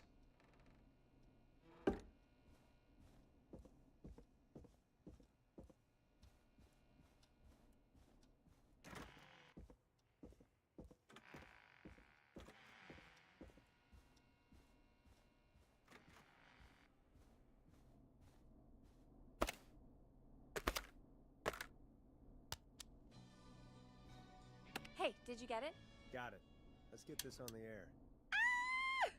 Gallows Creek. I'm pleased to say we're in for a much-needed treat. Up next, courtesy of the British sensation himself, is a track you won't hear everywhere. Here's Final Breath by Roddy Snatcher.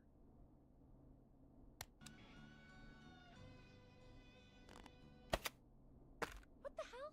That was not Roddy Snatcher. Do you actually want Gina to sue us?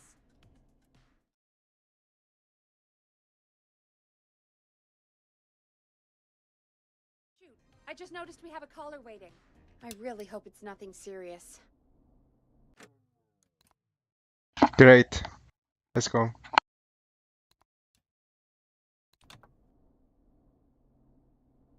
Evening, caller. This is Forrest Nash, host of 189.16, The Scream, and tonight's 911 stand-in.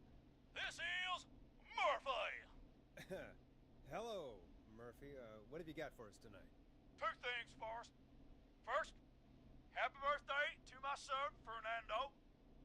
He's 3 today, and man, being his daddy has changed my life.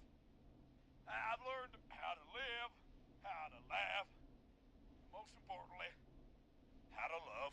Aw, happy birthday, Fernando.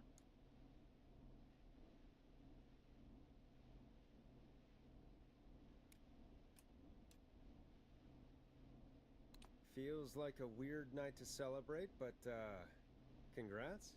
Thanks. And now, my other thing. I'm putting the word out to this so-called killer. You think you're tough, huh? Big man with a big knife, huh? Prove it. Come face me, a true warrior, at the Gallows Waste Disposal Plant. Guess what?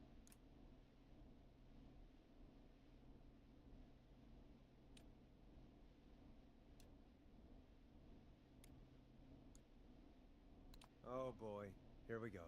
I got all the tapes in Master Robbie's Dojo series. So get ready, whistling man. You just let loose the junkyard dog. Oh no. And there he goes. Ladies and gentlemen, keep your fingers crossed for Murphy as he tries to become our hometown hero. Anyway, we'll be right back after this commercial.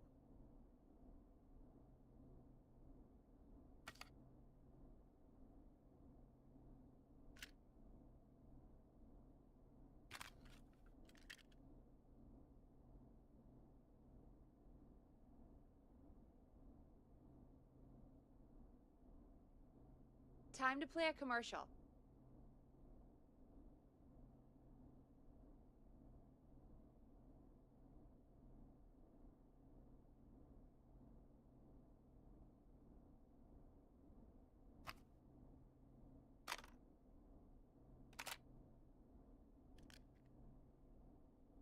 grab a cassette. We need to play a commercial. Teddy Gallows Jr. is a family man, a devout Christian, and a proud patriot. Teddy Gallows Jr. is Gallows Creek. Like his father and all his fathers before him, Teddy Gallows Jr. has worked hard to create jobs, improve infrastructure, and make Gallows Creek a good place to raise a family. Unlike current mayor Linda Cartwright, Teddy Gallows Jr. lives in Gallows Creek. He's our neighbor, and he stands with our neighbors. Like Sheriff Matthews, who, after years of keeping the peace, Mayor Cartwright is trying to force into early retirement. Teddy Gallows Jr. doesn't believe in keeping a good man out of a job. Teddy Gallows Jr. believes in the American dream. Does Linda Cartwright? Help Teddy Gallows Jr. keep Gallows Creek a good American town. Help him become mayor. Take a swing for Gallows Creek. Vote for Teddy Gallows Jr. My name is Teddy Gallows Jr., and I approve this message.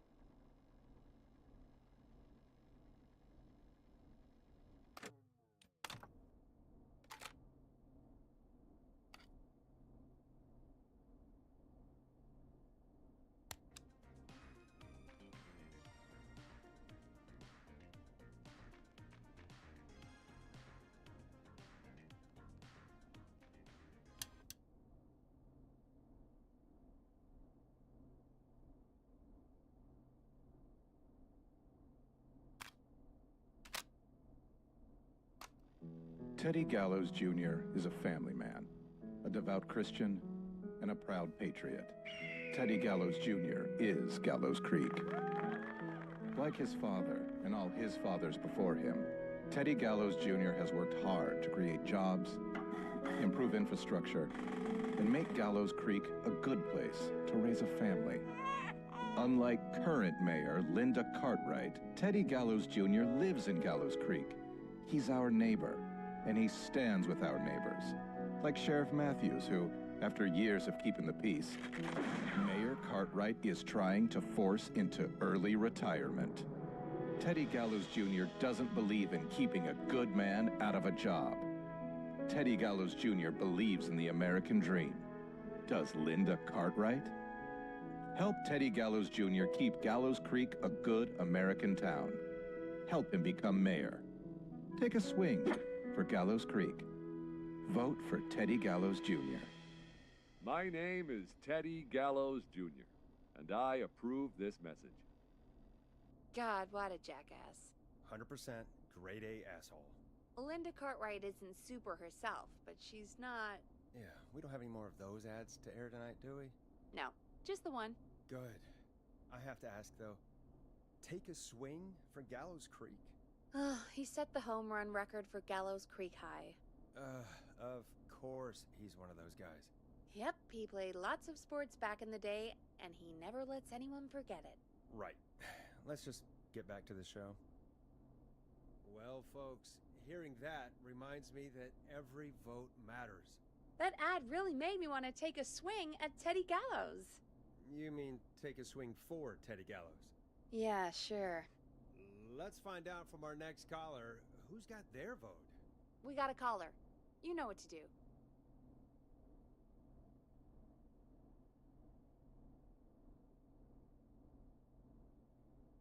Hello, caller. You're live on The Stream with me, Forrest Nash.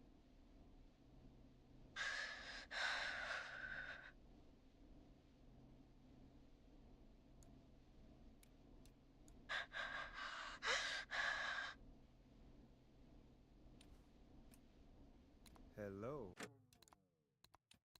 Are you still with us? Forrest? He called me? That horrible whistling down the phone. He's coming for me? Jesus. Hey, listen, caller, don't panic.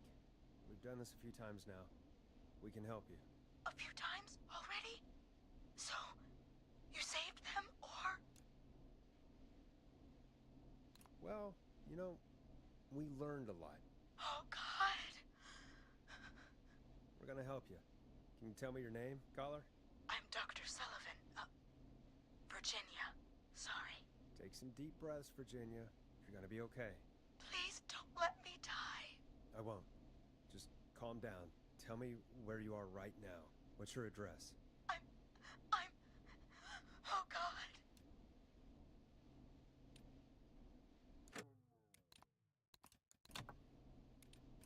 Can you run out back?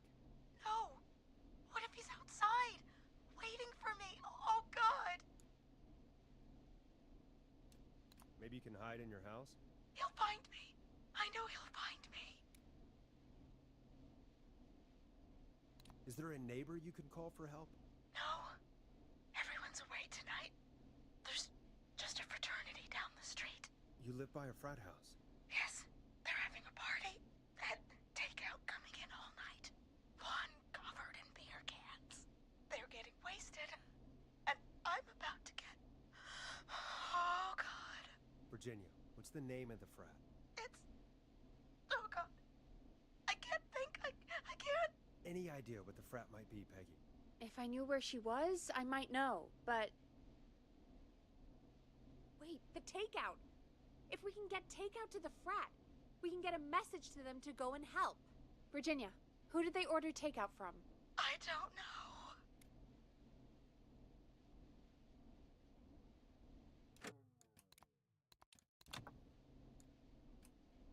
Don't be a child. This is life or death. I can't do this. Well, folks, seems like our Virginia hung up. While we try to figure out what takeout to order, here's some music for your own midnight snacks.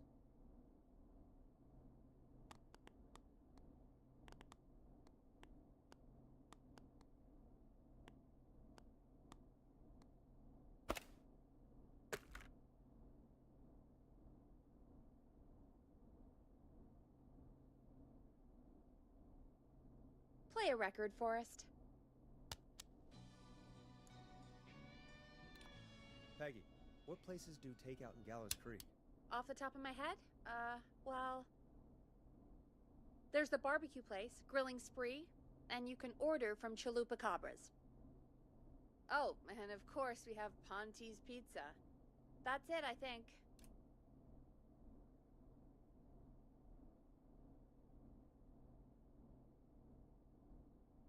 That's it? Gallows Creek only has 3 places? You know, Forrest, just for once, I think you should be thankful that we're not in Chicago. All right. We'll call each place and ask who they deliver to tonight. That's not going to work. Takeout client privilege. What? There was a lot of competition back in the day. Things got ugly. It's a long story. But what we can do is this. We figure out where the frat boys ordered from, call the takeout pretending to be from the frat, place an order, and include a note asking them to call the station. There's no other way, is there? Not that I can see. You know, it's things like this that make me hate this town. Complain after you save her, Forrest. You got any suggestions on where to look? Check the offices for anything food-related. And maybe the kitchen downstairs. You'll need a key for that. I'll just slide it under my door now. Thanks, Peggy. God, where to start? What would make me order from somewhere if I were a partying frat boy? We have a food critic, right? Chad or Brad or...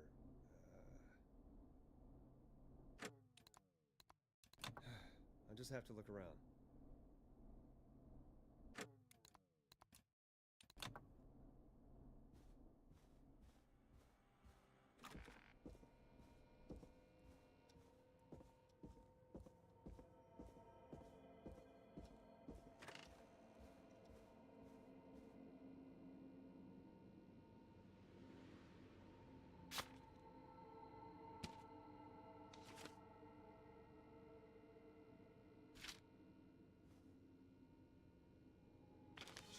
Cabra. A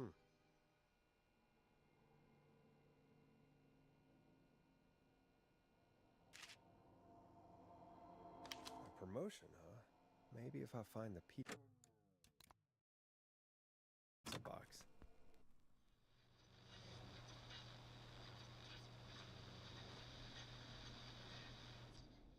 Hey, find anything useful?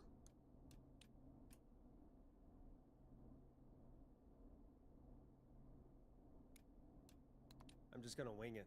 Forrest, this is a matter of life and death. Are you sure? Let's make the call. Okay, Forrest. What'll it be?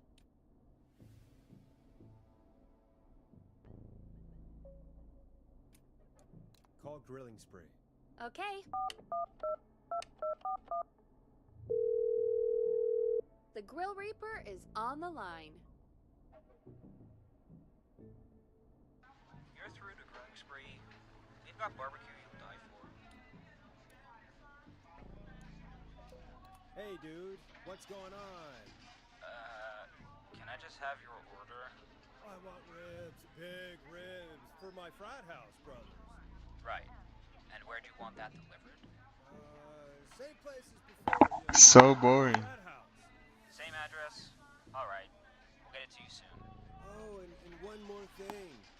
Can you add a note to the order that says to call K-Fam? A note? Okay. Better tip for this. And now we wait. We should put a song on. Agreed. This one goes out to our delivery workers. What's gonna happen? I thought he was just gonna say something like he doesn't know the address. Which of the takeout places would you order from? To save Virginia? No, where would you actually eat? Oh, I mean, they're all pretty equal. You mean equally awful? No, equally good. But if I had to order, not Ponty. He's not Ponty. Right. So, between Grilling Spree and Chalupa Cabras. I mean, it depends. Do I want a plate full of meat? Or do I want really, really good nachos? It can change depending on the day, you know? Yeah, fair enough. Maybe I... Hold that thought, Forrest. We've got a call coming in. Hello, caller. You're live on the stream with me, Forrest Nash. This is Dudley from the Brotherly Fraternity of Engineers. What? I have a note to call you. Hey, weird question. But you aren't the only ones on your street tonight, are you? No, sir. I think everyone on the street is in tonight. Yeppers. I've just visually confirmed it. I see Good cars enough, the in boy. the driveways and a couple of lights on. Everyone's in. Yeah. Oh. And you've not been throwing a loud party all night, have you? I certainly hope we haven't disturbed our neighbors. Why do you ask, sir? Forrest, we have a new call coming in. Why would you send it there if I said it was to the frat house?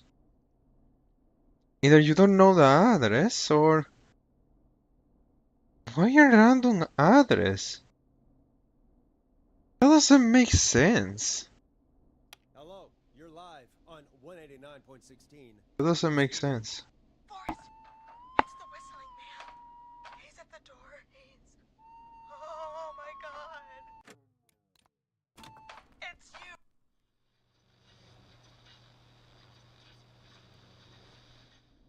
Hey, find anything useful? Yes, I have. That's great. Are you ready to get back on the line? Let's make the call. Okay, Forrest. What'll it be? Call Chupacabra. All right. Chupacabra is on the line. This is Chupacabra. What do you want? Hey, dude. What's going on? Right. What do you want? I want that burrito. A big burrito. For my frat house brothers. Okay. Address. Same place as before, you know. The frat house. Same place? Oh yeah. I have it here. Oh, and one more thing. Can you add a note to the order that says to call K-Fam? Yeah, we'll do it. And now we wait. We should put a song on. Agreed. This one goes out to our delivery workers.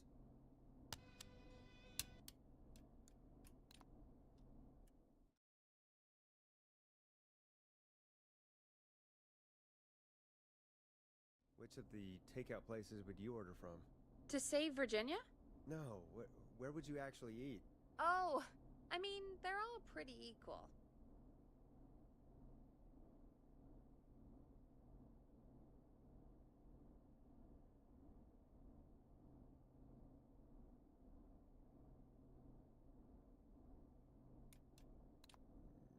You mean equally good? Yeah, not Ponty. He's not Ponty. Right. So, between Grilling Spree and Chupacabras. I mean, it depends. Do I want a plate full of meat? Or do I want really, really good nachos? It can change depending on the day, you know? Yeah, fair enough. Maybe I... Hold that thought, Forrest. We've got a call coming in.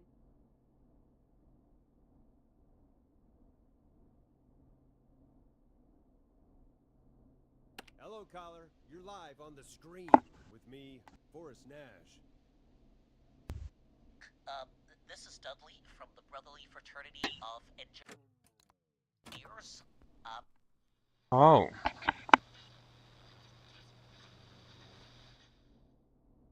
Hey, find anything useful? I'm just gonna wing it. Forrest, this is a matter of life and death. Are you sure? Let's make the call. Okay, Forrest. What'll it be? Call Ponty's Pizza. You got it.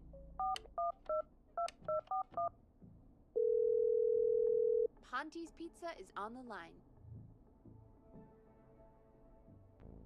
Ponty's Pizza. May I take your order?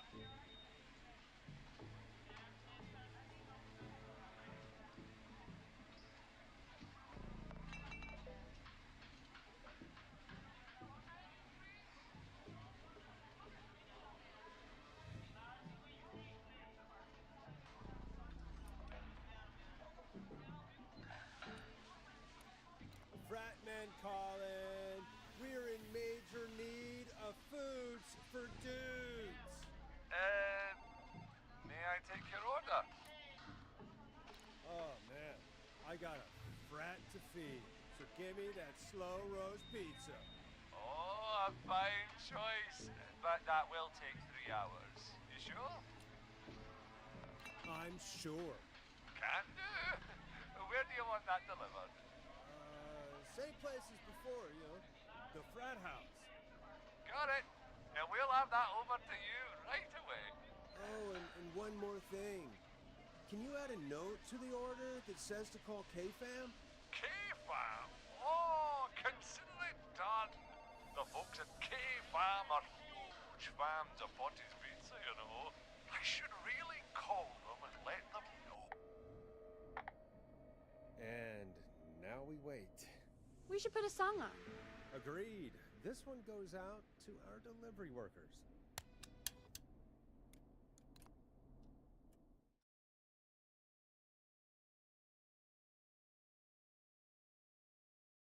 Which of the takeout places would you order from?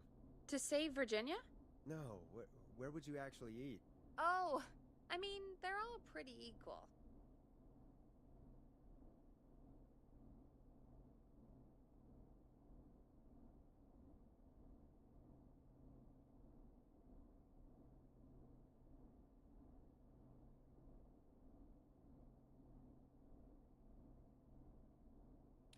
Sure, but if you had to pick one. All right. Not Ponty. He's not Ponty. Right. So, between Grilling Spree and Chalupa Cobbers. I mean, it depends. Do I want a plate full of meat? Or do I want really, really good nachos? It can change depending on the day, you know? Yeah, fair enough. Maybe I...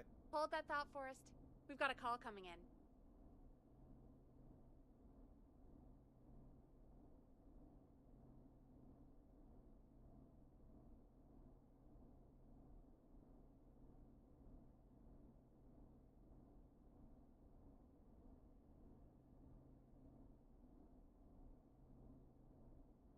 Hello, caller. You're live on the stream with me, Forrest Nash. Forrest, it's the whistling man. He's at the door. He's... Oh my god. It's you, isn't it? Clive, I didn't talk.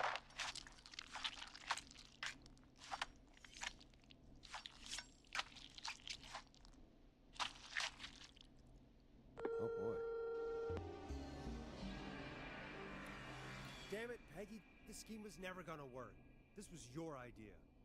Really, Forrest? You're blaming me for this? The plan was fine. You just sent it to the wrong place. What was that about Clive, I didn't talk? Do you know what she meant? There's a janitor here at the station named Clive. But your guess is as good as mine. Hey, we had a call come in. We have a caller. Let's hope they're not in danger.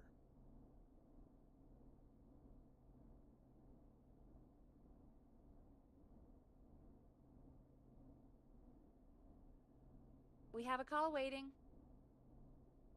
Hello, caller. You're live on the stream with me, Forrest Nash. It's great to speak with you, Forrest. As a local small business owner, I find this all horrifying. A killer roaming the streets of our fair town? Ooh, terrible. I hear you there. It's a scary time for everyone in Gallows Creek. How are you holding up? You somewhere safe tonight? Yes, Forrest, I am. I'm here at work in my small business. It's a safe, family-friendly place.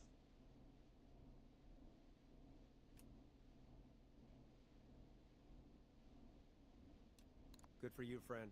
I'm glad you're keeping safe and busy. Thank you. I'm really living the American dream. Here in my business.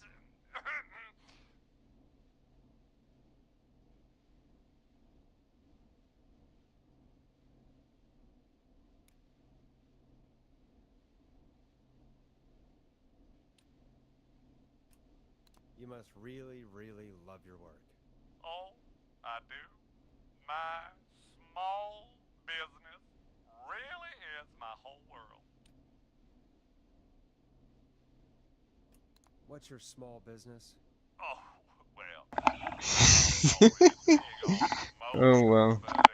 Since you ask, it's Ponty's Pizza! The best and only pizza place in town! Come on down and get yourself a cracking deal on our 2-for-1. God damn it, Ponty, no! No free ads! why did you order the slow roast pizza from Ponte's, Forrest? Don't start. This is about Ponte, not me. Okay, Forrest. Look, he's gone now. We already have somebody else on the line. Just take a deep breath and let's keep going. Evening, caller. This is Forrest Nash, host of 189.16, The Scream. And tonight's 911 stand-in. Hi. Hello? Am I on air? Sure are, caller. What's your name? And what have you got for us tonight? Name's Eugene Stein, and I've got a heart full of love, Forrest. I'm hanging out in the middle of the maze, listening to your show, looking up at the stars and waiting for her. You got a special lady coming out to see you. Yeah. Molly. We planned to get lost in the maze tonight, to take our first journey together into the love labyrinth. That's why I'm calling, actually. I thought she'd be here an hour ago. And since I've listened all night to how cool you play it, I thought you were the perfect guy to ask. Should I call her up and ask if she's coming, or wait and see? For real, kid? If you've been listening all night, do you really need to ask me? Yes, that's why I'm calling.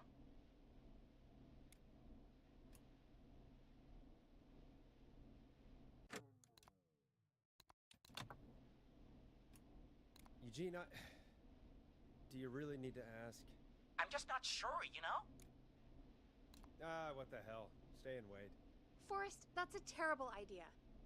Eugene, please go home. Your parents must be worried sick. My parents are dead, actually.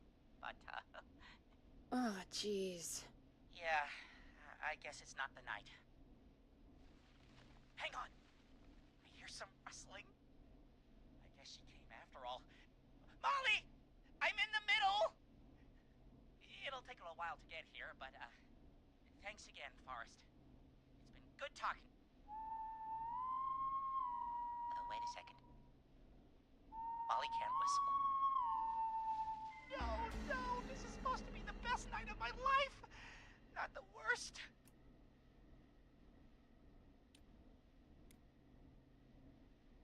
Can't you just run through the walls? It's only corn. It wouldn't be the maze if you could just walk through walls, Forrest. She's right! Listen, Eugene. Breathe. Hide. And call back in a minute. We'll get you out. I'll do it for Molly. But please, hurry. Well, listeners, while Peggy and I deliberate, here's a track for all you lovers out there. How the hell am I supposed to get him through the maze? You know Barbara, our receptionist? She's a maze fanatic. Shame she isn't here. I was supposed to go with her last week, but she changed her mind.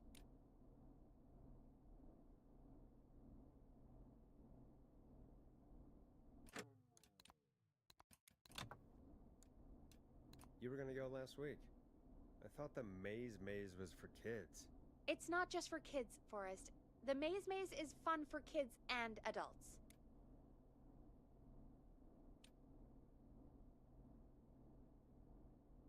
Maybe we should call Barbara then? If she's so big on the maze. We could, but I don't actually know her number. But she probably has maze stuff somewhere. Go and see what you can find. That'll hopefully be enough. Which one is Barbara again? Barbara! You know, Barbara!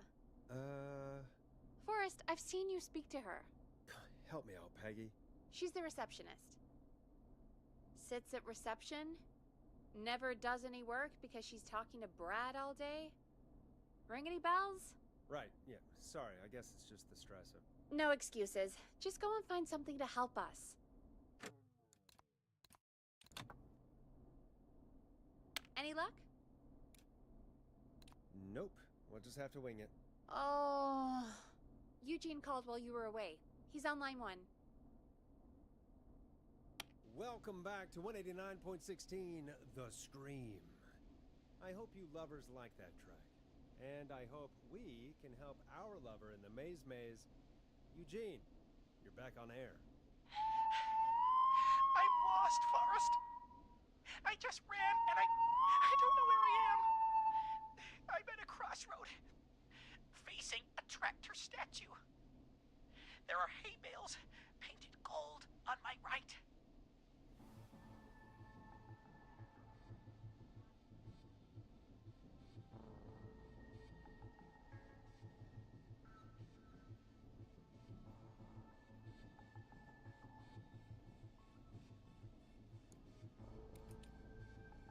Go forward.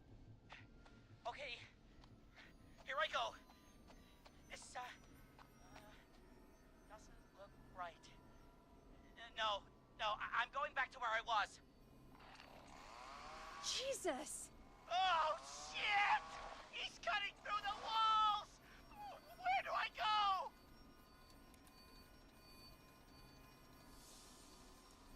Go backwards! Okay, I'm going! Please, no! You don't have to do this! I think I'm gonna be sick.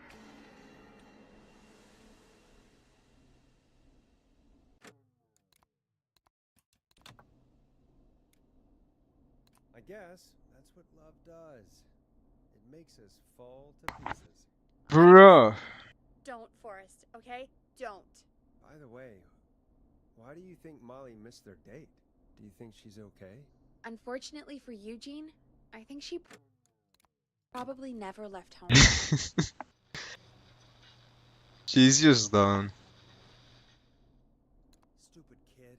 What the hell was he doing out? I don't know. By the way, why do you think... The jokes. It's like he's a psychopath. Yes, that's what love does. It makes us fall Like deep inside. I just... Don't, Forrest, okay? Don't. By the way, why do you think Molly missed their date? Do you think she's okay? Unfortunately for Eugene, I think she probably never left home.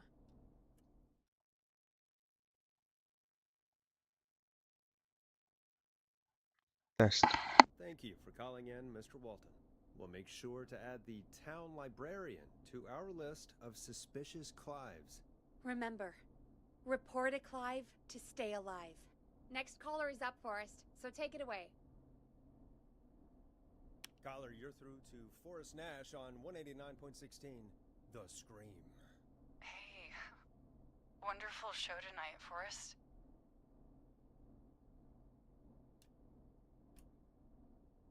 Thank you. That's really wonderful of you to say.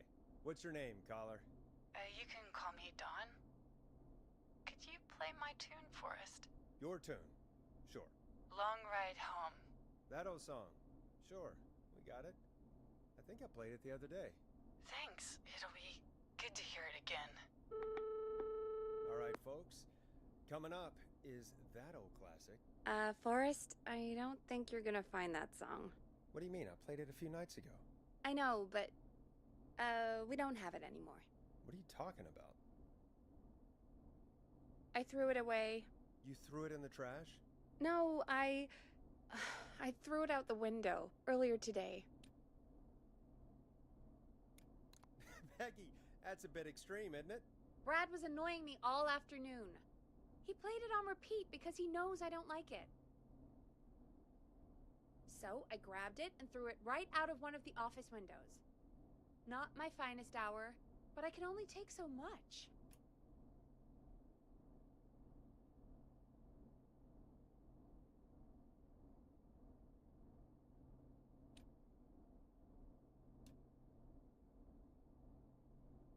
For shame, Peggy. For shame. I know. Let's just play a different song. We've got more important things to think about anyway. Gotcha. Okay, folks. Here comes some unrequested music. Sorry about that, Dawn. Maybe try again tomorrow night. Sorry.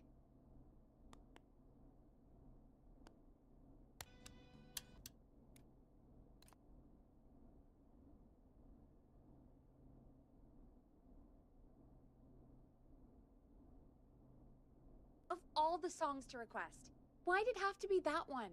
Gee, Peggy, what did the barn finds ever do to you? Wrote that song, for one. It gets real old when you're forced to listen to it on repeat for years. Why couldn't they just request Roddy? Oh, Forrest, scrap the song. We have another caller.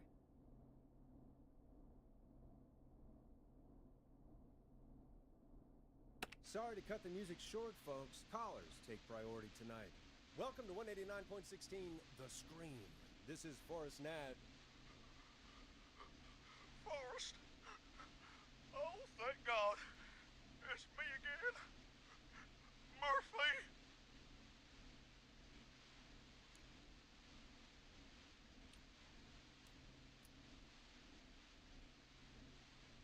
Hey, what brings you back? Oh, the killer got me, man. Why did I ever trust a guy named Master Robbie? That's not important right now. Just tell me what happened. Goddamn Gleason. He came to the gallows waste disposal plant. Beat on me, man. Carried me inside and locked me in a dumpster. I got a flashlight, but... Oh, goddamn. I smell smoke. I think he started a fire. Hold on, Murphy. We'll call for help right now. You gotta hurry, man. I need someone here now, or I'm gonna die. Peggy, get the fire department on the line. On it. All right. Now just... Come on, pick up. Hi. Yes, I'd like to report a fire over at the Gallows Waste Disposal Plant. It's an emergency. What do you mean it's not operational? Why is there no backup vehicle? Oh, god damn it! Forrest, that evil son of a bitch slashed the tires on the town's only fire engine. They can't do anything. But I have a few friends who live nearby. Maybe one of them can save Murphy. Where do they live? My friend Alex lives on the corner of Haddonfield and Romero Street, and Catherine lives on the west end of Myers Lane. And there's Jericho on the east end of Myers Lane. But he's old. Really old. Okay, I'll check the map, see who would be best to do this.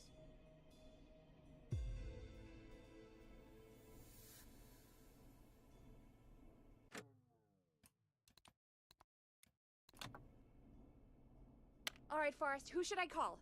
Who can help Murphy? Call Jericho. All right, give me a second.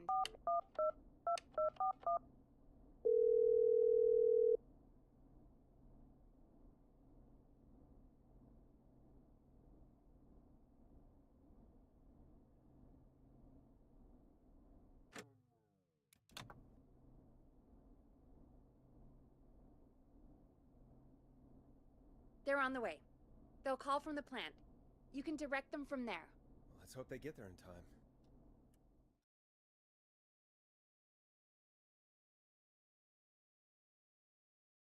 Forrest, I'm getting a call.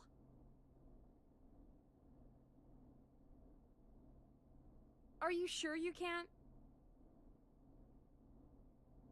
What's happening, Peggy? Old man Jericho wasn't fast enough. I don't know why I even mentioned him. But I did. The plant burned down. It collapsed. So Murphy is... Poor Fernando is gonna be crushed.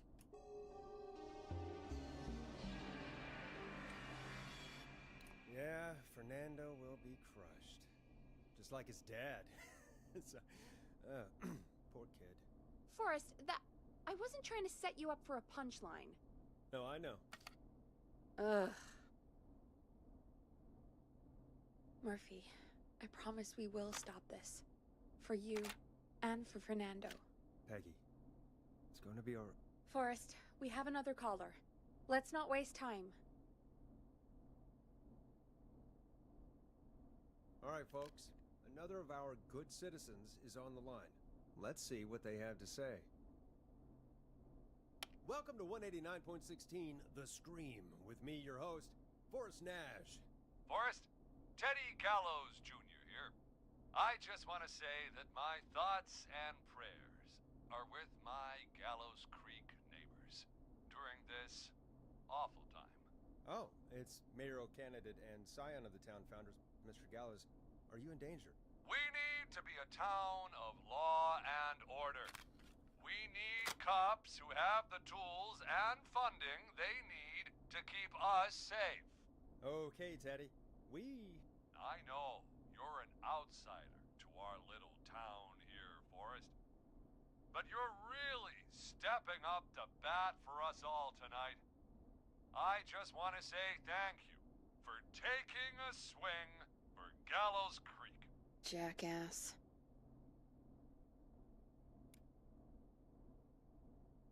I want to make sure I get this out on air to all of Gallows Creek. You're a real prick, Teddy.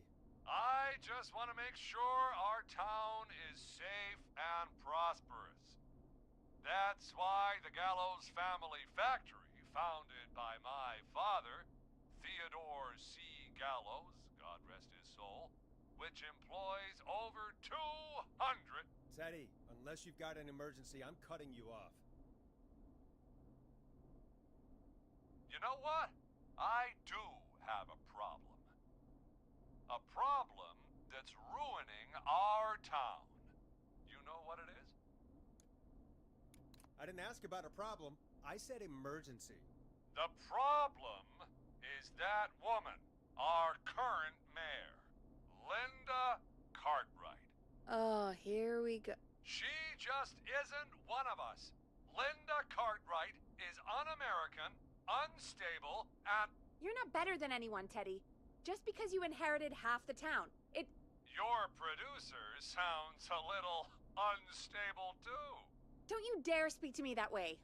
Cut him off, Peggy. I can guarantee this kind of thing will not happen when I take office. The moral decay of... And that's enough of Teddy Gallows Jr. for one lifetime. I always feel disgusting after hearing him talk. Just play an ad, Forrest. I need a minute. We'll be right back after these messages.